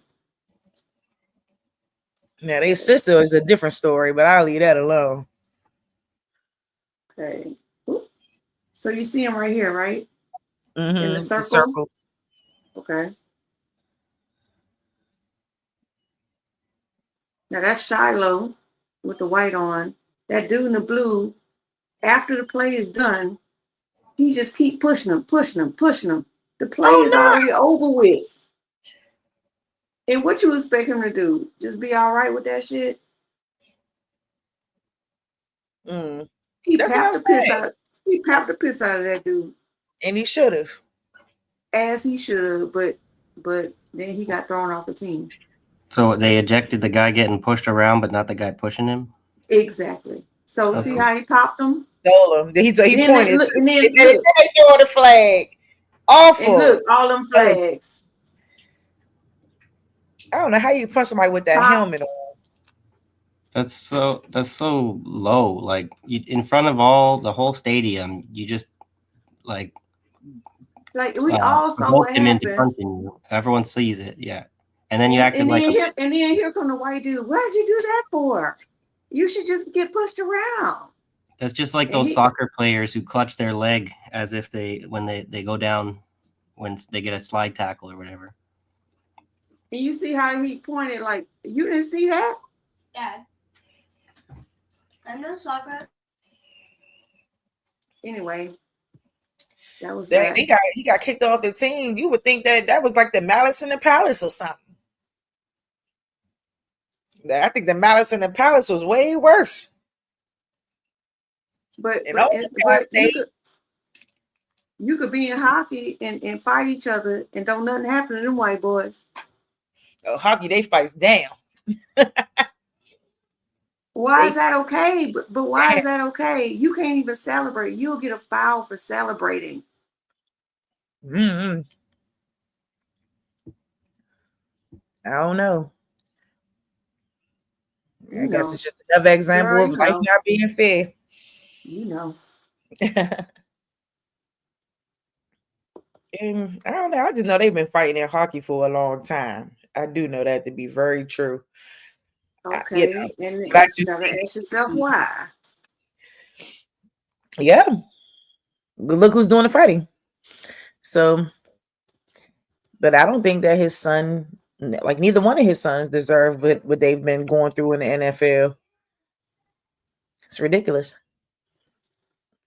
Somebody, she said it's like seeing ICE straight kill people and then they blame and label. Oh, here she go. Yeah, I have no commentary on that. I do, but okay. Yeah, I stay away, girl. Too much for me. It's been too much going on in DC. I just been trying to lay low. I ain't lying, girl. Lay low. I don't want to be in your way. Don't get in mine. We all right, I try to keep my distance and stay safe out here. That's it. I gotta use the restroom real quick. So you guys got this. Not really much more that can be done at this point. The organizing that could have been more useful for this sort of situation didn't really happen. So we just gotta kind of keep our heads down and plan for a better future, without getting kind of caught up in this wave of fascism. Whew. It's just too much. It's too much. Like it's a lot. That's why I usually, I leave people to do what they do, and it is what it is. It's not what the hell my little ass gonna do. Can't do nothing. No, But I like to be watching what's happening with the trade war with China and the U.S., and I think it's kind of at that point where we need to be like doing nothing and winning in a sense. China's already winning the trade war, so we can help them by being like non-participatory instead of trying to save the empire. We just got to let it fall, you know. It look like it's a lot's already falling to me. It's falling. It's picking up the pace. Wherever its own weight is starting to bring it down. So it's about, if a lot of people, if you can get out, maybe you should, sort of thing. But I can't exactly recommend that everyone abandons their homes and their country. We need to figure out how to not make America great again, but how to like stop making America such a shithole on purpose.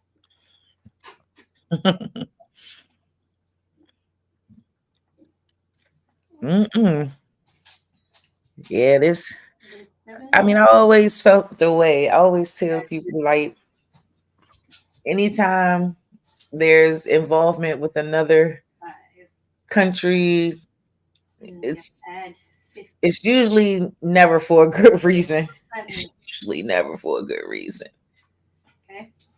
Well, that's where it'd be nice if America would actually, all that rhetoric about democracy and human rights, if they would actually do any of that.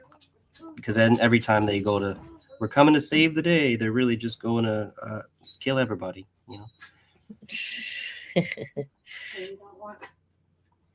Shit, I don't disagree. I mean, that's why the biggest thing I know I hear people say all the time is just like, you need to learn to mind our business. You need to learn to see other things. And I'm like, shit, I mean, it ain't nothing no different from any other leader, what they've done. Nothing. And that's what I realized, that it ain't no happy medium in this shit. And that's why, it's just easier for me, to focus on my family and just try to be the best person I can within the circumstances and within the realm of what's happening. And like my biggest thing is just staying out these people's way, because I don't have time. I don't. Yeah, well, I'd like to make some kind of long-term moves to be able to have some more of a response that we can do than right now. Like I can understand with the Black community wanting to be a little more hands off, but yeah, I feel like you know how a lot of people say, like, white people, you got to talk to your white people, like it's our responsibility.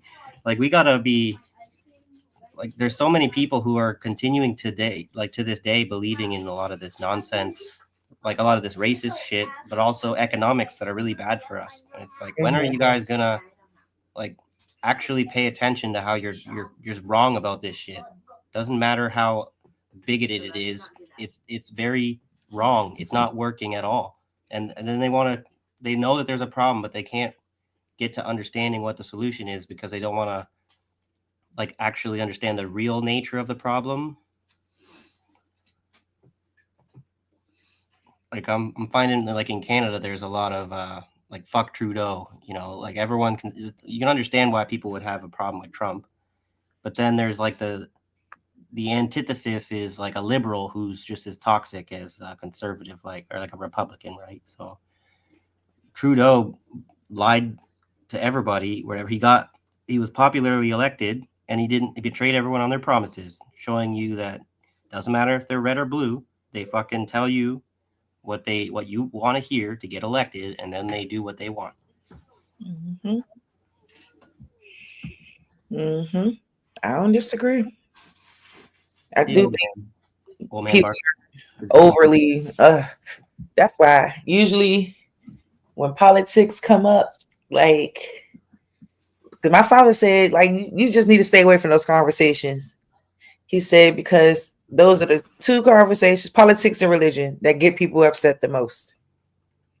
And he Yeah, said, I understand. I don't like how people take that advice, though. I mean, because that ends up killing our ability to, like, you need to talk about the problem in order to understand the problem in order to figure out what to do about it, and then you got to do it. If we're not absolutely. even talk about it, we're not going to get to the doing nothing. Yeah, but that's the thing that he always says too, because talking and doing is two different things. Oh yeah. And and if you're not doing anything, what you talking about it for?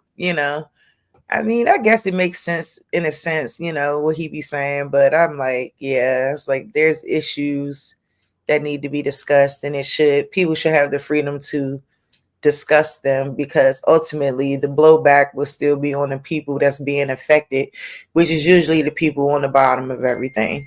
So Yeah, well, when you're trying to do something and it's not working, and you're just going to keep what is that the repetition of the same thing is that definition of insanity. So someone needs to step in and say something. This isn't working, but that's not enough, right? Like the point of that intervention is to correct the course, course correction. But what's up, Latrell? Thanks for joining us.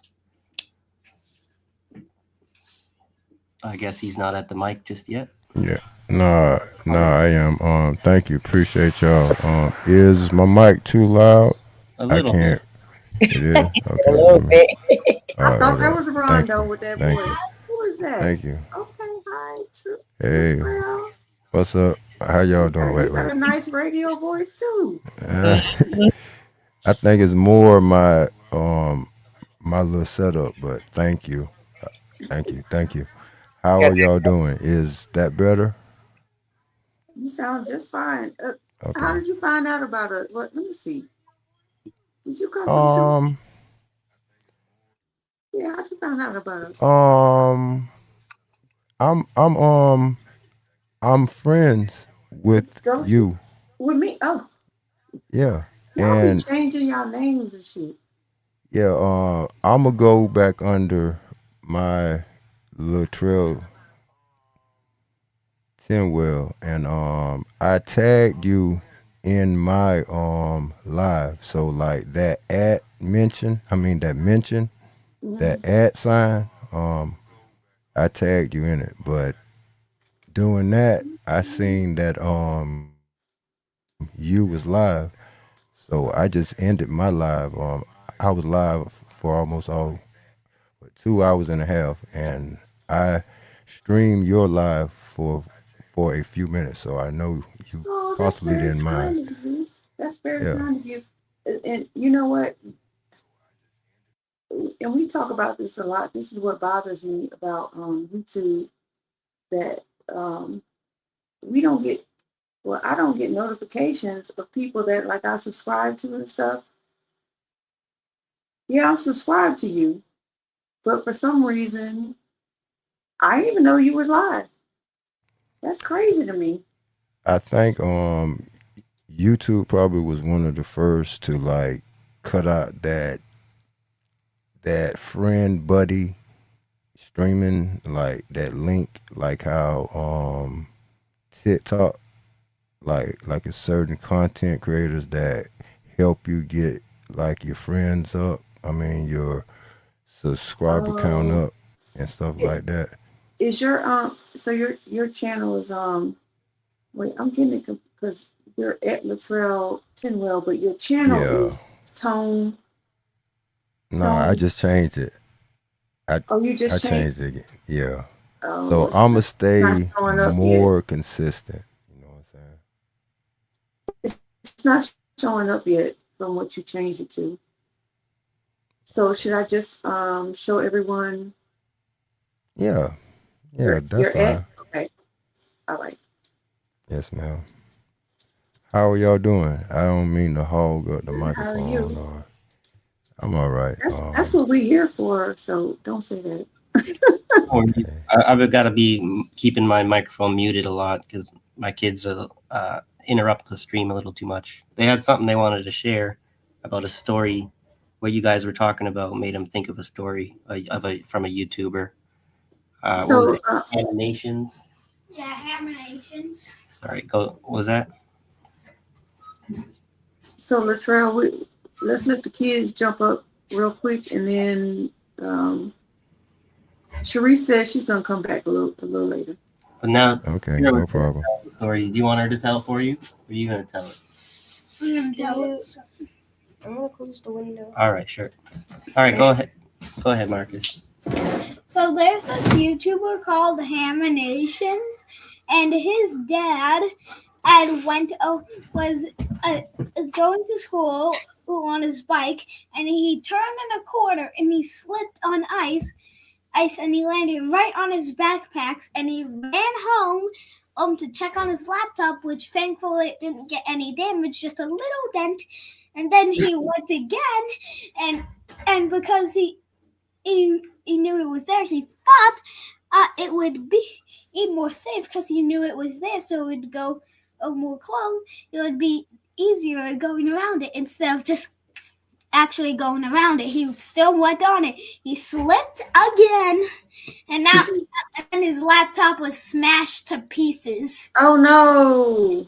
And he even taught Hammer-nations that the definition of insanity is when you try something over and over again and expecting a different result. That's why you. Hey! Even the kids know that, huh? Wow. Hey, even the kids know that. The Really? definition of That's insanity. amazing. And we still keep doing the same old nonsense. Yeah. That's awesome. Did you have anything to now? I'm not sure. Kira, she was going to tell the story that Marcus wanted me to tell you, and now Marcus told it. So I don't know if you got anything you wanted to share. Something different. They can hear you. You don't even have to get that close. They could. I think you could. The guy probably wasn't there to listen to the whole trees exploding story. Oh, you want to tell Latrell the trees exploding story? Yeah. Latron. Latrell. Latrell would have. I bet. Yes, Said ma'am. whatever. Sorry. No, it's all good. So in Canada, mainly maple trees, they're exploding because of the cold. Yeah, I guess they explode. They sound like a bomb going off. Yeah. Literally, huh? Wow. Well, and we Googled it to research it, and she's not lying. No, like off real. I'm trying to think of something logic, you know what I'm saying, real quick to put together, but it's got to be in the sap, right? The syrup, right? Because the syrup, yeah, it gets too big for the tree, but I the exploding part is like blowing my mind. Like the chemicals probably. But I It's would think it something. was just kind of like, like sure. a little bit, but they are actually exploding. Yeah. I mean, because like something could get so cold, just like so hot. Like our logic, I mean, due to, I think, religion, which is the same as superstition, but we think of hell as being hot, but I think really hell is cold. You know what I'm saying? Yeah. When it freezes over. So Well, I think there's like the older idea of hell might have been more of a colder narrative, and then after like Dante's Inferno in whatever 15th century, all of the stories about hell seem to be about some kind of burning forever kind of thing. Yeah. So the phenomenon where trees have been exploding in winter is called frost cracks. Mainly happens in old maple trees, where the water the roots absorb. It freezes, causing it to expand, and eventually it just boom. Yeah, you know what that reminds me of? It also happens with water pipes in the wintertime. Oh. But that can be more because of if you like with the quick temperature change, if you like flood a bunch of hot water through your pipes when the pipes are really cold, because the temperature changes too fast, the metal of the pipe can't withstand that kind of temperature change, so it bursts instead of. Yeah, like putting hot water on cold glass. It just shatters. So that's Because what physics. happens? Because Yep. cold expands and heat contracts, right? Yeah. And when things Yeah. get cold, the molecules move even faster, as opposed to when things are hot, they slow down. So as y'all was explaining that, Is it the other way like around? I got it messed up. My bad. seconds ago, I just thought of something like that's a cold-hearted vampire tree, huh? Like when the vampire see that sun, it boo boo boo. Combust. So Vampires turn to like ash, not explode. yeah, I mean, but then some movies Well, some movies they do combust. blow up, yeah. I mean, because vampires aren't they're not supposed to be real, but I'm not quite so sure. But And then look, the syrup or sap of the tree is what? The blood. Oh. The blood of the tree. Mm-hmm. Not all of them have that though. That's Oh, and then the old trees, huh? Them some old those are some old vampires. That just got too cold. Oh, that's a good point because trees are like the oldest living beings on Earth. One of the oldest living beings on Earth. Yeah. Like. So are they the true vampires? What do you think? Well, they're pretty intelligent too. Yeah, like they are. We suck the water from the ground. Yeah, see, vamp. Yeah. Yeah. Those roots gonna find the least resistant. They would tear up they'll tear up roads, buildings, and all just following that on water. But so for those of you on the panel, how many of you have actually hugged a tree to see what it feels like? I haven't hugged in a while, but I've hugged a tree. Yeah, I guess I've hugged a tree. Have you hugged a tree? yeah, not trying to hug the tree, but yeah, I have. Oh, you should hug a tree. I think I was climbing down the tree or something. But yeah, next time I'm outside, you should hug a tree. I'll hug the tree. I'll bear hug the tree and try to rip hug it the up. tree. And Yeah. Well, when you hug a tree, like the energy, because trees are living beings and people don't really pay attention to them. So when you actually take the time to hug a tree, you'd be surprised of the energy that the tree gives back to you. If you do it at the wrong, if you bear hug the tree at the wrong time, it will explode on you. Oh yeah, I'm in Florida, so I ain't coming nowhere up there. Know what I'm saying? Those trees down here will literally burn up. Let's go. So Latrell, and you guys, Black Life taught me this, and I didn't really believe it. She said, if there's like a branch with the leaves hanging down low, if you go over there and talk to them, the leaves will start moving closer to you. And I said, you lying. She said, I'm not lying. Try. I'm about to go do it, and you're going to see for yourself. And she did it. And the tree actually started moving closer to her. And I said, what? Okay, so when you start saying that, sorry, I hope y'all ears and memories aren't triggered too bad, but in the good old book, the basic instructions before leaving Earth, Jesus said that you could talk to the tree and it'll all die. So growth is done at nighttime, and like the feeding for like these plants, a lot of plants is during the daytime, but that's amazing. So the trees are up there with the whales are some of the oldest animals. Well, that's the first official animal that came on this earth. But go ahead. I didn't mean to when you cut y'all said wisdom. Yes, ma'am. Go ahead. when you said growth is done at nighttime, it was just making me think about how when humans sleep during the night, we are basically rejuvenating our bodies, right? So Yes. that's growth at nighttime. I just thought that was interesting that you said that for that reason. That's all. Yeah, cause like it's agriculture, like the Bible, but that growth, like you can't see it. Like you need a special camera, a time lapse camera to see like the sun and move.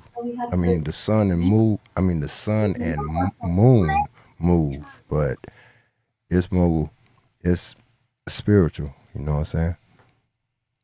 But appreciate y'all for just I think out. I mean I have a mind of my own, so I just try to put logic to a lot of things, and words cast spells, and all kids have dreams, I guess, of winning a spelling bee. Sorry, I have a speech impediment, but That's all right. spelling bee.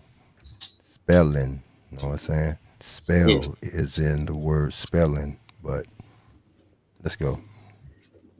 Yeah, he's saying all kids have a dream of like winning the spelling bee or something like that. Like everyone Yes. has their own kind of dream. Yes, yes. What's your dream, Kira? To become a vet. To become a vet? Yeah. You still wanting to still believing in or dreaming that dream? Yes. That's what she's been saying for a while now. So that's good that she's not changed her mind. She still knows what she wants. Needs to get over her fear of blood. Apparently, she needs to get over her fear of blood if she wants to be a vet. That's true. What? How do you How do you show the? Yeah, you can show it what on. the heck? That's Toshmint. That's Abby's partner there, her friend. She's telling you that you look just like me. You're my twin. Okay, Bella. Bad girl. Oh, what's going on over there? So, well, I forgot what I was about to say about that, but all right. So, Latrell, anything you wanted to bring up? Anything you want to talk about?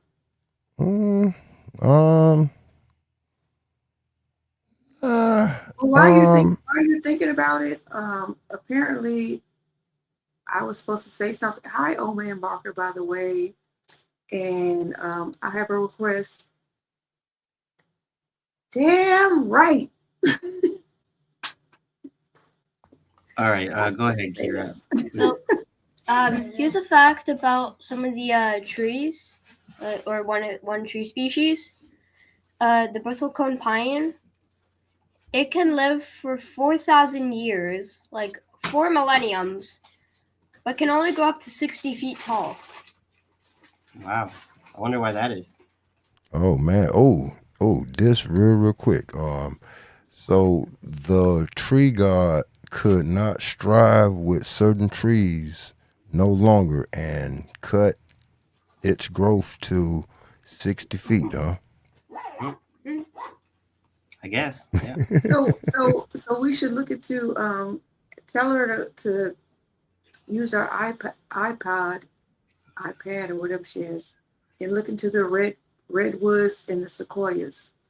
Have you looked into the redwoods and the sequoias? Redwood trees and the sequoias in California. Are they redwood? Are they oaks?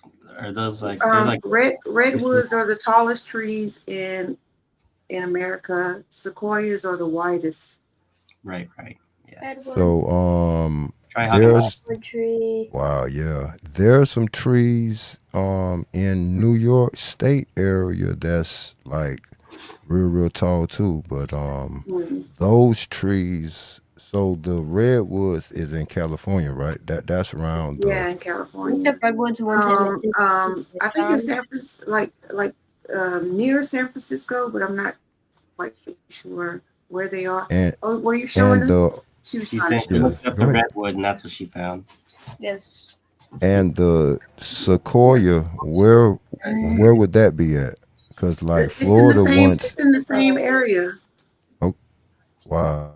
So the Okay, redwoods so are they're very skinny and they're tall, extremely tall. I got a chance to hug a redwood and a sequoia tree, so I'm so very proud of so that. The inside is the redwood tree kind of a pine tree? Is it pine tree-ish? I found two kids hugging a redwood tree. Nice. That's a sequoia, I believe. That's a sequoia. Oh, Well, I don't know if she looked up. that's a sequoia. Oh, is it? I Okay. looked Yeah, up redwood. because You the looked up redwood. sequoias, I bet you sequoia came up even though you looked up the redwood. sequoias are extremely wide. Redwoods are smaller and very tall. And what was your question? What was your question, Latrell? So I could see if I could look it up. You Was said were the redwoods redwood what tree kind of tree? kind of was they related kind of sort of to the pine tree?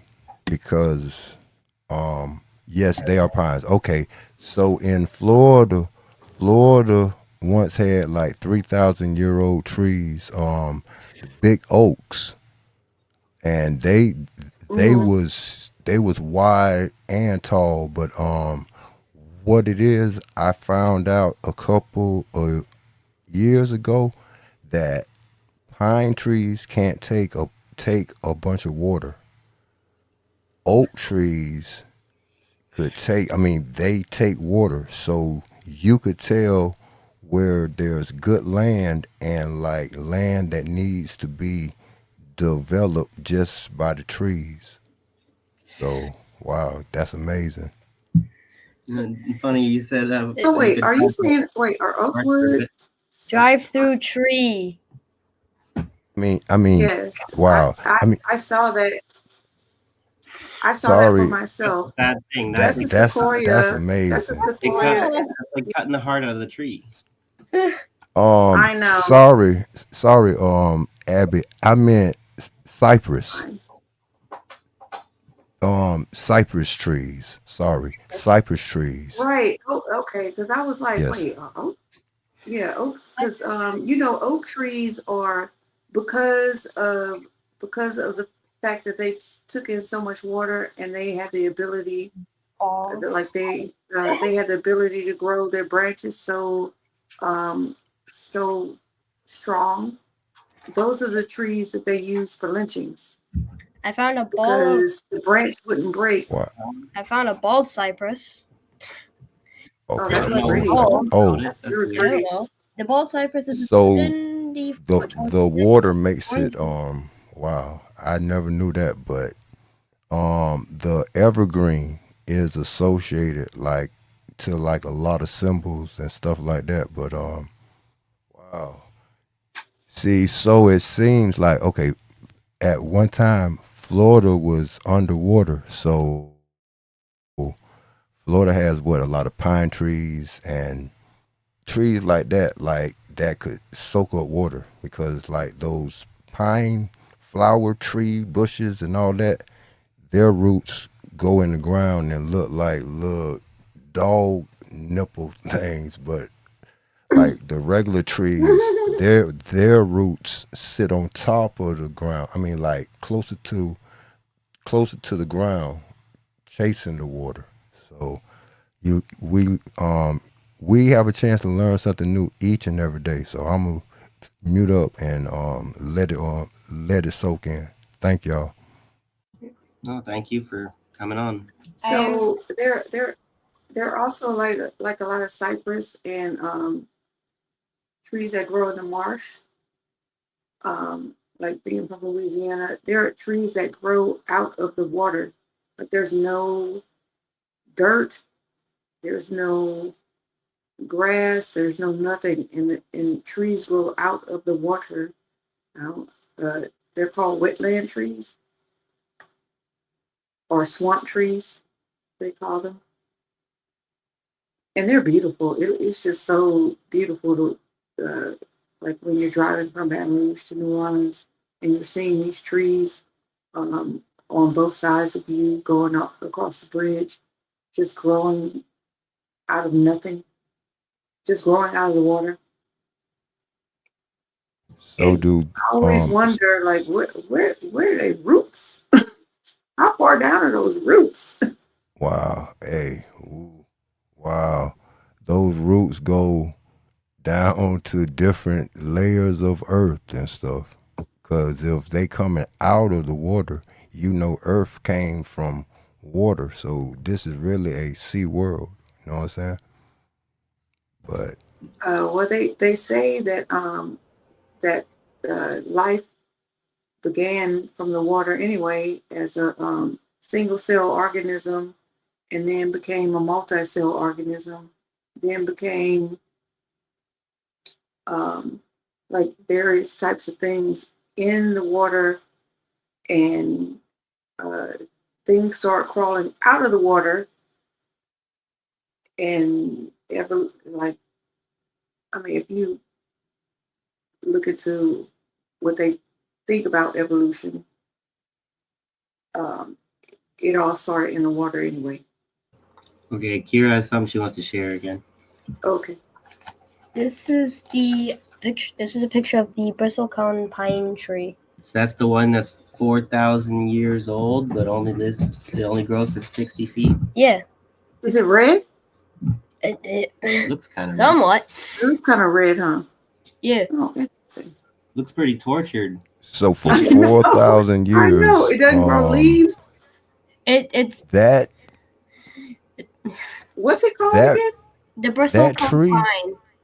bristlecone. So it sound kind of like I'm gonna say that probably evolved from a simple grass or bush.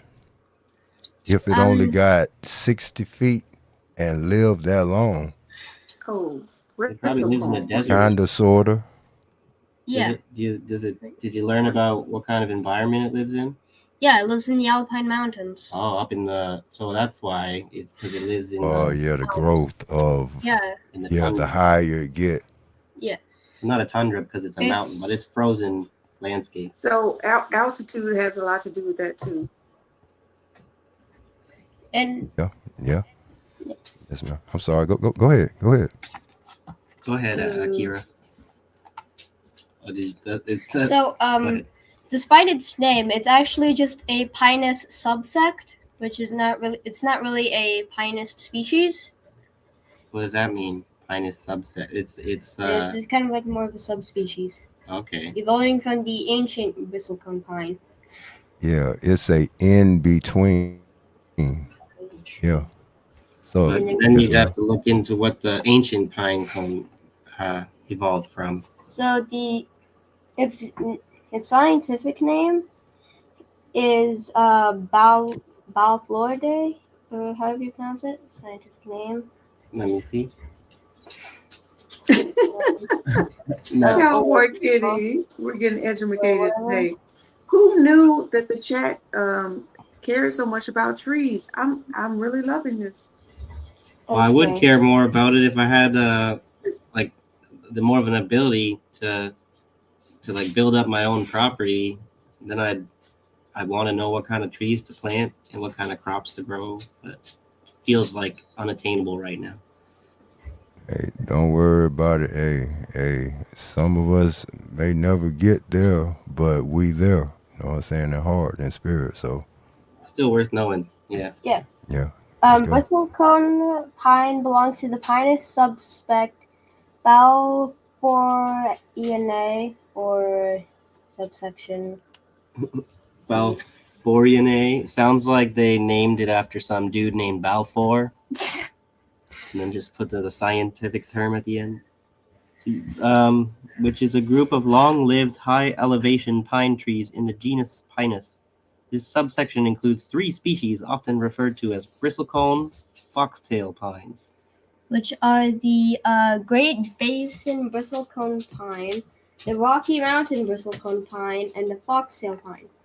These species are known for being among the oldest living organisms on Earth, with P. longeva known to live for over 5,000 years. They are found in the western United States and are characterized by their extreme resilience to harsh, cold, and dry environments.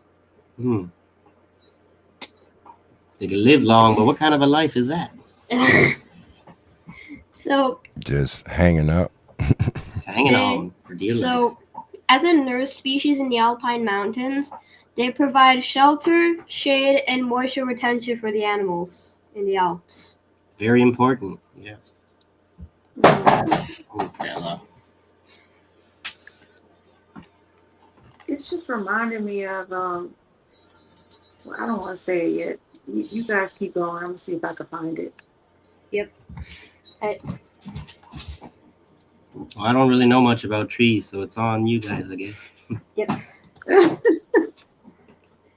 Cowboy Kitty said, we have a willow in the yard at the trailer park. Surprised the owner hasn't come cut it down. It's got wreck shy. I don't know what you mean.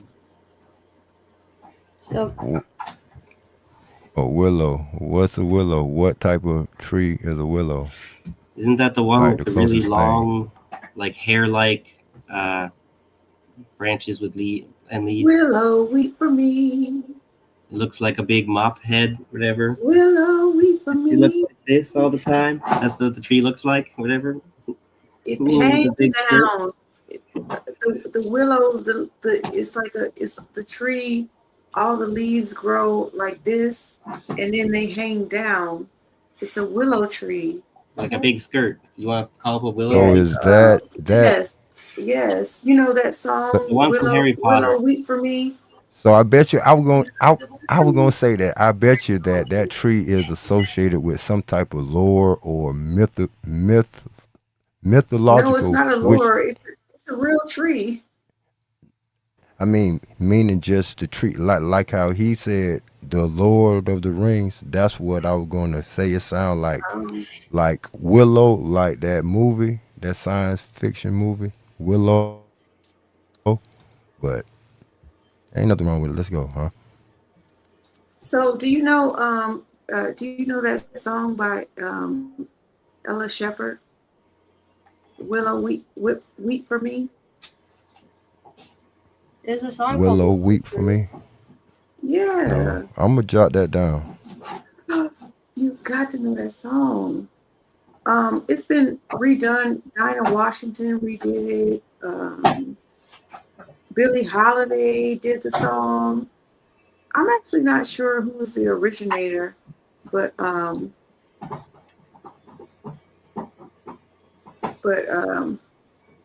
they describe it. It's like a metaphor for Black not oppression, but Black outcry, I guess. So it's kind of like the strange fruit, but you know who? Sort of. Willow Smith. That's Will Smith's daughter, right? No. Her name is Willow. No. It's not okay. My bad. Her My name bad. is Willow, but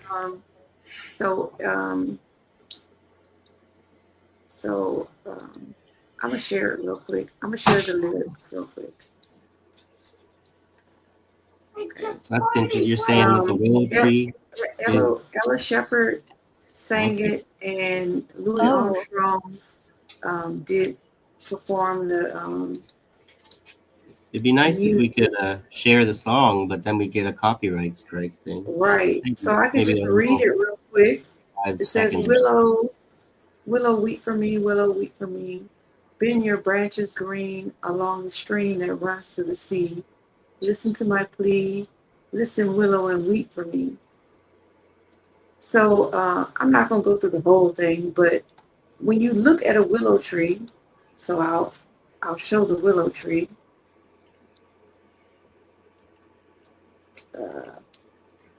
Let's show an image of the willow tree.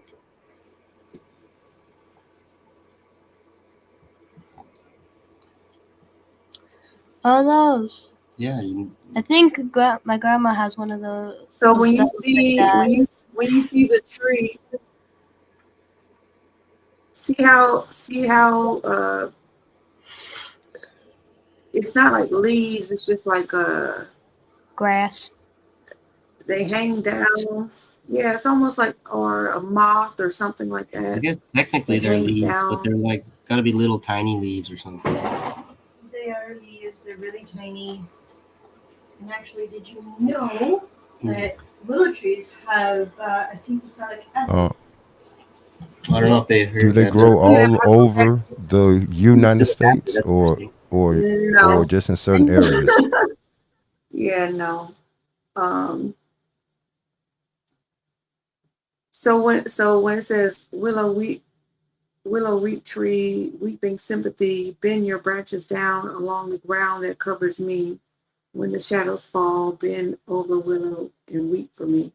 So it's like a metaphor song of the pain of the community. That's ironic You too. should really- Maybe they knew about the willow having acetylsilic acid in it, so it's like it's got like pain relieving qualities inside of it, and so they say the song about weep for me and my pain kind of thing. I bet you they must have known its healing properties, because the willow bark is probably in the older medicine. It's been known for a long time for its healing properties. So it's part of sorcery, going back to like what I suspected, like a lot of plants. I mean, before the pharmaceuticals, it was like everything was plant herbs and all that. So, wow, that's amazing.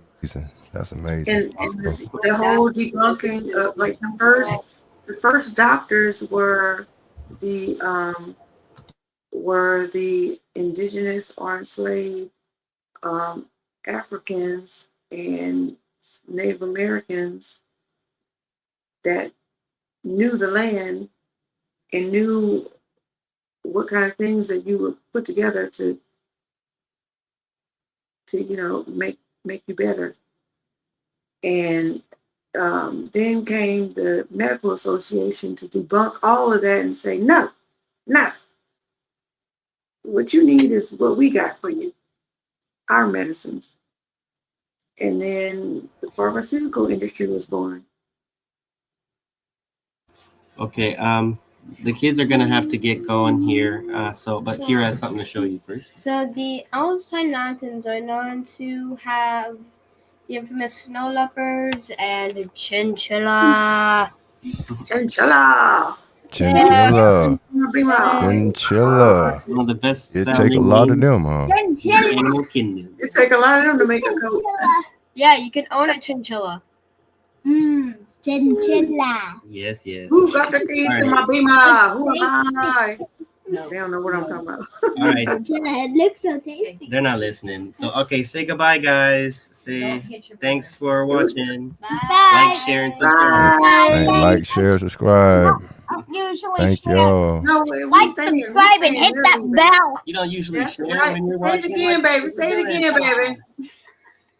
Sorry. Tell them to say it Only again. the adults share. Only the adults share. If Well, you're they don't have the social media actually, so that makes a whole lot of sense. so the kid, yeah, and the kids, they don't even know what they mean to share. Yeah. they And the wouldn't even know adults what don't we're even sharing. know. And the adults don't even know What the kids want to see. Yeah. what to see. So, Marcus, we need to start getting Okay. our stuff Thank you. on. I'm gonna have to go. Bye-bye. I'll be right back. Okay. Bye, guys. Bye. Thank y'all for the education. Thank y'all for, Thank you for entertaining my kids.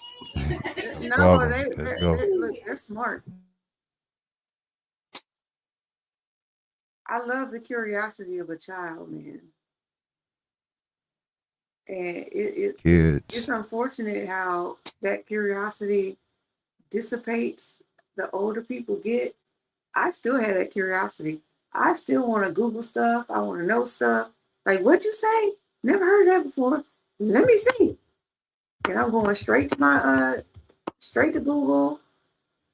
Well, I can leave Google alone for now, but I'm going straight to the internet and trying to learn it, or I'm gonna go to the library. I mean, if curiosity don't kill the cat, then what's going on with your 9 lives?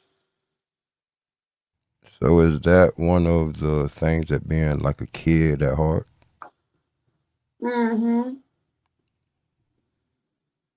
And we lose that too much in adulthood because there's so many pressures put on us that, like, if we just would live tribunal and communal, we would have so much more time on our hands to study and learn and invent and grow. You know what adult is close to me? Adult is the word adult is close to audit to me. So as one gets into the adult years, you audit all of your overall your common sense, like what kids have. You know what I'm saying? That fearless drive and just, you know what I'm saying? You got I understand. Like, sorry. Go ahead. you were fine. I jumped in front of you. I apologize. Now, I think it's that drive and energy is geared somewhere else. You know what I'm saying? But yeah, let's go. Yeah. So what you're saying is a stretch because the words aren't close to each other at all, other than the way they look. But I see how you put that together to form that idea, because we are. I don't know if I would call it an audit, or I would call it like a suppression, of ourselves.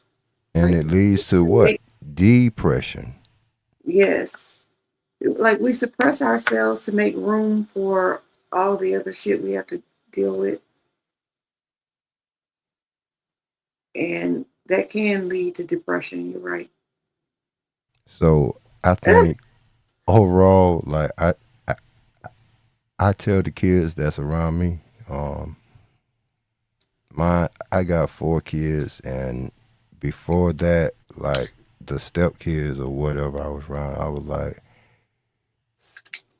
learn to just enjoy your childhood because you have less childhood and all that than you have being a adult.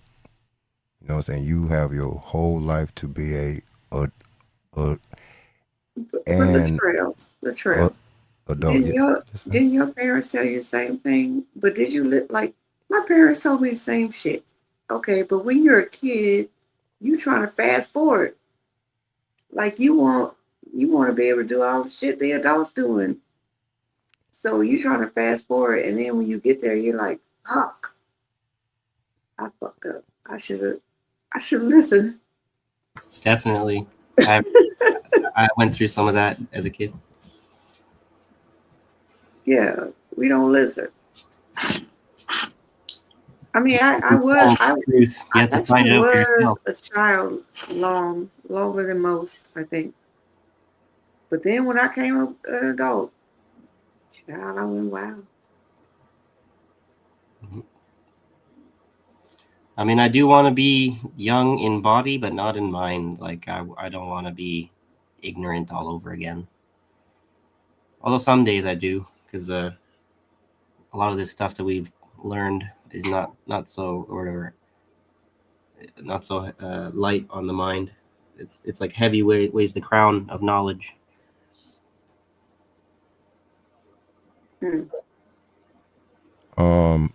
So is there one thing, if you could go back and change, what would it be? That's a good question. Oh, he trying to get all philosophical on our asses now. Okay. Who want to go first? Well, you asked the question, so you go first. Shit.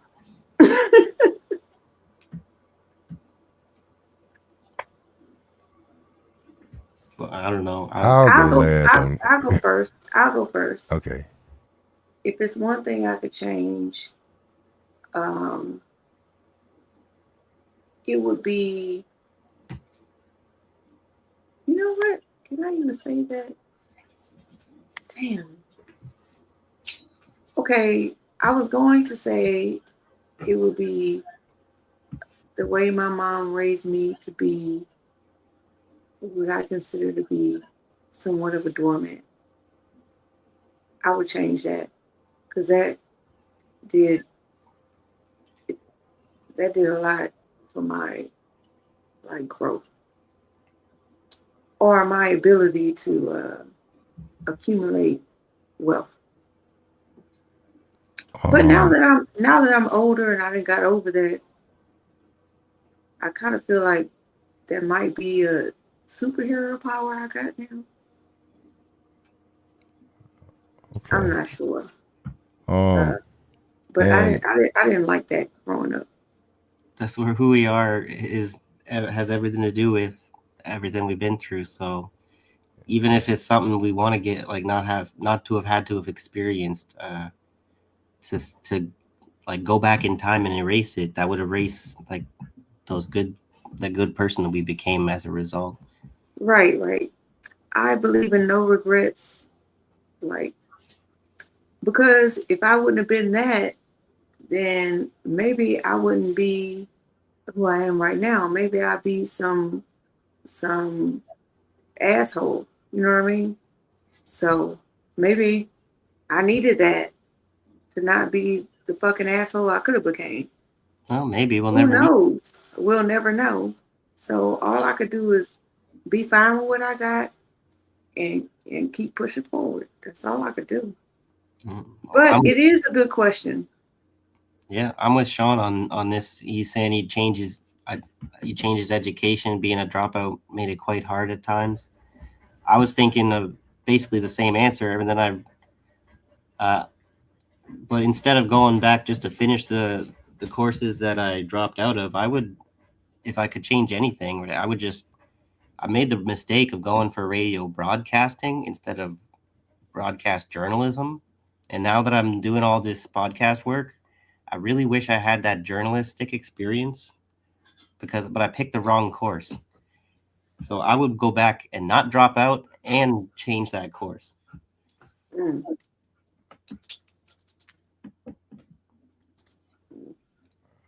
Rondo mine would be oh, sorry. Go ahead.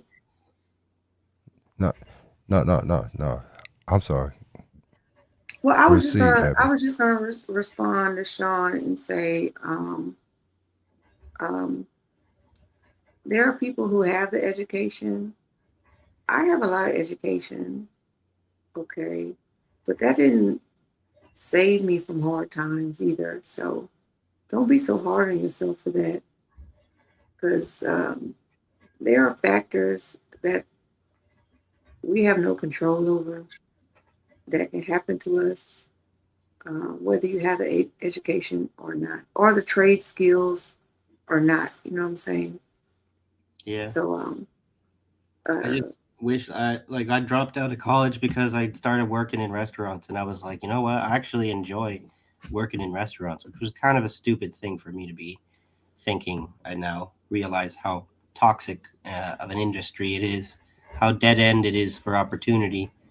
And so you might enjoy the work all day long. I guess it's that thing about a labor of love kind of thing. If you love what you're doing, it doesn't matter. but it does when the cost of living becomes out of reach. So like may I suggest that you leverage what you don't have? You use Chat GPT as your personal assistant that give her a role. I mean, ask her what the role is and um journalism, and that'll lead you toward what you know what I'm saying you love to do. But what you said about the kind of work you liked and love to do, yeah, that's part of just service. You know what I'm saying? We gotta be stewards towards something, but just being a service. Yeah, I mean, I still believe. I don't think I was wrong to have embraced the belief that that money is not the most important thing in life, and it's more important to do work that you actually want to be doing, rather than force yourself to do something just for money. But now I kind of stopped wanting to do the cooking as much as I used to. So I that's the other thing is do it. You can do whatever you want to do, but then people change, and so you got to find out what else you want to do. That's all. Yeah, Mm. because I would recommend for both of you, not to talk shit about GPT, but there's like some other AIs that are a little far more advanced, like Manus, MANUS. So I'm not saying like throw Chat GPT away. Maybe you could look at that one, but also I don't mind just regular research without using AI because that shit is dope too. That's a good yes. comment by Rondo here. So to each his own, and I, I think mine, Yeah, but mine. he's a grifter, Rondo. Exactly. It's like if they Sorry, can do it, sorry. we can. Sorry, Latrell. This is why I jumped in. So Rondo said Alex good. Jones built his whole empire with 2 community college courses, the nerve, and a whole lot of hyperbole. We can get it done, but he's grifting. So does Alex Jones sleep well at night? Like I'd rather sleep well at night Well, that's also it's than easier be Alex to build Jones. an empire when you got no scruples. When you want to cut the corners, no big. Well, I guess it's easier to build the empire, but as we can see with the case of Alex Jones, what goes up must come down. Mm-hmm. Now go ahead, Latrell, because I cut you off. Nah, I think, of course, mine has to do with mostly my speech impediment, which created different little dramas for me. But You have a overall, speech impediment? yes. Through I'm not YouTube, trying to laugh, but no, you got a beautiful voice. What are you talking about? no, I stutter, and it's through my dad and my son got it, but through YouTube, like me, my different little animated voices and all that, like I think I finally beat a lot of that curve. But I would go back and apply myself a little more as far as like my education, because I liked it learning stuff and gadgety and stuff like that. But you know what I'm saying? Yeah. It's all good. You and Rondo got that nice deep radio voice. Gotta have a voice off. He won't pull up to let us hear it, but he got a nice voice like you. That's just and that's distracting. that. Almost. I'm sorry. That's what I'm like my little short term goal, like to get closer to that. You know what I'm saying? And I'm slowly getting there. You know what I'm saying? Seem like you're Sure, there like the already. internet, radio. Yeah. Um, I'm trying to apply myself and be more consistent. You know what I'm saying? Because when I first started, I was gun ho, but you know, life, the ups and downs, like a lot. What, like the doodoo show, like done been through on YouTube. Like I missed out on. I mean, well, not missed out, but Did I you had a say doo-doo life. show? Yeah, I'm being Doo-doo? I'm being language friendly over Oh, yeah the It show. You know what I'm saying? Like oh, okay. Oh, over in that you ain't want to sector. say the word shit. That's what. Yeah, Okay, okay. because of the kids. You know what They I'm saying? not here no more. Yeah, but that's good just to be conscious. You know what I'm saying? Okay. So, can I say this to you? Yes, ma'am. When I had a huge problem with showing my face on like like during a pandemic. I had to work from home or my first remote jobs. I really didn't like that. I didn't like. It's okay when I'm in the office and I'm doing my thing, like I have to be there, whatever. But to see myself on camera and talk to people was it that was like jarring to me. I didn't like that at all. And it took a long time for me to not feel self conscious about being on camera,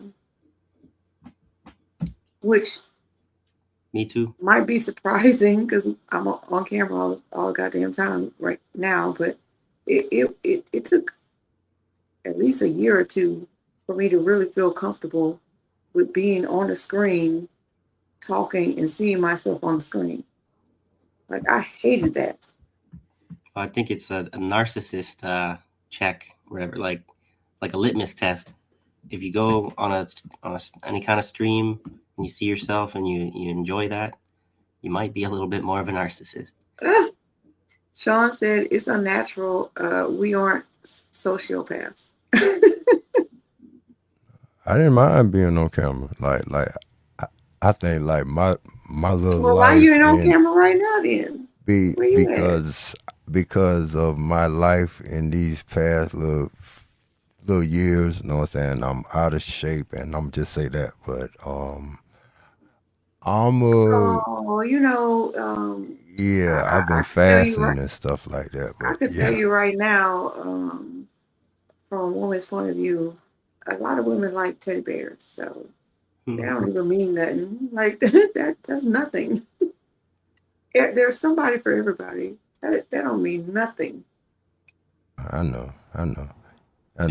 You know it, but it's funny how it doesn't matter if you know it. You still get self-conscious about your weight and stuff. Like I got a belly now, have it before, and now I feel a little awkward about it sometimes. Right, I'm self-conscious about my weight too because I'm kind of smaller and like as a black woman, I'm like tiny and I got a little booty and sometimes that bothers me, but sometimes I'm like, fuck it, this is me. But it took a while for me to get over that.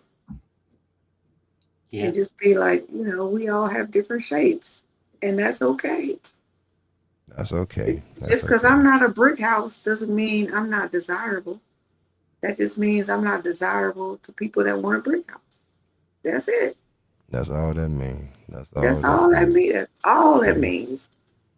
And usually the So people it's different who have strokes problems with for your different weight, folks. the people who have problems with your weight are the ones who kind of have this unhealthy mentality about like beauty and stuff. You have to be thin. You can't like date fat people or like that's the kind of thing that's like taught as a child that's maladaptive. Like parents telling you you can never be fat or else nobody's going to like you, or whatever. Then you kind of internalize it and then project it on other people. Yeah, and for me, the craziest part is when I was in high school, I got up to like 150 pounds, so I had weight on me. I had like booty, all kind of stuff, but it didn't feel right on my body. Like I just didn't like it. So uh, I did what I needed to do to lose the pounds that made me feel better in my own body. But then that came with feeling bad because I didn't look the part that I was supposed to look, or what have you. But this feels better for me, so fuck you.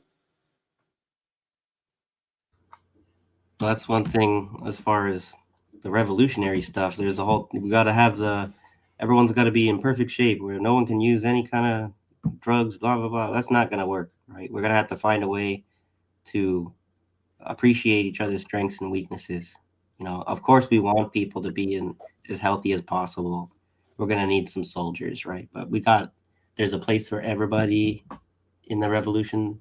That means whatever your disability is, it doesn't mean that you can't be valuable to the people around you.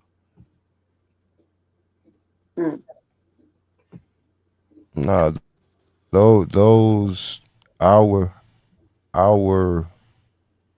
highs and lows aren't anything but puzzle pieces. You know what I'm saying? Mm-hmm. Your weaknesses, somebody see it, righteous, they got your back on that. You know what I'm saying? That's how Were you it's deemed as a weak evenly. as a? Oh, sorry. No, go ahead, I was just gonna go say ahead, Abby. what someone deems as a weakness, someone else is gonna deem as a strength. So Exactly. we can't be so hard on ourselves about those things, because I just remember like growing up in high school, uh, like middle school. My mom gave me all these perms and all this stuff, and I just didn't want them anymore. And I went natural in high school, mostly white high school, whatever.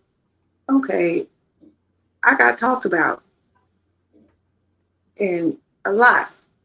And then as an adult, the one thing that they talked about me so much for is the very thing that people would like think was like my biggest quality. Like, oh, your hair is so beautiful. Yeah, yeah, yeah, yeah. And that happens with a lot of people in middle school or high school. The if you don't look, like everyone else, they make fun of it. But then when you become an adult, and adults have a higher thinking ability, I guess. That is the thing that people admire about you. So you just got to get through it.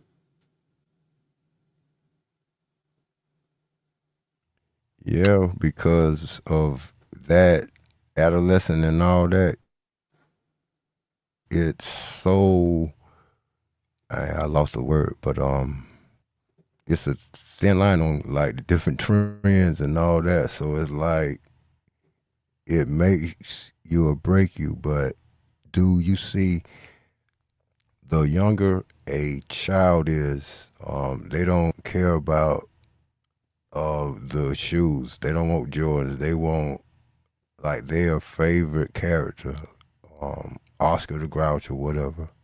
But when the child gets more and more sense, like those clicks start kicking in.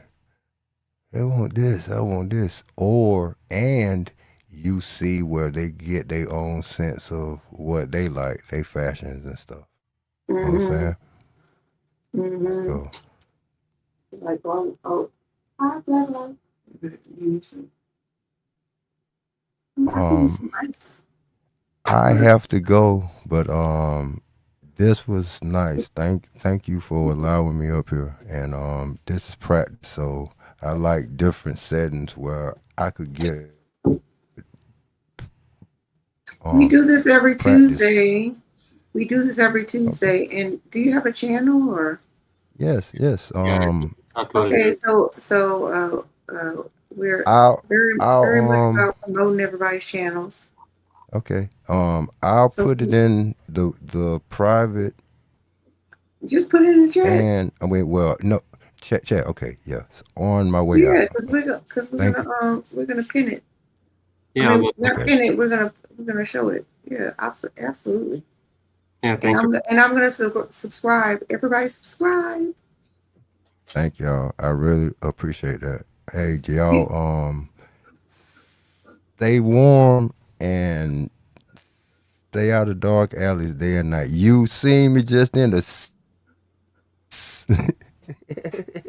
but usually when I'm on my own little comfort zone, it's like it just run off. But I appreciate that. And unfortunately, like even if I subscribe, they're not going to tell me. I'm not going to get notifications. I just really don't like that about YouTube. No, okay. So, anything I post or go live, I'll always put the ad mention. So just Where? oh okay on your note. I mean like Oh, you know where you that bell. You know, if you You join the could Discord, switch it. share, you'd see it in our. If you put in our Discord every time you go live, we'd all see it too. Okay. Yeah, I got to put it all together like the Discord and all that, but I be so procrastinating and just get caught up in different stuff. if you're in our Discord, you could do like at everyone when you go live in our Discord. Okay. So I don't know if And you you can are. add us on Twitter and stuff if you like, if you have that. Okay, I will. But it's been fun. I'm gonna put my chat in the link. I mean, my link in the chat, and hopefully, if it's the Lord's will, I'll be back. Nice. And here's the Discord link if you wanted to join us there. So, thank you for popping in. Have a good night. Okay, thank you. Good night. And then there were two. Oh, well, how do you feel like? I mean, do you like it so far? What do you think? Because this is new to us. How do I feel about doing our Tuesday shows? Yeah. I appreciate it. It's pretty fun. I just having a bit of a hard time juggling about availability. You know, I'm sorry I have to leave you for so long to make supper tonight. That's no big deal. I mean, we talked about that, right? That sometimes you'll have to be on by yourself, and I'll have to be on by myself, or what have you. I mean, that was the deal, right? Yeah, it's just time to grow and stretch our wings a bit. A little bit. We talked. I am gonna have to take Bella for a walk in a little bit too, though. So I'm not sure about you wanting to go take a break or. Well, we'll see if anybody else wants to pull up. Yeah, well, anybody want to pull up? We can hang out still for like another 10, 15, 20 minutes or whatever. If nobody wants to pull up, we could pull the plug, I guess. So let's change the topic then.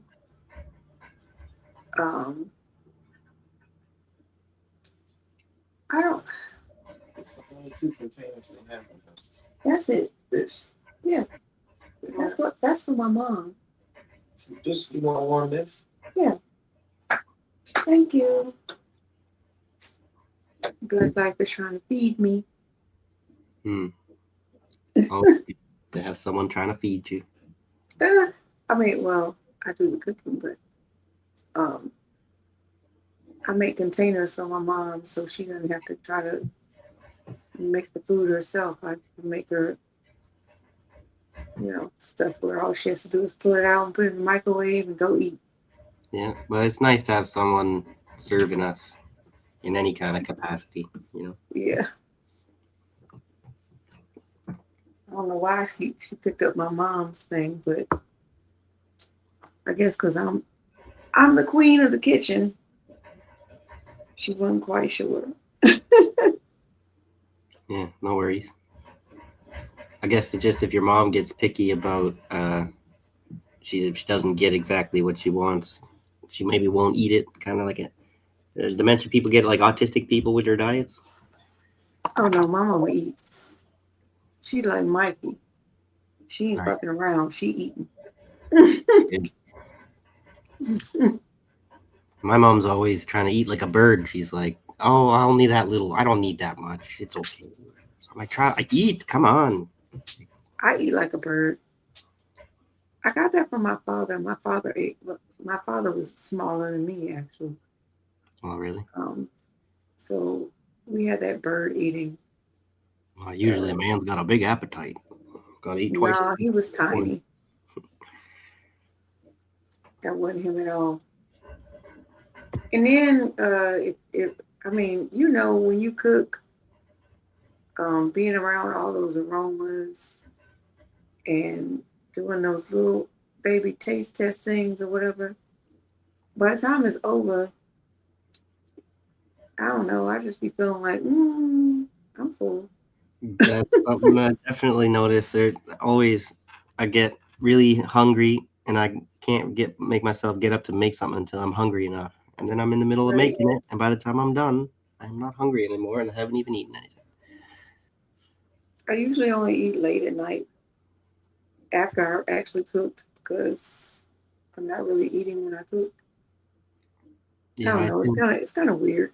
I tend to be the same way. I eat a little bit throughout the day, and then later at night I get all stoned and have my drinks and eat kind of a little bit excessively. Yeah. Yeah. So who is here? We got got a couple of people in here, and they I'm not sure. We got some 9 people, but so far, Lucky said Rondo and Sean in the chat. So. Lucky said he was gonna come up, but which one was Lucky? Because I see you guys calling somebody Lucky, but I didn't see a screen name that had anything to do with Lucky. NP Mess. NP. That's right. I think he probably said something about that when he was on last week. I just forget. Mm-hmm. Yeah. Okay. All good. What's up? Maybe if we're looking for something to do, we can plug the GoFundMe for Natalia. Yeah, we could do that. I didn't want to be super political tonight because we do that on Thursdays, but I can be because it's looking crazy out there. Yeah, I'm not trying to be super political either. I just figured every time we see you now, Cowboy Kitties, we think of her. I think that's sort of what you were hoping, isn't it? That's if you're trying to spread the word. Thank you. This one is gonna come a bit earlier, maybe. This isn't. I wouldn't even say it's about politics. This is more just about grassroots solidarity, which I guess is political in the sense that the leftists are the ones who are all about the solidarity. You can bring that over here. Yeah. But in case if you're new to the channel and have never heard of Natalia, this is our friend Cowboy Kitty's there in the chat. Was it it's your? Thank you. Yeah. Your sister-in-law, you were saying? Cowboy Kitty, it's been a little while since. Yeah, that's the sister-in-law. It's a fundraiser for the legal defense of Natalia Vlečková. a 54-year-old female. She's been here 9 years legally and was currently in the process of applying for a green card, working and paying taxes as a box truck driver, taking care of her daughter. She's been taken into ICE custody after being illegally stopped over a registration that was not expired.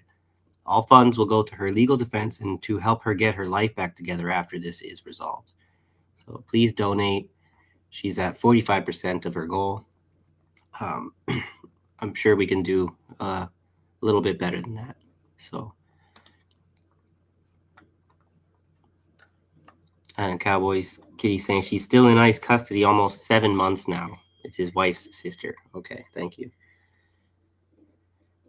7 months, yeah. For what? What happened to the rights of Americans? You know, she's been here like legally for 9 years, and she was illegally stopped. It should have been a month tops where it took for her lawyer to explain the situation and for the judge to admit, oh, I'm sorry, this was not actually what ICE was being mandated to do right now. Their only mandate is to be rounding up illegals. We could even, we could talk about how that's wrong and that we shouldn't, no human's illegal. I agree with all that. But putting that issue aside, it's a slam dunk here that she hasn't done anything wrong, so she shouldn't be persecuted for doing nothing wrong. So it's almost like people like her are intentionally being punished intentionally for doing nothing wrong. So for that reason, we should all support someone like this in this crisis, because they're just trying to make an example out of her for the rest of us so that we take all this shit lying down. So maybe we should not do that. She got charged with a DUI after the BS stop, but hasn't been convicted. Yeah, this is where I'd love for people to remember that innocent until proven guilty. Someone throwing a charge at you doesn't mean shit, and they can all admit that or they can pretend like that's the case when it's Trump who's being prosecuted, whatever, it was 32 counts or charges that he had against him. And then, of course, they can act like the courts don't matter. But then in this situation, all very quiet, so. And all the cops has to say is, I smell marijuana. And they're like, what? Like, yeah, they shouldn't be even allowed all to. they have to do is say, I smell something. It don't matter if they do or not. It's just bullshit. But there's no way that should, like, as far as this is the way things are, but what should the way things be? You can make regulations that a cop has to have more evidence in that, or you take his job away whenever they try that shit. That's the only real way to deal with that problem, is to have deterrence, to have accountability, right?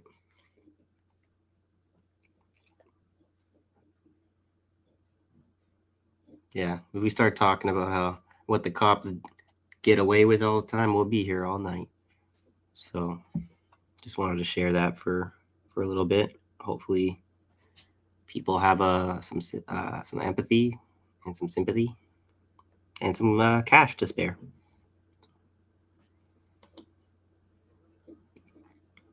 Not only are did the Supreme Court legally allow cops to lie on us or lie to us, right?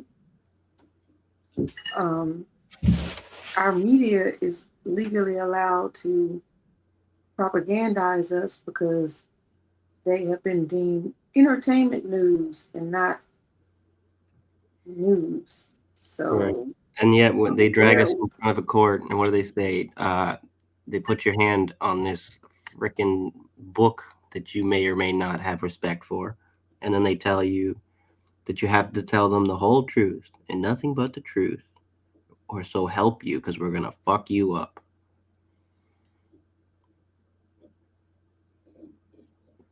But they don't care about the truth. That's what, you go actually do that. Tell the truth in court. See what happens. They fucking laugh at you, whatever. They literally laugh at you. If you got most judges, anyway.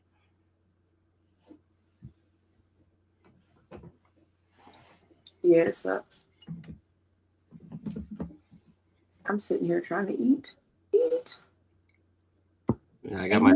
you need to take Bella out. Is anybody gonna pull up and talk to me while he takes Bella out? Or y'all gonna leave me to my own devices? Here comes the cajole.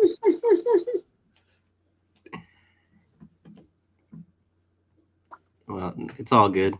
I kind of missed a lot of the conversation there, so might have to go back and listen to some. But that's a lot of stream to listen to. So Well, you gotta come on camera so they can see. They could see how Bella reacts. Yeah, I just figured on Okay, these you Tuesdays, ready? it might make more sense to we don't need to have ourselves on camera as much if a lot of our guests aren't really on camera anyway. No, I just wanted them to see what happens when I say, Bella. Oh, Hey, Bella. it doesn't work. Hey, Bella. So every time on Thursday after we get off, before we actually leave, after we turned off the live stream, I do this and she does that. And it's so adorable and cute. And that means she knows she's about to go for a walk. She's been waiting patiently. That's what she'll. Yes, she has. Good girl. She has been actually sick. I didn't tell you because I don't know. I don't know why, but didn't realize I was feeding her something that she's allergic to. It's probably chicken, but it's actually hard to figure out what the exact culprit is when there's all these different ingredients in the can. But I was buying these beef flavored gravy stuff that you add to the dry food because it says made with beef, and I didn't. I forgot. I mean, I know all this stuff. You got to read the goddamn labels because you can't trust any capitalist anywhere. But I've been foolish enough to let my guard down, and I go buying these cans. That's the first ingredient on the ingredient list is chicken, even though it says made with beef on the label, on the advertising side of the label. So she got all her, I guess her left eye got all swollen, could barely see. She looked like a pirate. And then she was puking a little bit of blood and stuff. So, oh my gosh. Yeah, I was thinking I got to take her to the vet, but I can't exactly afford that right now.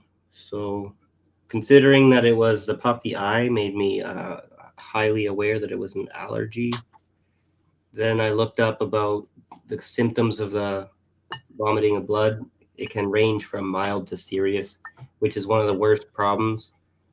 Because then you don't, as much as you hope that it's one of the mild issues, you never know if it's serious. So I probably should have taken her just because I saw some But blood. if you want to give them protein, isn't it better to like put boiled eggs in their dog food or something? That's what I was doing, but she eventually stopped eating the boiled eggs. I was giving her ground beef, like just cook up the ground beef with some of the fat juices from the meat and put that in the food. And that was working for a while, but then eventually I think you just need to keep changing it up because they get not wanting to eat. It sounds like it sounds like she's like, I'm a human. I don't eat the same leftovers every goddamn day.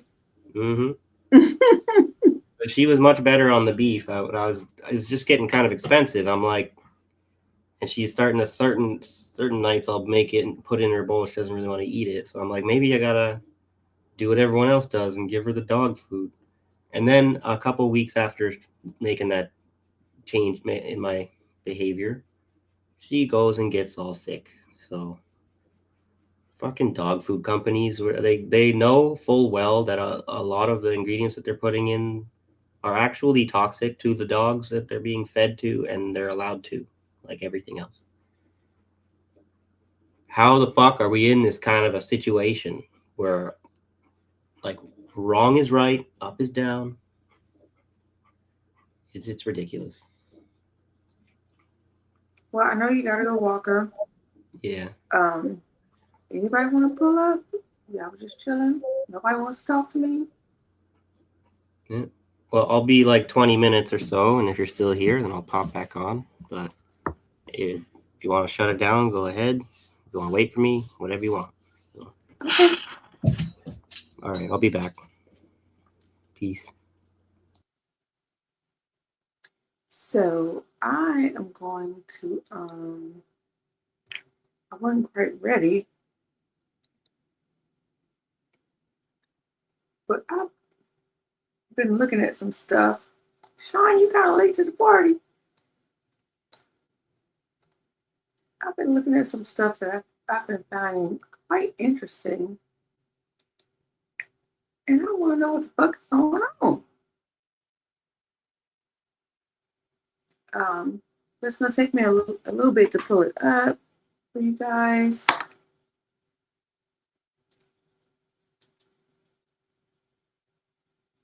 Oh,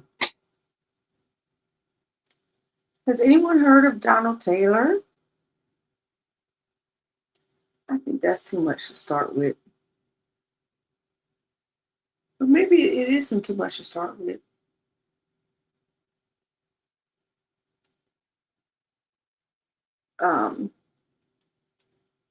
Maybe I'll go back to that.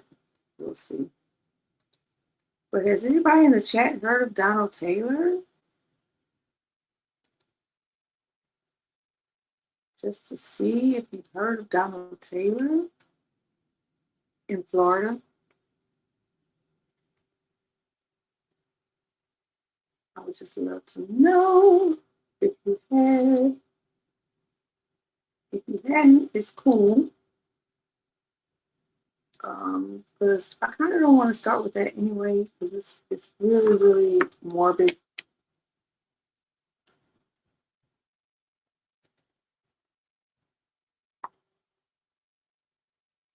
So I'm not sure. So I'm going to keep going, because I've saved some things I want to talk about. Just in case.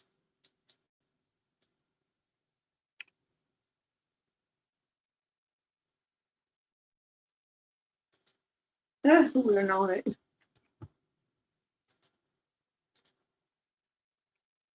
If you're poisoning people, who would have thought you wasn't trying to poison the animals too? Who would have thunk it?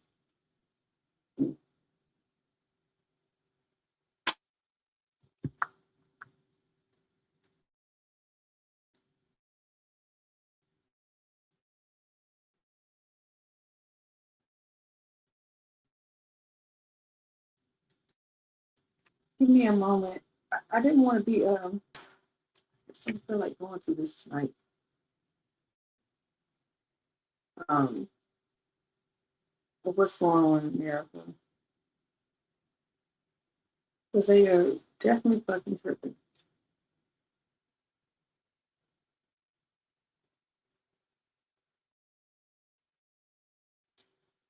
Yeah, it's like damn, I must have been feeling some type of way all week. Because everything I'm pulling up from what I save is basically how people are feeling in the country. You know, some people, whatever.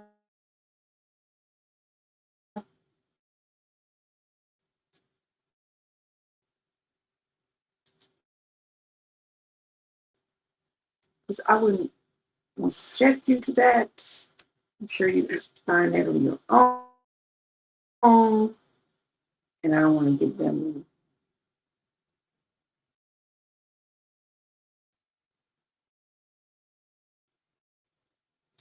I don't know. I just didn't want to. That's all.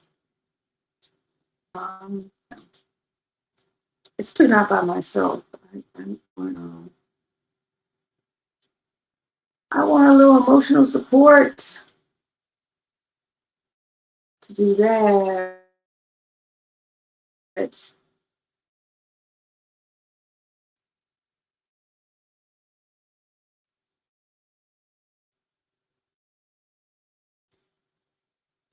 we can talk about some other stuff.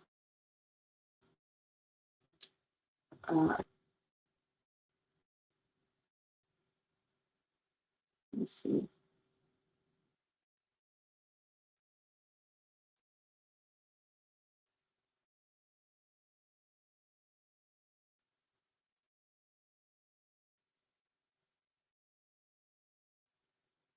Yeah, because everything I'm pulling out, so and I don't think y'all want to hear it because I got some feels.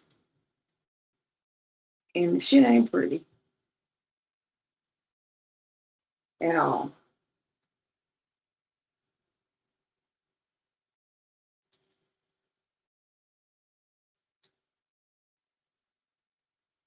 And I also feel like everybody else has been talking about it, but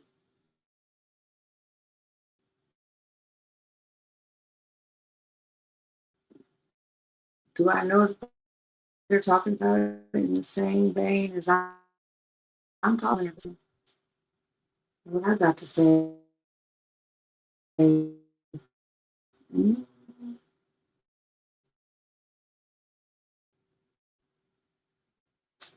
We'll see. I'll see if I got something else. And I say about this. So that means that's where my mental health was on. It's obviously what it means.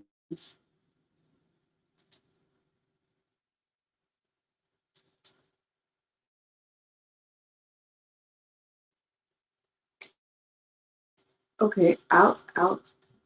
Um,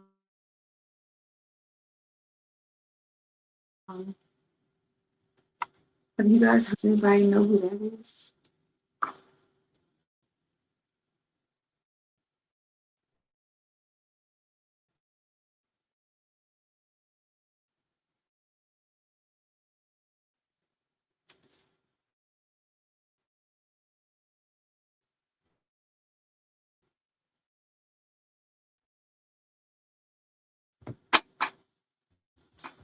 Amy Brock is the mastermind. We'll do this instead. I want to feel. I just really want to do. I really don't want to talk about like unaliving citizens. Ugh. So we're gonna do this one real quick. All right.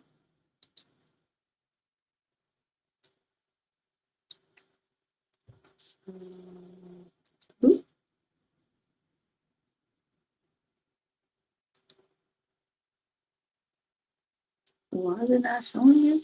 Let me see. What's going on? There we go. Hi, everybody. Okay.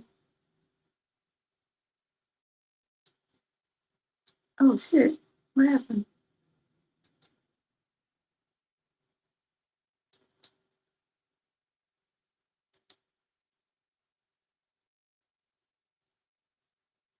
There we go. Now we all know Vivek Ramaswamy, right? Vivek Ramaswamy, the man who went on a tour for his next election, and the white Republicans wasn't feeling his ass. They were basically like, how the fuck is a Hindu going to rule over a municipality or county or city or state or even or the government when we have Christian values? That's basically what they were telling him in all the town halls that he went through. Okay. So he fixed his lip to say this. about. I'm gonna read this real quick. Vivek Ramaswamy, Doge co-founder of Doge with Elon Musk. The number one practical way to make the American dream affordable. Okay, so this harkens back to how they were telling us that instead of buying $12 for Christmas, maybe buy 3. Um, maybe you could buy a meal on $3 a day if you get one tortilla, one broccoli floret, and a small piece of chicken. That's what we are supposed to be doing. While they are living high on the hog at their parties, their furry parties in Mar-a-Lago. Okay. So let's see what he has to say real quick. Are out giving us advice on how to deal with Trump's inflation. Watch this. In a state like Ohio is actually to defend yourself against that inflation by increasing your take-home pay. What did he say?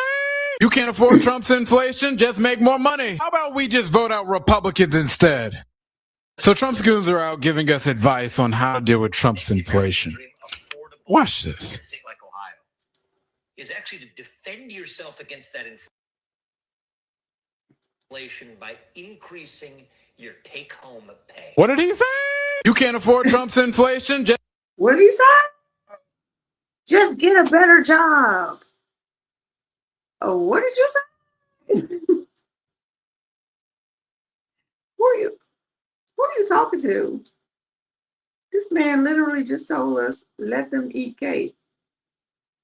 That is so funny what you said, Sean, because I've seen videos of people like, fuck that. If I can't feed my family, I'm just gonna start stealing. Period. They don't even like him. They've told him they don't like him. And this what you doing? Man, you tripping. And not just on some regular tripping shit. You tripping so hard. I don't even know what's going on with you no more. Like, is this late stage pick me? What is this? This man is worth how much money? But he comes from a caste in India. He comes from a certain caste system in India, so don't be surprised. I want to play this one, but I'm gonna wait for Nihilo Nordstrom because this is his prime minister, and he talking shit about Trump. And just because people talking shit about Trump, that don't mean they about to do shit. They just talking shit. That don't mean don't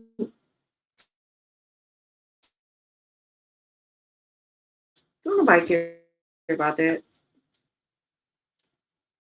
at all. So the videos I have for today, most of them are about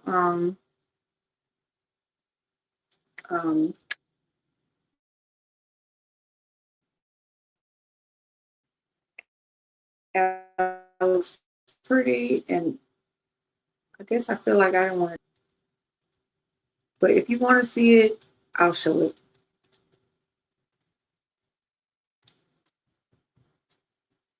I don't know. I just felt, some type of way my damn self.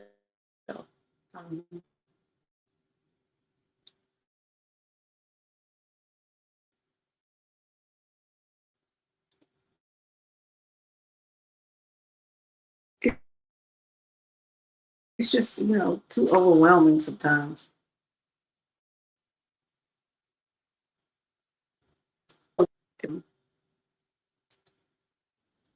they did this.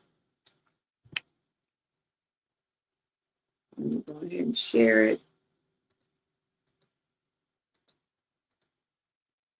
Because this is some bullshit. Man, this is some bullshit. Maybe I should go ahead and show it because who am I trying to protect? You guys already know what it is. So who am I trying to protect? Maybe I should go full blown, get that fucking out of my system. Maybe I should. Why not?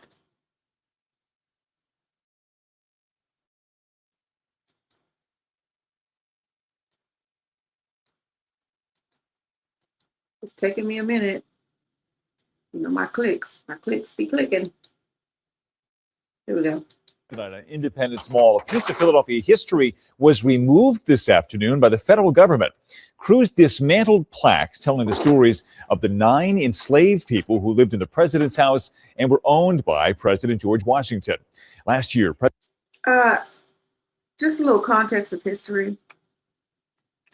This was the president's house before the White House was built in Philadelphia, Pennsylvania.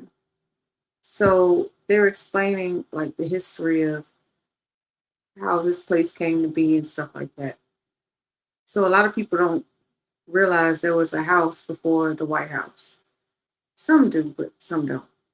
Well, they're removing all the artifacts and all the information that pertains to how this particular house was built and came to be. This is Trump, okay? Tonight, an Independence Mall, a piece of Philadelphia history, was removed this afternoon by the federal government. Crews dismantled plaques telling the stories of the 9 enslaved people who lived in the president's house and were owned by President George Washington. Last year, President Trump ordered National Park staff to flag any displays that might be seen as disparaging to America's past. Philadelphia Mayor Sherelle Parker says the city is conducting a legal review of this tonight. An attorney who advocated for those plaques in 2010 called the removal, quote, outrageous and blatantly racist. Now tonight, an independent. Now remember they had went into the African American Museum in DC and removed a lot of content out of there as well. So when someone tells me, I wish I would have thought about this when Michael was telling me about the stuff about when we were talking about indigenous stuff, and he's like, you have to have more proof. Okay. 50, like say this stands. What happened? 100 years from now, how many people are going to know about this? If generation after generation, how many people are going to have this information?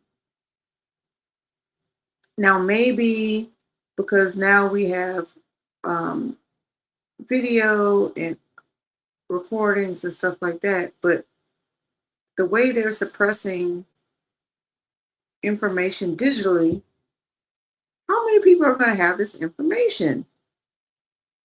So when people are trying to research their own genealogy, find truth beyond the lies that have been told to us and put in front of us, you can't just dismiss them like, oh, what proof do you have? Well, shit, what proof do you have other than what the white man told you? So I thought that was interesting. And I think I had one more link. Everything else is clearly about what's going on in Minnesota. And I have some shit to say about that too, but nobody wants to pull up to talk to me. So should I just say it on my own? Or what? Yeah, I'm gonna play this one too. Because this isn't about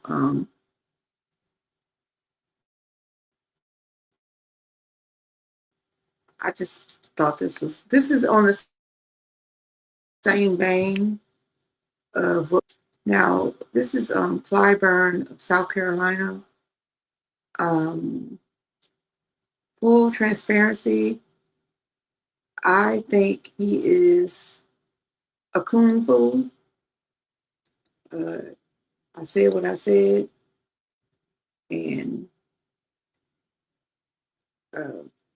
there's a lot of evidence to back it up or whatever. But like anyone else, they talk a good game. So this is him talking a good game.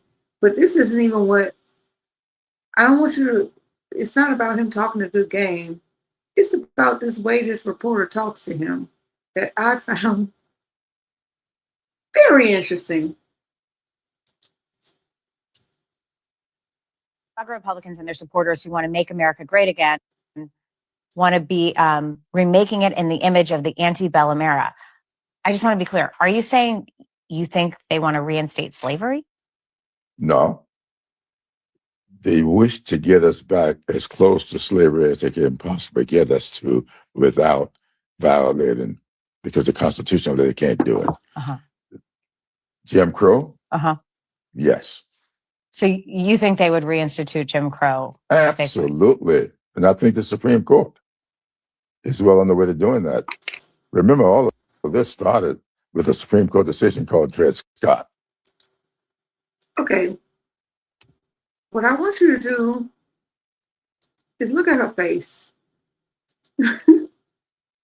She's like, let me get this straight. Do you think like she confused? Like this is nothing new to her. It's not what he's saying, because he does have kung foolery about him, but what he's saying I'm interested in or what have you.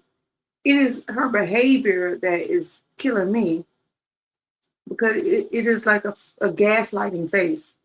Like, do you think that?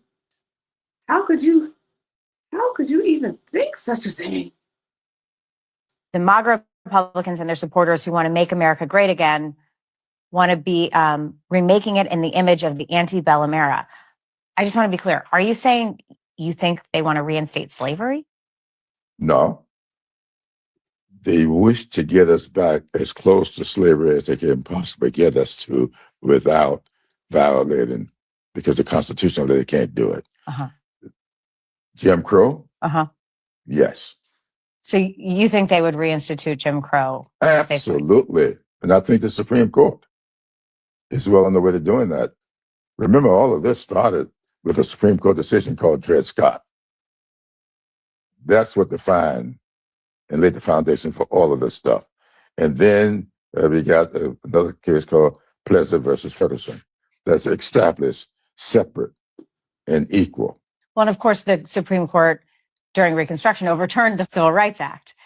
Yes. So the Supreme Court did. The Civil Rights Act was overturned by the United States Supreme Court.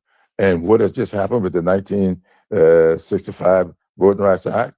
The first, they're doing it a little more sophisticated, but they're doing that. This Supreme Court is overturning the Voting Rights Act. To be really clear, your view is the MAGA Republicans are explicitly racist and want to turn the country back towards a time that approaches Jim Crow, if not achieving it. I don't know that I would call all MAGA Republicans that. I'm very circumspect about using the term. They are racist. I don't put that label on any one person, but I know what the word means. It's sitting there in the dictionary for anybody to understand it. Okay, first off, stop playing with me. She's like, to be clear, this is what you feel like, trying to put him into a corner. And he's like, oh, no, I don't believe all it. Okay. How long are we going to? Okay. So both of them playing in my face at this point. You have to be, because if you have to be. Because even if you don't understand what racism is, like if you're that ignorant and stupid that you don't understand that you are perpetuation. I just made up a word. Perpetuating racist ideologies. How does that still not make you a racist? Whether you know it or not, do narcissists always know that they're narcissists? Do psychopaths always know that they're psychopaths? Like, do sociopaths always know that they're sociopaths? Sometimes there's a level of therapy and personal reflection for people to be able to look within themselves to see who they truly are. So what the fuck is he talking about? Right here. I'm sorry, I haven't got. See, this is why I didn't want to show the pretty shit, because I know I'm gonna go off. All right, so let me go back a little bit to this this gaslighting. This gaslighting bitch. Here we go. Racist and want to turn the country back towards a time that approaches Jim Crow, if not You got achieving to be racist for I asking don't that. know that I would call all my Republicans that. I'm very And he cool circumspect in for about using the answering. term. They are racist. I don't put that label on. He needs to get his act. Okay, sorry. You write at one point in the book. Oh, the wait, hold on. Sorry. Ooh, look. That's exactly what she need to look like right there. Let me hold that right there for a moment. Oh, sorry. Let me start. Democrats are the cross the street racists. Republicans are the walk past you but say the same shit racists. Oh. It might also be more jarring when it comes to Democratic racism in comparison to Republican racism. A lot of times you expect it from the red side. See, it's the people on the left who are still in denial about the racism of the left. For me, like I can't with y'all. I can't. So I gotta push it back from here. Look at that face though. Look at that. She whatever he said, she ain't like that shit. So we gotta pull it back and see what the fuck he said. Here we go. Circumspect about using the term. They are racist.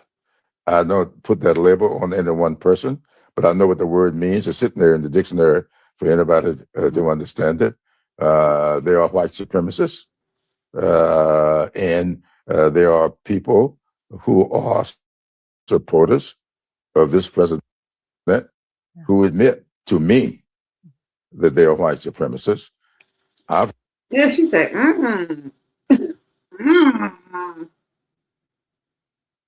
She probably one of them. Had people who support this president tell me that they thought that slavery was a good thing.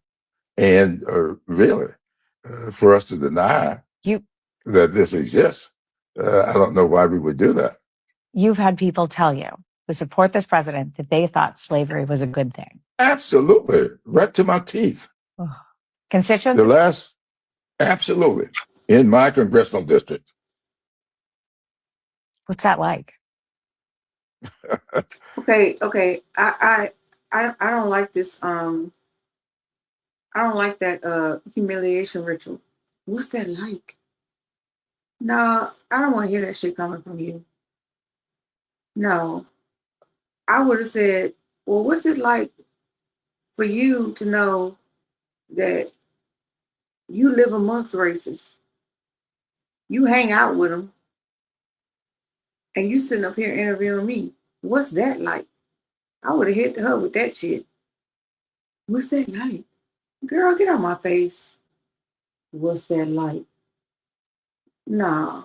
And you see her face, she wants to hear your pain, because she want to take she wants to like be excited about it. Like she almost might have an orgasm. What's that like? Ooh, tell me. Girl, fuck you. What's that like? Sometimes I keep things to myself. Look, well, he said the right answer. Sometimes I keep things to myself. Cause that look was too it was too goddamn sinister. It was too sinister. Like, ooh, tell me more. What's that like? Ooh. How's it feel to be oppressed? To know that you are less than me. What's it like? Girl, fuck you. And the horse you rode in on. Okay, that's just me saying that. My bad. All right. That was the only links I had, other than the I just really don't want to. I really don't want to go that much into the pretty thing. I thought this was funny though. This dude got drugged back and forth and forth. Oh, we're still here. What's up? Well, you might have came at a good time, because I really didn't want to go on the Alex pretty. I was Yeah, I shocked don't know. about how many videos that I saved about it to talk about it. But it's probably something we probably should go into, but I don't know. I don't know if I have something like noteworthy to say about that. A little pessimistic and cynical about America not really being in the right place that it needs to be to actually deal with this kind of a thing. It's the third killing that the ICE, whatever thugs have done, and sometimes like the power of three, might be significant. Something might happen after the pattern is established, but with this kind of a thing, it's been a way more than three, right? There's been, when we talk about like Breonna Taylor and all these other George Floyd and all those, the litany of examples, I'm Okay, well, left with a nihilistic kind of response of nothing's going to change, whatever.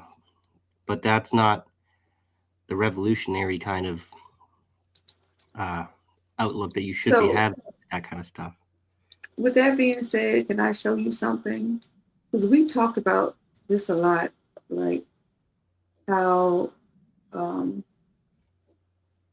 before I show you this video, okay.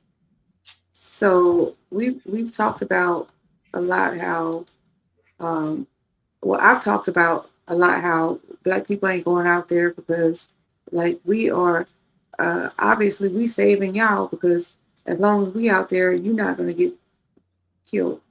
And then they start killing white people, and then everybody's like, oh my God, do you know that they called out the National Guard to protect protesters against, to protect anti-ICE protesters against ICE while they're protesting? That development, Guard to they protect. called out the state called out the state National Guard. And I said, oh, well, isn't that fucking convenient? Because nobody called out the state National Guard to protect Black Lives Matter protests against the police. Nobody ever did that. So Well, two white people get killed, and then all of a sudden, yeah. And this is what we was trying to say the whole time. Okay. So I just find that really, the writing's on the fucking wall. But here's a this dude. He tries to make his content. I feel like he kind of grifts because he doesn't do it well. There are a lot of not alike, but there's some people that are non-black that I follow that make it a point to bring up issues that affect brown and black people. And the way they bring it forth is extremely genuine to me.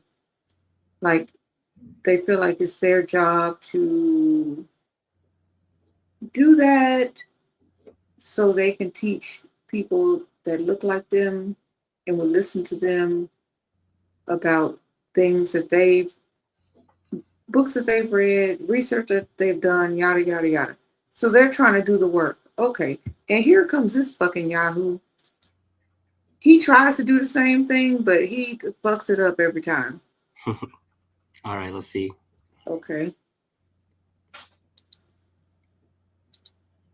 For all the Black Americans saying ICE isn't our problem, you do realize that they're kidnapping Black Americans too. We know about kidnapping. We got kidnapped from Africa, got here, worked the land.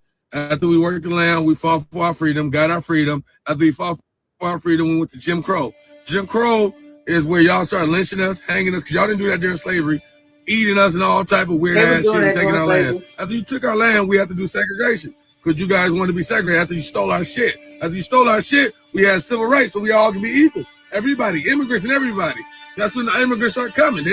Black immigrants did not come to America until civil rights.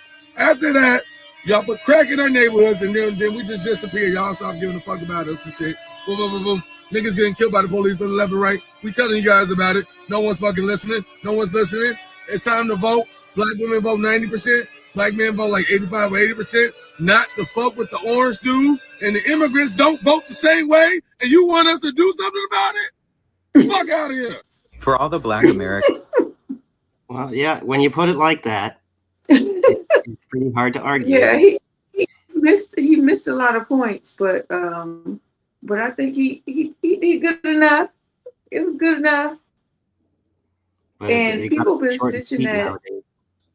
If you They been make stitching too many the good hell out of points, that. it's like people stop listening to you when you start making too many good points, you know?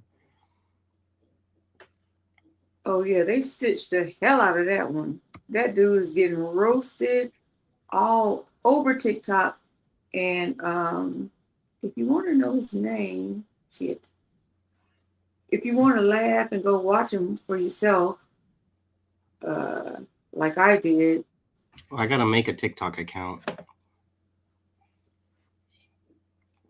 Although I hear everyone is doing an exodus from TikTok over to a thing called Upscroll now.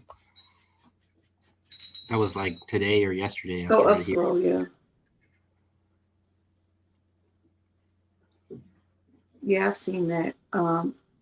His name is shit. Hold on. There it is. Okay, so let me share. Oh, damn, the man's name jumps in front of it. It's like Azale Dorigas 88. I'm just gonna go on TikTok and find it because this shit is funny as fuck. I watched every stitch, and black people was driving this motherfucker for filth, and you know, I was in my happy place. I definitely was in my happy place about it. He got everything he deserved. Rondo's saying he actually just deleted TikTok today. So that's where I'm thinking it's probably a little too late for us to be getting on there, putting our content over there. I just wanted to make a TikTok account because apparently my daughter Kira's been making a TikTok account. She does these little puppet shows on her TikTok. Well, you probably need to be on it. You probably need to be on it. Just to keep an eye on her. Yes, exactly. Yep. This But I white always girl hated went on TikTok there and because read I him for found filth too. what's that? This white girl did a stitch. I mean, she read him for filth. It was. I mean, it just hit different because she was white. Oh my god. So I'm gonna put in the chat his name. I mean his if you're on TikTok and you wanna laugh, I'm gonna put it here for you. I was just saying I never liked TikTok because they use that sound at the end of each video. And it was okay the first few times I heard it, but once I realized that's going to be on every single TikTok video of all time, it Of quickly all became time. my most despised noises that I've ever heard. So I put it in the chat. So if you guys want to go on TikTok and just pull up his name and you'll see it. It is hilarious. I'm That hearing a poor lot of thing. people, they're saying the terms of service, the new terms of service is kind of crazy, but haven't Yeah, they because always now been it's owned crazy? by It's Unreal.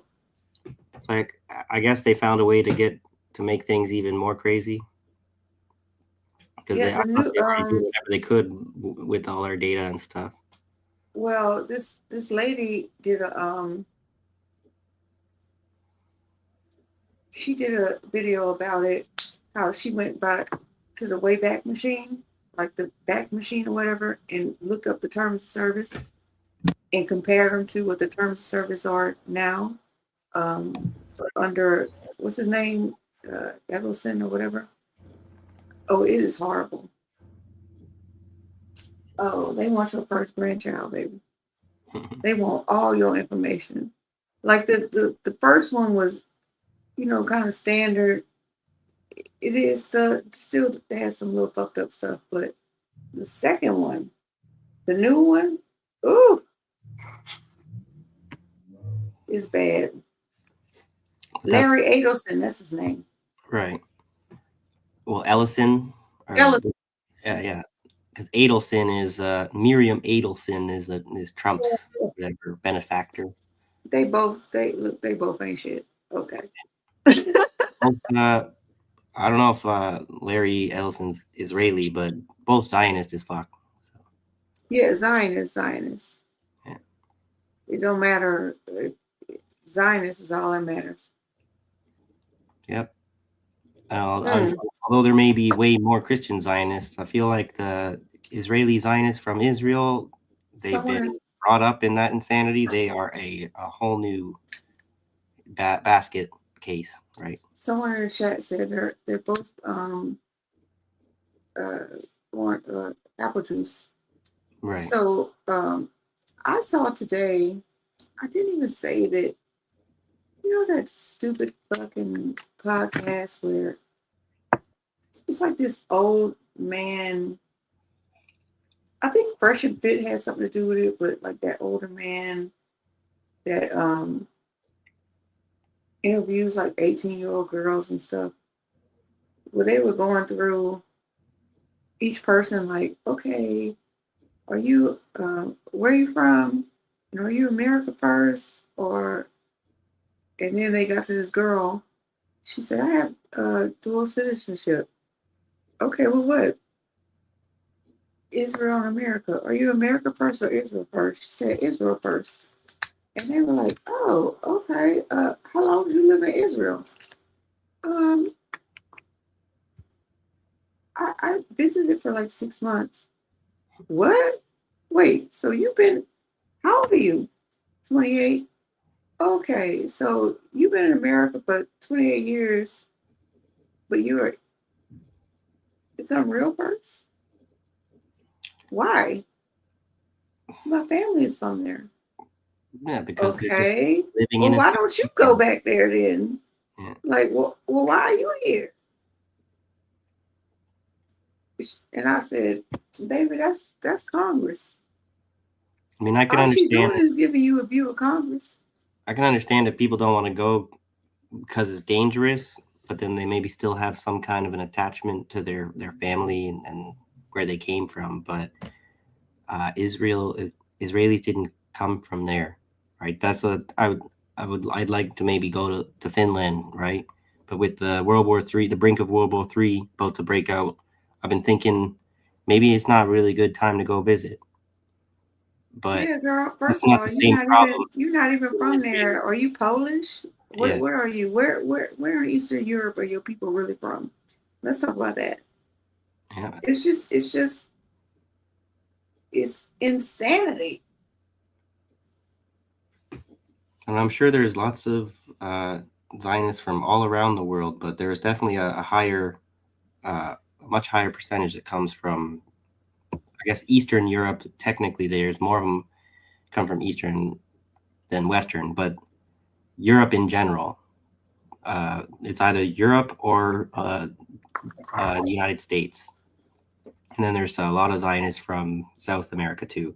But they have this thing about being racist. So a lot of the Zionists that come from the other side of the world, I kind of feel like they're not so welcome when they try to make the right of return, right?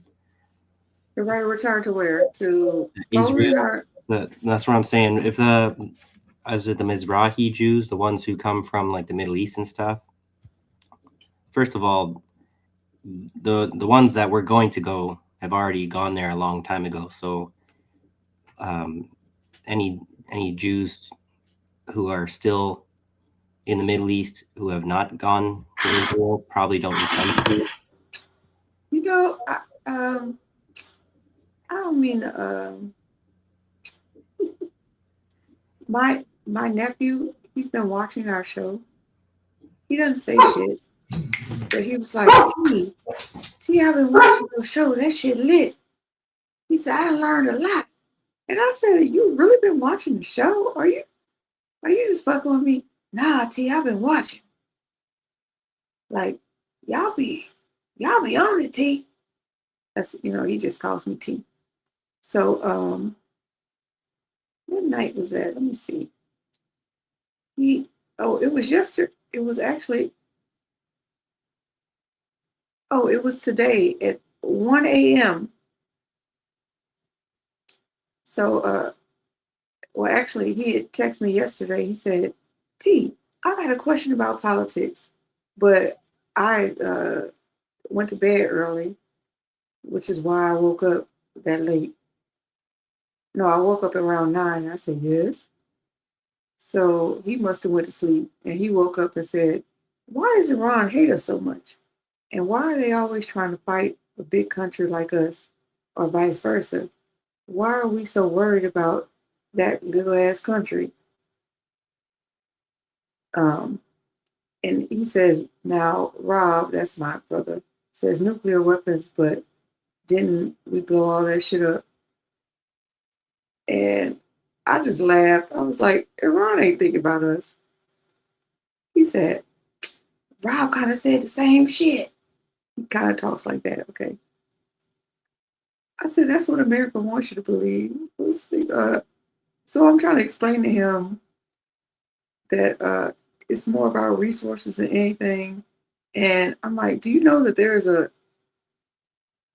is a huge Iranian Jewish community in Iran that have been there for a long, long time, don't want to leave.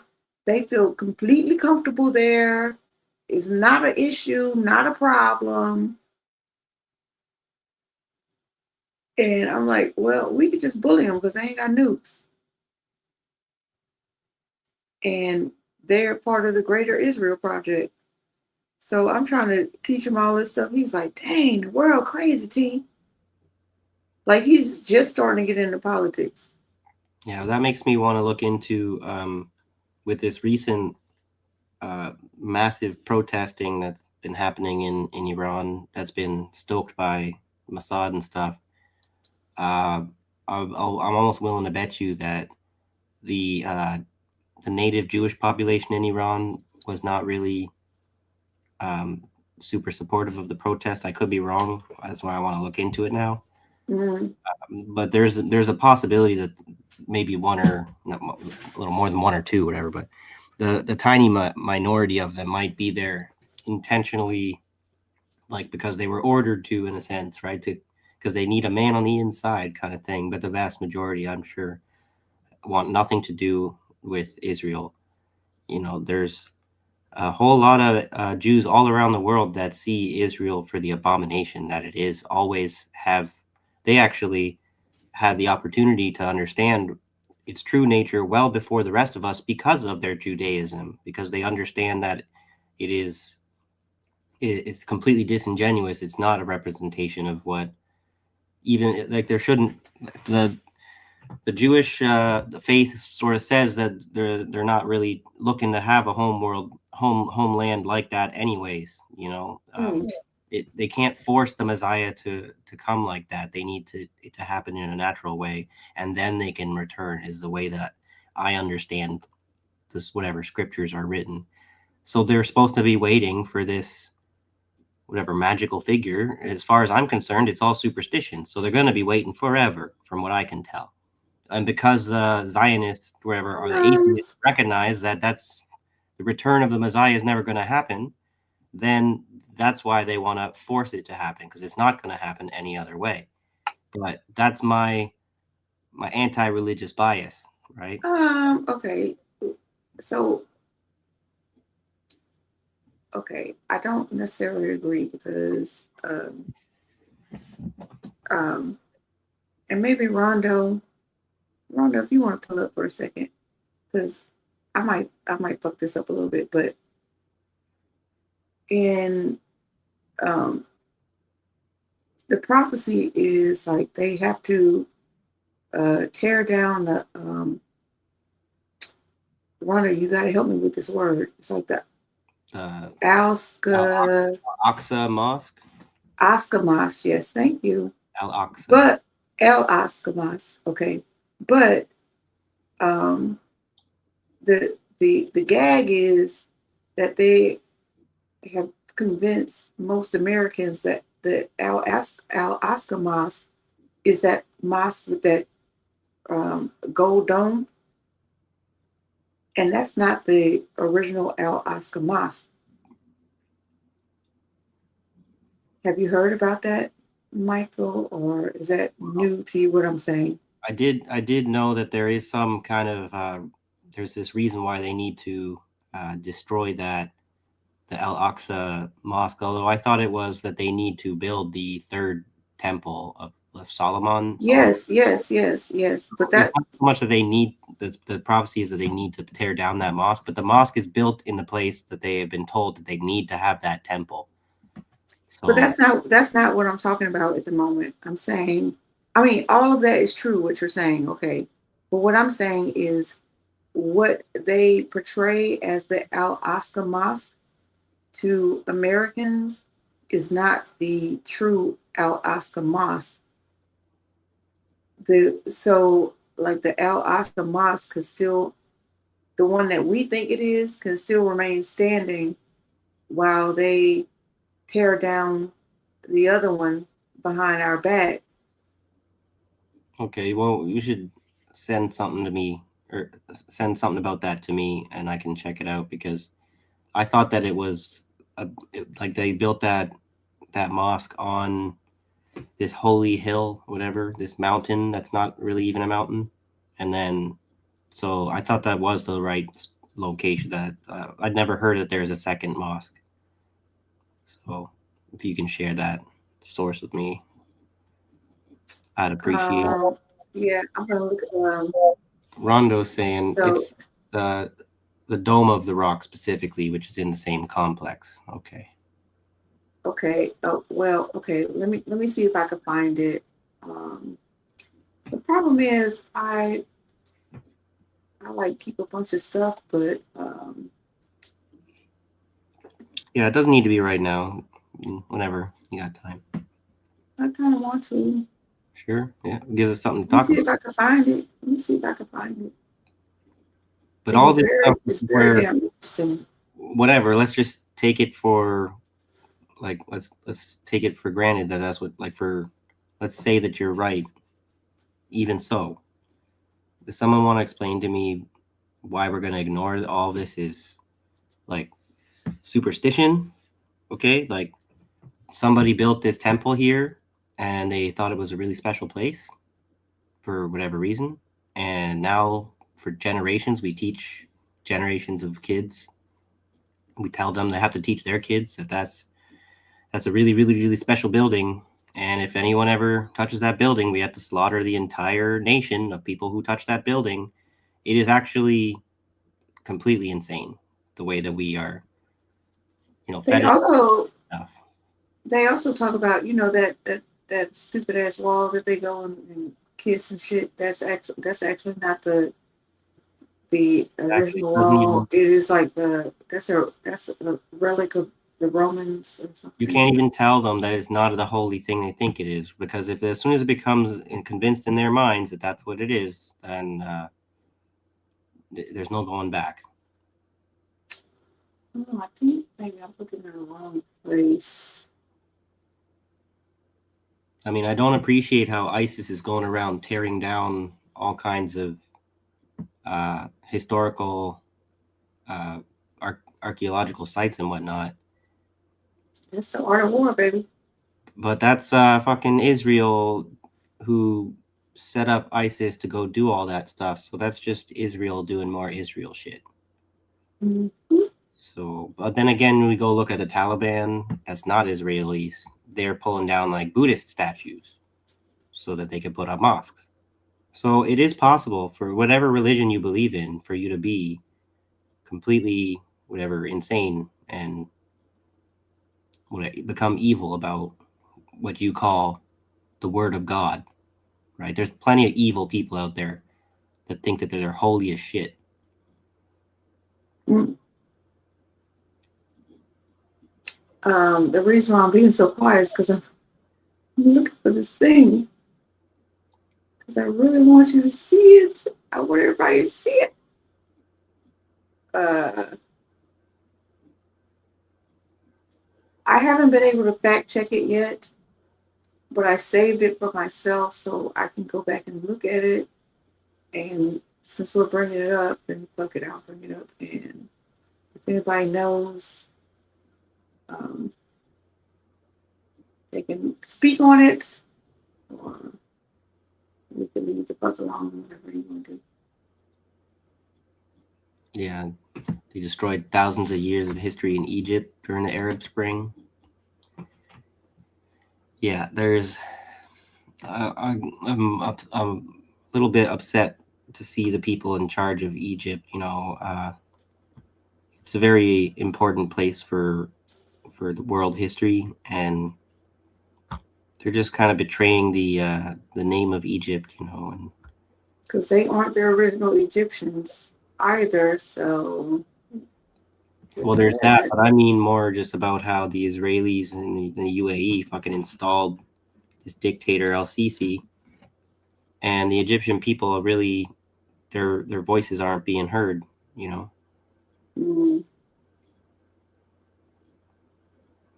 And I'm hyper focused on trying to find this thing for you. Ooh, maybe it's here. It's all good. I don't know what you mean. Sean saying, remember, true fact checking hasn't been possible since 2021. I don't know if true fact checking was possible before then, but and since the pandemic.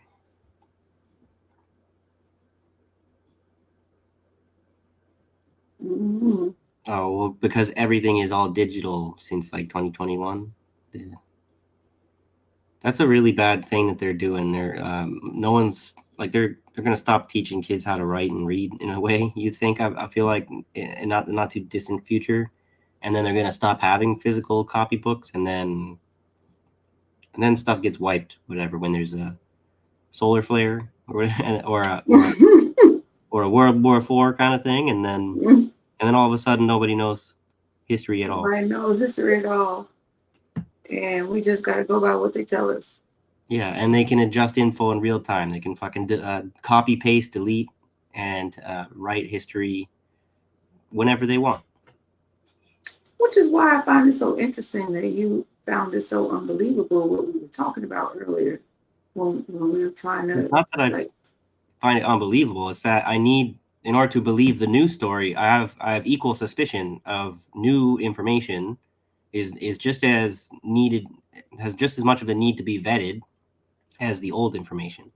Mm.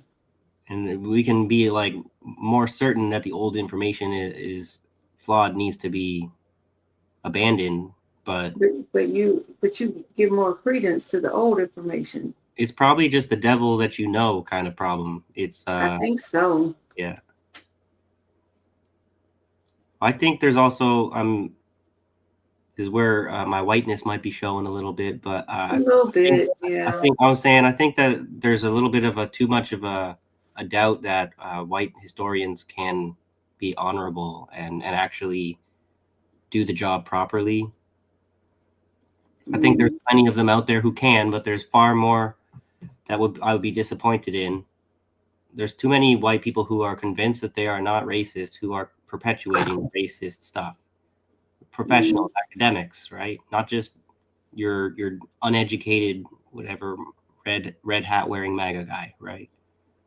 Well, I appreciate that you're saying that right now because you weren't really talking so much like that before. So I was like, what the fuck? I'm frustrated with trying to find out new stuff. I think this is the way that we need to expand this kind of a space where we can actually talk to real people, because I'm finding it very difficult to have to rely on like Google and whatever other, like Twitter, Facebook, like all this stuff is good sources of information. Right. And too many people are very convinced that Google is a solid source. Like so many people don't think that. They want to ask a question, or they're having a debate with somebody, and they just, let's see what the AI has to say, and they type in the question and they read what the AI says and they say, see, AI said that. And that's like the fucking end of their analysis. I was like, are you kidding me? Oh, Captain Crunch, pull up, Captain Crunch. Oh, here we go. What's up? Sorry, I didn't mean to cut you off. Pull up, Captain Crunch. You're saying that was the guy you were having some beef with earlier? Yeah, Captain Crunch. I was talking about you earlier, not in a bad way at all, because you know me and you straight. Pull up, Captain Crunch. Yeah, if you still got some grievances to air out, go for it. No, not for grievances. Not at all. Well, I guess grievance is a strong word. Yeah, we squashed that shit yesterday. That ain't got nothing to do with us today. He agrees with us. Google is biased. I mean, we all know it, but then we seem to like to forget this kind of stuff when it's convenient. Can't find this damn video, unfortunately, because I wanted to. I saved the video, so oh, okay, Captain. He's on Truth Zone Live right now. I understand. That's where we got a little bit of attention split in there. Must not be so fun right now. A little bit of boredom. No, he's just trying to. They probably Captain Crunch. Truth Zone probably bigged us up, and he probably just showing us some love. Well, like before you leave, then, damn. Well, sometimes two of them will get at it. They'll get on a subject, and then everyone else is just kind of waiting for them to go at each other for a while. And tell everybody on the other panel, I said, hey.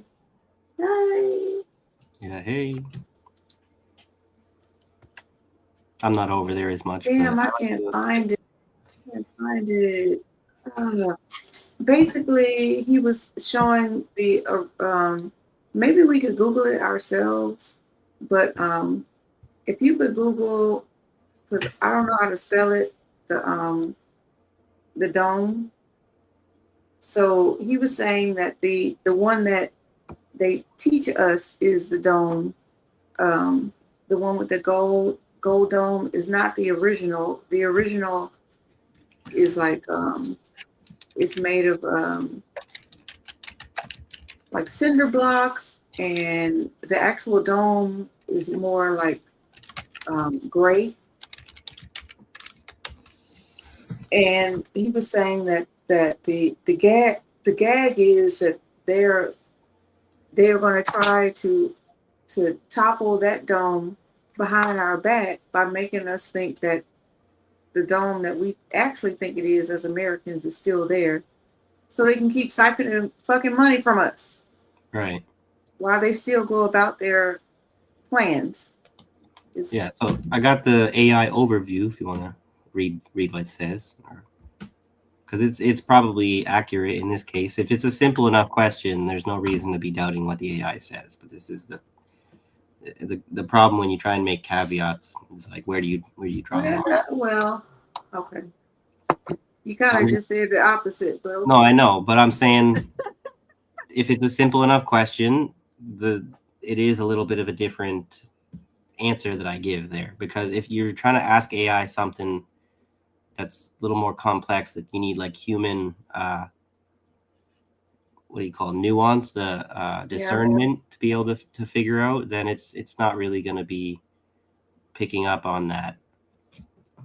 But something like, is this building the original building or not? There should be plenty of historical evidence that it's been that, like, there's a lot of documentation that the AI has access to that it can whatever observe like instantly, and that's something we wish that human beings could do, right? To be like an encyclopedia that you can access any information instantly.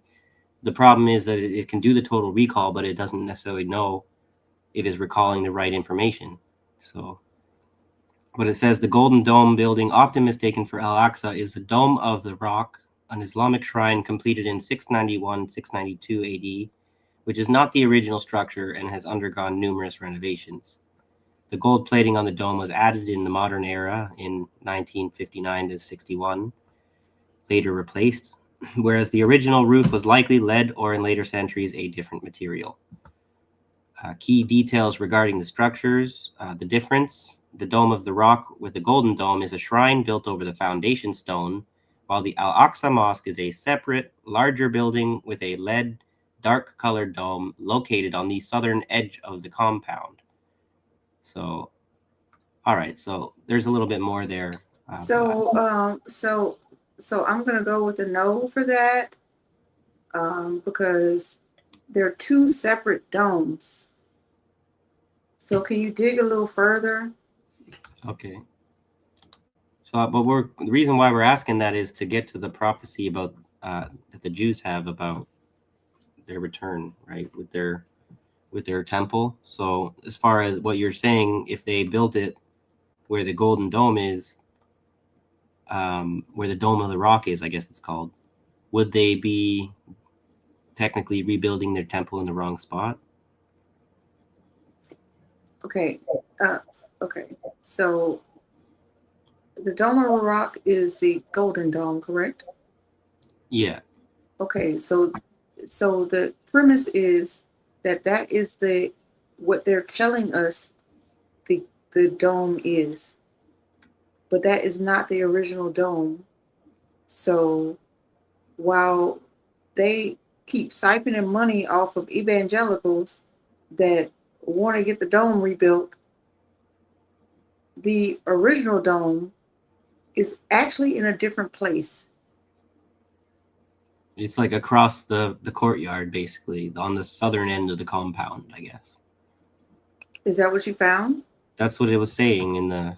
Oh, okay. It's what AI is telling me. I'd have to do the fact. Oh, okay. Did I miss that? I apologize. No, it said the Dome of the Rock is a shrine built over the foundation stone, while the Al-Aqsa Mosque is a separate, larger building with a lead, dark-colored dome located on the southern edge of the compound. Yes, that. Yes. I'm sorry. I think I got distracted and I didn't hear you say that. Yeah. No. Okay. No. And then it says. So that's the original one. So what they were saying was, while they keep showing the evangelicals that dome, they can keep siphoning money off of them because they still want, whatever to happen, but they don't really give a fuck about Christians anyway.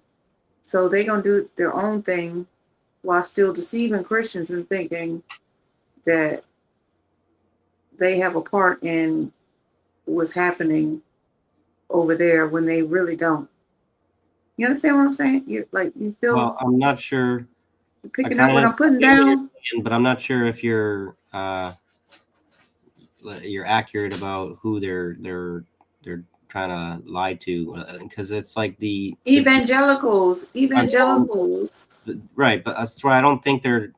I mean, yes, they might benefit from having their tourist dollars or whatever, but the main group that they're lying to about this is the Jewish people. They're trying to say that they need to rebuild that Temple of Solomon where this El Aqsa Mosque is, and the lie is that it's so important that they need to disrespect all Muslim people everywhere in order to that they have the right to do that kind of thing because the land is theirs and it's not the Muslims to begin with, you know. Okay. My understanding, this is my understanding. Okay. As long as they can deceive evangelicals and Christians and American Zionists about where the dome, where they think the dome lies, they can still siphon money on them while they're actually fulfilling the prophecy that they believe, because they don't fuck with Christians like that. They really just using them. Right. Yeah, that's Rondo's making an important point because you're talking about that they're like the Zionists are lying to people so they can keep collecting revenue, but the compound is under the control of the Muslims. The whole complex. So the one in the gold one and the lead one. So are you saying that the Muslims are lying to the world so they can keep collecting? I didn't say that. Hold on. Because I feel like I'm all trying religions have no. this Hold problem. on. They grift because how else are they gonna, in a capitalist society, how are they gonna make their money? They grift. That's how they do it. But they oversell how important the holy whatever building or what do you call artifact is, like the Shroud of Turin. Let's have all these people come to Notre Dame. Let's look at this big fancy clock. And it's all ridiculous. Like this is the thing about. Okay. Well, hold on. I was just talking about something like I don't have the answer. It's just something that I saw, I thought was interesting, and Rondo has given me new information, so I wish he would pull up so he could explain it, because he can explain it in the chat. If he needs to take a few whatever messages to say so. But I'm just wanting to. But like when you say the Dome of the Rock, so the Dome of the Rock is the one with the gold dome. Like, see, we need like. No, Dome of the Rock is the one with the gold dome. That's right. And then how do we distinguish that one from the other dome? If Rondo's when saying we're talking about it in the chat. So if Rondo is saying that the Dome of the Rock is alleged to be the foundation of Solomon's temple, it doesn't matter if that's the original Al Aqsa or not, because for Jewish people, the Dome of the Rock is covering their most sacred of sacred sites, right? Because this is where I'm going to find out right now what is supposed to happen allegedly if this prophecy is fulfilled, if they actually build that temple. There's in their mind something that God is going to do something for them, right? Their version of God is supposed to reveal itself or some shit. I don't know.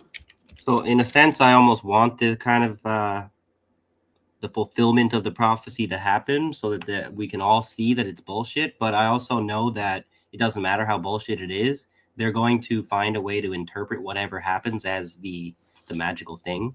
So that's what crazy people do.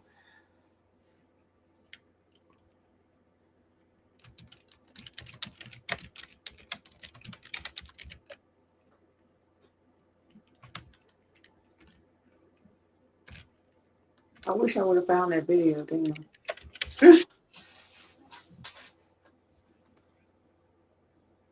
So the rebuilding, AI says, the rebuilding of the temple, the third temple in Jerusalem, is prophesied to initiate critical end time events. So they're bringing about Yeah. the end of the world. Is that Right. what they're trying to do? Literally. Yeah, that's what I said. When they want their Messiah or whatever to reveal themselves, and then it's supposed.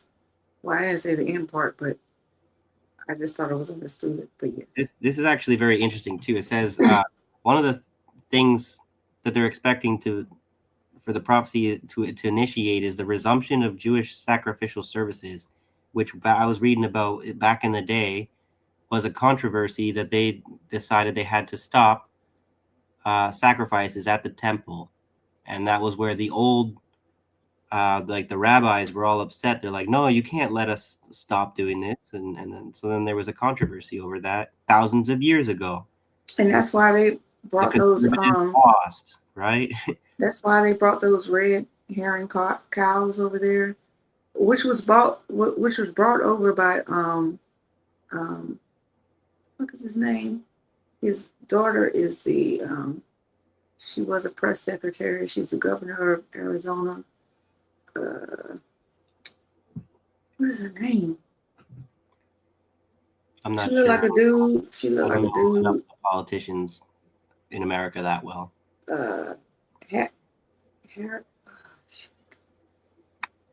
So this is interesting though, because I stopped a little short of the most important part. I told you that they're expecting the resumption of Jewish sacrificial services.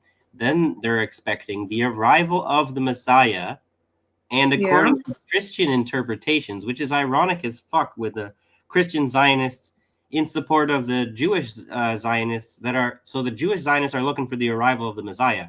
But according to Christian interpretations, if they build that fucking temple, you're going to get the rise of the Antichrist, who will desecrate the temple. So I guess Zionists have different reasons to support Israel. Like, what the fuck? You never heard of this before? No, I forgot that the rise of the Antichrist, or whatever, is tied to that kind of thing. Like, I guess I never looked this closely at what actually technically needs to be fulfilled for that Antichrist, whatever Book of Revelations shit to happen. I don't pay attention because it's not to be taken seriously. This is the problem, that people take it too seriously, whatever. Then they believe in nonsense, and then they go do terrible things to people for not believing in the nonsense that they believe in. Mm-hmm. But I'm being offensive, right? This is the thing where we've got this. It's been normalized that irreligious people are offensive when they speak according to how they see the world, but when religious people talk shit about where you're going to hell because you don't believe in God, that's not offensive. Of course it is. Oh, Huckleberry. That's her. Wait, Huckabee. That's her name. Sarah Huckabee, yeah. Sarah Huckabee. Her father is like that religious nut. He's the one who sent them damn red calves over to Israel. Well, he's crazy ass. Sarah Huckabee. The red heifers, yeah. Thank you, Rondo.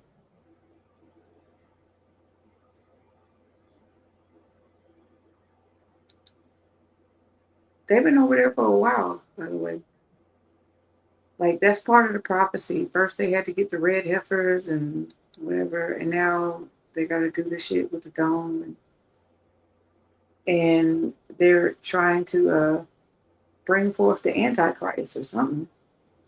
I don't know. It sounds crazy. Well, that's where they think that Christians, they spit on Christians, right? So I'm pretty sure they're convinced that there's no Antichrist going to be rising if they build that thing. But the Christians are all like, if you build that thing, it's just going to get desecrated by the Antichrist.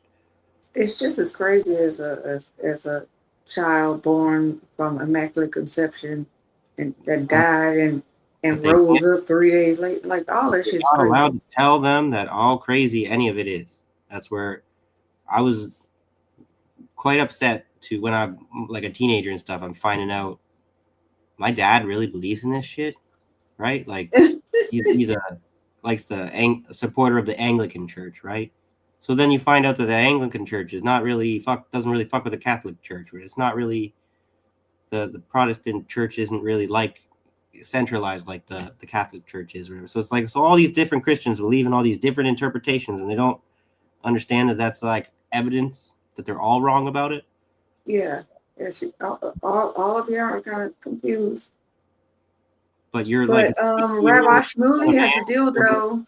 Yeah. Oh yeah. And a red heifer. Rabbi Shmuley's dildo. What will we do without That's a really good point though. OnlyFans, Ashley Madison, Pornhub, all of those things are owned by who? Right, and Never mind. what is the funny thing about like it's maybe not so far-fetched to say that the motivation for them to dominate the industry like that is about tempting people to fall from grace, right? To force them to live their life of sin, you know, because they're weak-minded and they're willing to pretend like they believe in that Christian shit, but then if you tempt them, they'll throw away their beliefs. So what do they believe in? Well, I like me some Pornhub. I just really think it's time for us to kick the Zionists out of ownership of all these things that we would like to, because I would like to clean up porn. A lot of people want to abolish it. Oh. There's a whole lot of toxic shit in porn that we don't need to see. Nobody's really turned. I mean, if you're turned on by it, that's a problem, right? I would have to give specific examples, but I don't really want to get into that right now. Is it though? I mean, when we're talking about like propagating incel and shit like incest, no, we should not allow that, right? I mean, when a lot of it is, it's softly promoting pedophilia because it's always like like the old man fucks a teenage whatever, and it's like That's not what Pornhub is. No, that's what I'm saying. I'm not saying Pornhub specifically. I'm saying porn in general. There are certain categories of porn, like BDSM, that are not exactly psychologically healthy. We should probably clean that up out of porn. Is BDSM not healthy though? It depends, right? It can be. I don't know. That's a bit of a we maybe could talk about that. But I think if you're normalizing the abuse of somebody for the pleasure that you derive from abusing somebody, why is that considered? How can somebody square that circle that it's okay because it makes you feel good? You ever been in a BDSM situation? Because I have. Have you ever been in a BDSM situation? I have. Well, I shouldn't really talk about. And I'm not talking about. Maybe other people don't want me to disclose that kind of thing as far as my old partners, but I have done some of that kind of. No. I didn't mean partners. I didn't mean partners. So I didn't mean partners. But I've been to like BDSM events, and it didn't seem like to me that the person that was like accepting the abuse, and I use that term loosely as abuse, I would say more like the pain, like they were there for that specifically. Sure, but why is that, even if that's what they were there voluntarily for, it's not necessarily because they're there voluntarily. Now we get to say that it's psychologically healthy. So can we say that boxing is psychologically healthy? Exactly. Because you can make an argument that a lot of stuff that we encourage and do, like playing football, is not psychologically healthy. Right, exactly. From it, right. So who are we to tell them that that's wrong when, like, they weren't doing anything? They were happy. They wanted to feel like I feel like this is what I gathered, okay, from what I saw. they wanted to feel strong by like taking punches, not to the face or anything, like chest, thighs, stuff like that. And how did that hurt anybody? How to getting punched in the face and the chest and thighs? No, I said not face. I said not face. They're still getting hurt though, and it's not about. But they didn't feel hurt. It's an exception to the rule where if you hurt somebody, it's typically considered morally wrong. Excuse me, unless it's justified. But in this case, it's morally right and justified because it is being asked for, you know. But we want to think about like Stockholm syndrome. There's lots of cases of people like that are kidnapped and abused by people, but then they have a psychological reaction to the trauma. So and now you are being it inverts reality, right? It turns bad into good, and it's a coping mechanism to deal with the pain, I would say. Okay, so now you're being the moral authority of I'm making what a judgment. Someone should do with their selves, right? Well, you know what I'm saying? Like in the way that I'm deciding based on my observing what other people are doing to each other, what I feel is right to be done, to the golden rule, whatever, do unto others as you would have done unto you.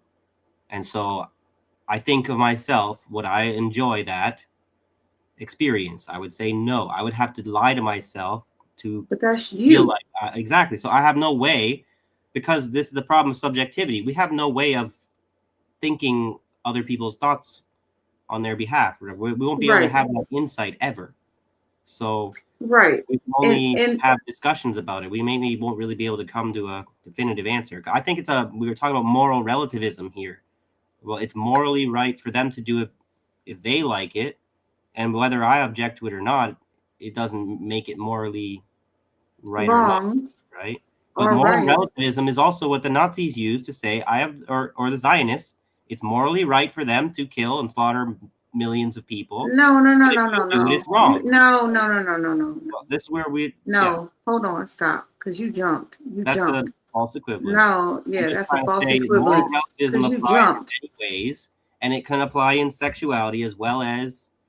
But Mike, you jumped. You jumped Sure, to what the other person would like, and not what the other person would like to receive. That's the difference. If somebody wants to receive this and the other person is willing to give it to you, then where is the immorality?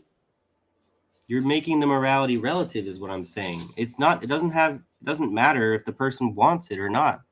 You know, that doesn't make it more, because you say that you want to be abused, it doesn't make abuse right. But that's not abuse. It's not abuse. That's what I'm saying. It's not abuse, and I say it is, right? That's where there's a relativity in there's either it's moral relativism or it's moral absolutism, where it doesn't matter who makes the argument. What is right and what is wrong is wrong. So is boxing abuse? Is football abuse? People are abusing each other. They do that, of course. Is gymnastic abuse, because you can get hurt. The ones that are more violent are abusive. So are any of those things considered abuse? Like, but when you say like it's basketball abuse, we need to determine what is abuse. If it's something someone wants. That's what I'm saying. Now we're back to the relative. Just because somebody wants something doesn't make it the right thing. There's like hedonism. There's a different. I can make a different jump here, but I'm saying hedonism is all about the right way to live is to just do what you want. Well, just doing what you want doesn't necessarily result in the best way of living. It actually can end up being the worst, like the disastrous way to live, because you're not doing anything about what you need. You're only focusing on what you want. Well, okay. So I don't know. It's your job to live this life. I don't get it. I don't know. What are we even talking about again? Because we got onto this, but we were talking about the mosque and the Temple Mount. I know. How did we get on? Well, we got on to Porn. Yes. Yeah. I mean, we got on to the who controls most of those avenues. So then, if we're getting back to that, we could what shapes our understanding of what is right and wrong is biased by people we would rather not have biasing our perspective on this type of stuff, because we've been exposed to a whole lot of like porn showing us how normal and pleasurable BDSM is. So now the argument that it is acceptable has been kind of like normalized. So then we would have to abnormalize it to like put it back in the closet, so to speak, right? I don't agree. That's just me personally, because like before I even watched porn, before I even seen porn, I was explorative about things. So I'm not quite sure I agree with that. Well, we can come back to this another time. I think I'm all explorative about all Don't the. be scared. Don't be scared, Michael. Don't be scared. I'm saying exploration and pain, and that's a different conversation, because that's not so much like there's the people who whip themselves, those Christian people, is because they want to do it. They just want to be what? Show their devotion to God. So as long as they're not hurting anyone else, I don't know. Well, shoot, I go to Russian baths and whip myself with leaves. But that's for a different. That's for a different reason. That's to get impurities out of my skin. That's a different reason, but whatever. But I find it interesting how we can say that when people for a secular reason will cut themselves on their wrist or on their arm with a blade because they're having a unhealthy family, upbringing, they don't problems at home kind of thing, they do that. But then someone smashes themselves on the back with a whip because they're devoted to God, and you don't call that the same kind of psychological problem as that person who did it for a secular reason. I think we're making exceptions for religious people, that it's a double standard that shouldn't be allowed. Because you say that it's I never made an exception. I never made an exception. I was fine with both. What's that? Just to be on I never made an exception, just to be on the record. I never made an exception. Right. No, yeah. It's just the religious people who would say that their behavior is psychologically sound. Mm. So. Well, this is interesting. Something I'd like to explore a little more, but I know you don't want to talk about it. I know it's making you uncomfortable. What's that? This conversation. But did you see your Canadian Prime Minister at the World Economic Forum? Did you see him? His speech? I've heard people talking about his speech. I heard little segments of it, but I didn't take the time to go listen to the whole thing. I thought it was quite interesting, quite glaring dismissal of the United States, but also what the fuck is Canada going to do? So does it even matter? Well, that's where I don't really pay attention much to what people like Mark Carney are saying, because they're not really telling you the truth, no matter what it is that they're saying. So if I'm going to listen to what he's saying, I'm going through the exercise of trying to figure out what he's lying about. And I don't have the time to do that with every politician. Mm. But I should do that with him because he's my fucking prime minister. Right. Yeah. Exactly. So, anyway. We've been on for 7 hours and 30 minutes. We did good. We've done good. I can keep going, but tell me what you I want. wouldn't mind going to eat. Where I let the kids eat there, and I should have had some earlier before. But I prefer to eat after we're done, kind of thing. So You know, Truth's gonna be like, yeah, y'all ain't dedicated enough. wow, we better not let him. Don't let Truth down. Yeah. He ain't my uncle. For real.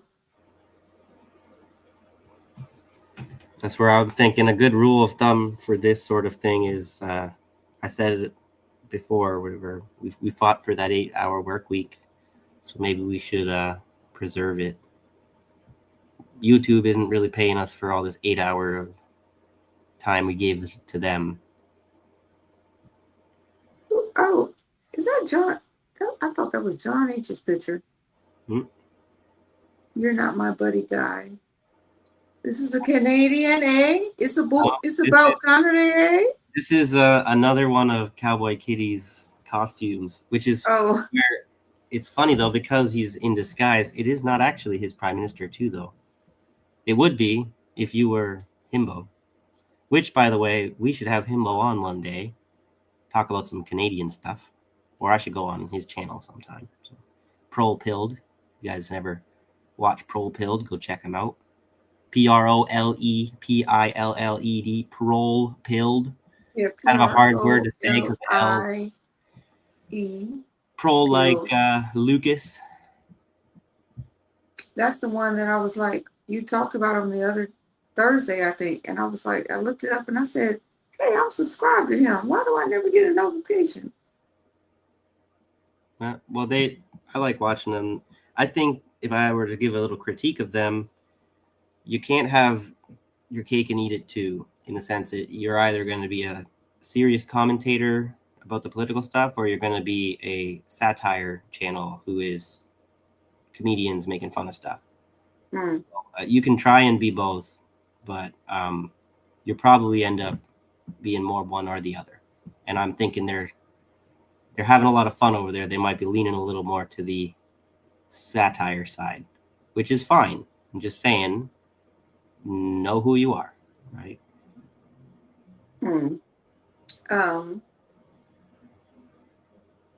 I was about to say something really quickly and I forgot. Jeez, I forgot. I don't even remember. Never mind. Oh, they've also had a new addition to their team, Descent in Bloom. She's been hanging out at the Indie News Network because Indie started. Came across her Substack. She writes a bunch of articles and stuff. So she's kind of joined the INN team, and now she's on the Pro Pill team. So it's nice to see new people joining the independent media space, or us finding new people that are already in the independent media, and we can kind of work together and cross-pollinate, you know. So if you go on her show, make sure you cross stream. Yeah, that's where we got to learn how to do that stuff. So. It's easy. They just have to give you permission to cross stream. That's it. Look at the pic enlarged. I don't know if What I can make pic? than that. I think we talked about this little pic of Himbo here. Oh, okay. Let me see. I can't see what's in the background there. So let me see. Crab gave him a flapping head. It's hard to see. I thought he's like, it looks like he's got like a rose in his mouth, but it's like some kind of pen. But it's so that a flapping head, he's like a. I think he's I think. Oh, now I see. He's like a fucking. Like a Canadian, the Canadian head, where they're like, "Hey, like guy, relax." Yeah. Is that what it is? Hey, guy, relax. And have fun, guy. Have fun, guy. Yeah. See, I never watched enough South Park to pick that stuff up right away. You didn't? It's my bad. Damn. Yeah. I was more of a Simpsons fan. I never really liked the Family Guy. You gotta go back and look. I guess so. I didn't realize that South Park was such a gem. It's the cartoon style was not appealing to me. Like it's too simple, and that people like it for that, but I didn't like it. Whatever.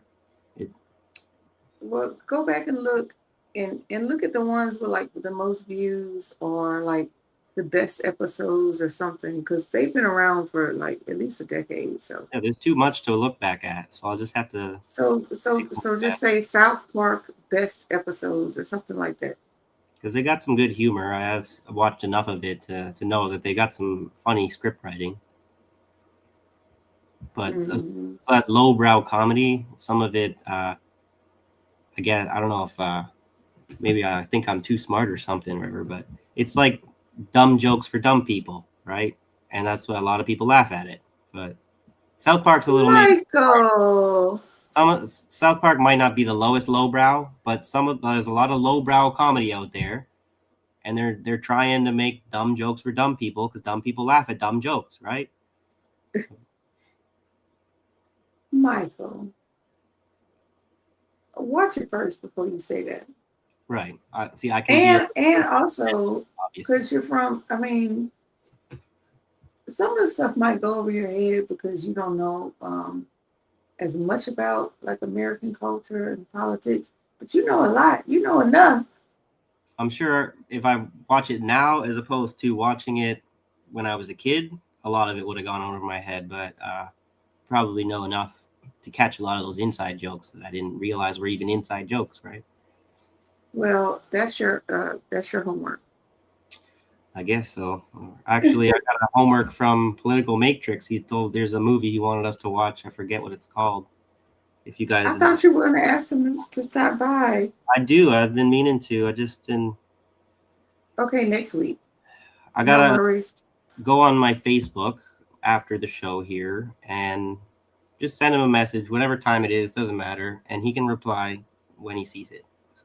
So Thursday we're going to continue with with what we were talking about, and then maybe next Thursday I was thinking I wanted to talk about shit, I almost forgot just that quick.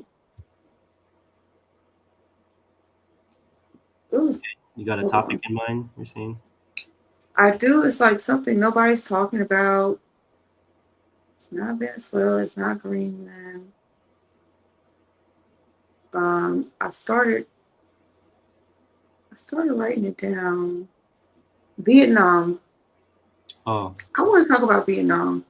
Yeah. We haven't talked about Vietnam enough. It's a good time to talk about it. It's a good time to talk about it, yeah. So not Thursday. Thursday we need to wrap up what we've been discussing, yes? Yeah. And maybe next Thursday we could talk about Vietnam. Yeah, I'll have to recall some of my sources from last Thursday, but there was definitely a big major piece that I'll save it for Thursday because we only got two people. Apparently Vietnam is doing really well. Right. Under a socialist system, and America has left them alone since they already tried to fuck them up. So, but Vietnam has kind of kept itself at arm's length from China, so it's interesting to compare the two. Mm-hmm. See, why do people talk so much about China and nobody talks about Vietnam? Sorry. Mm-hmm. I think it's a good topic. Yeah. So anyway, with that being said, we can wrap it on up. We'll be back Thursday to continue the conversation. Well, you went all over the Middle East. We're going all over the Middle East again, trying to piece those things together, and then we'll be back on next Tuesday for another open discussion. So please come join us, and don't be shy. Yeah. Pull up. Yeah, and hopefully war doesn't break out in the Middle East there. They're my gosh. Last week I was really actually worried that any day, like for the last several days after Thursday, I was thinking, okay, so I'm going to wake up in the morning and Israel's going to be at war with Iran again. Mm. And then enough days happen where I'm like, okay, so that's not apparently going to happen yet. But I have no idea when it's going to happen. It seems much more inevitable than avoidable. So keep your fingers crossed. Pray if that's what you do. Yeah. So that's the agenda. And yeah. So anything else? No, I think it's good. Time to go. Been at it for a Okay. while. So thanks for. Well, thank you so much for hanging out with us. And we'll see you on Thursday. Yeah. Or whenever you're free. Yeah. Sounds good. Have a good night.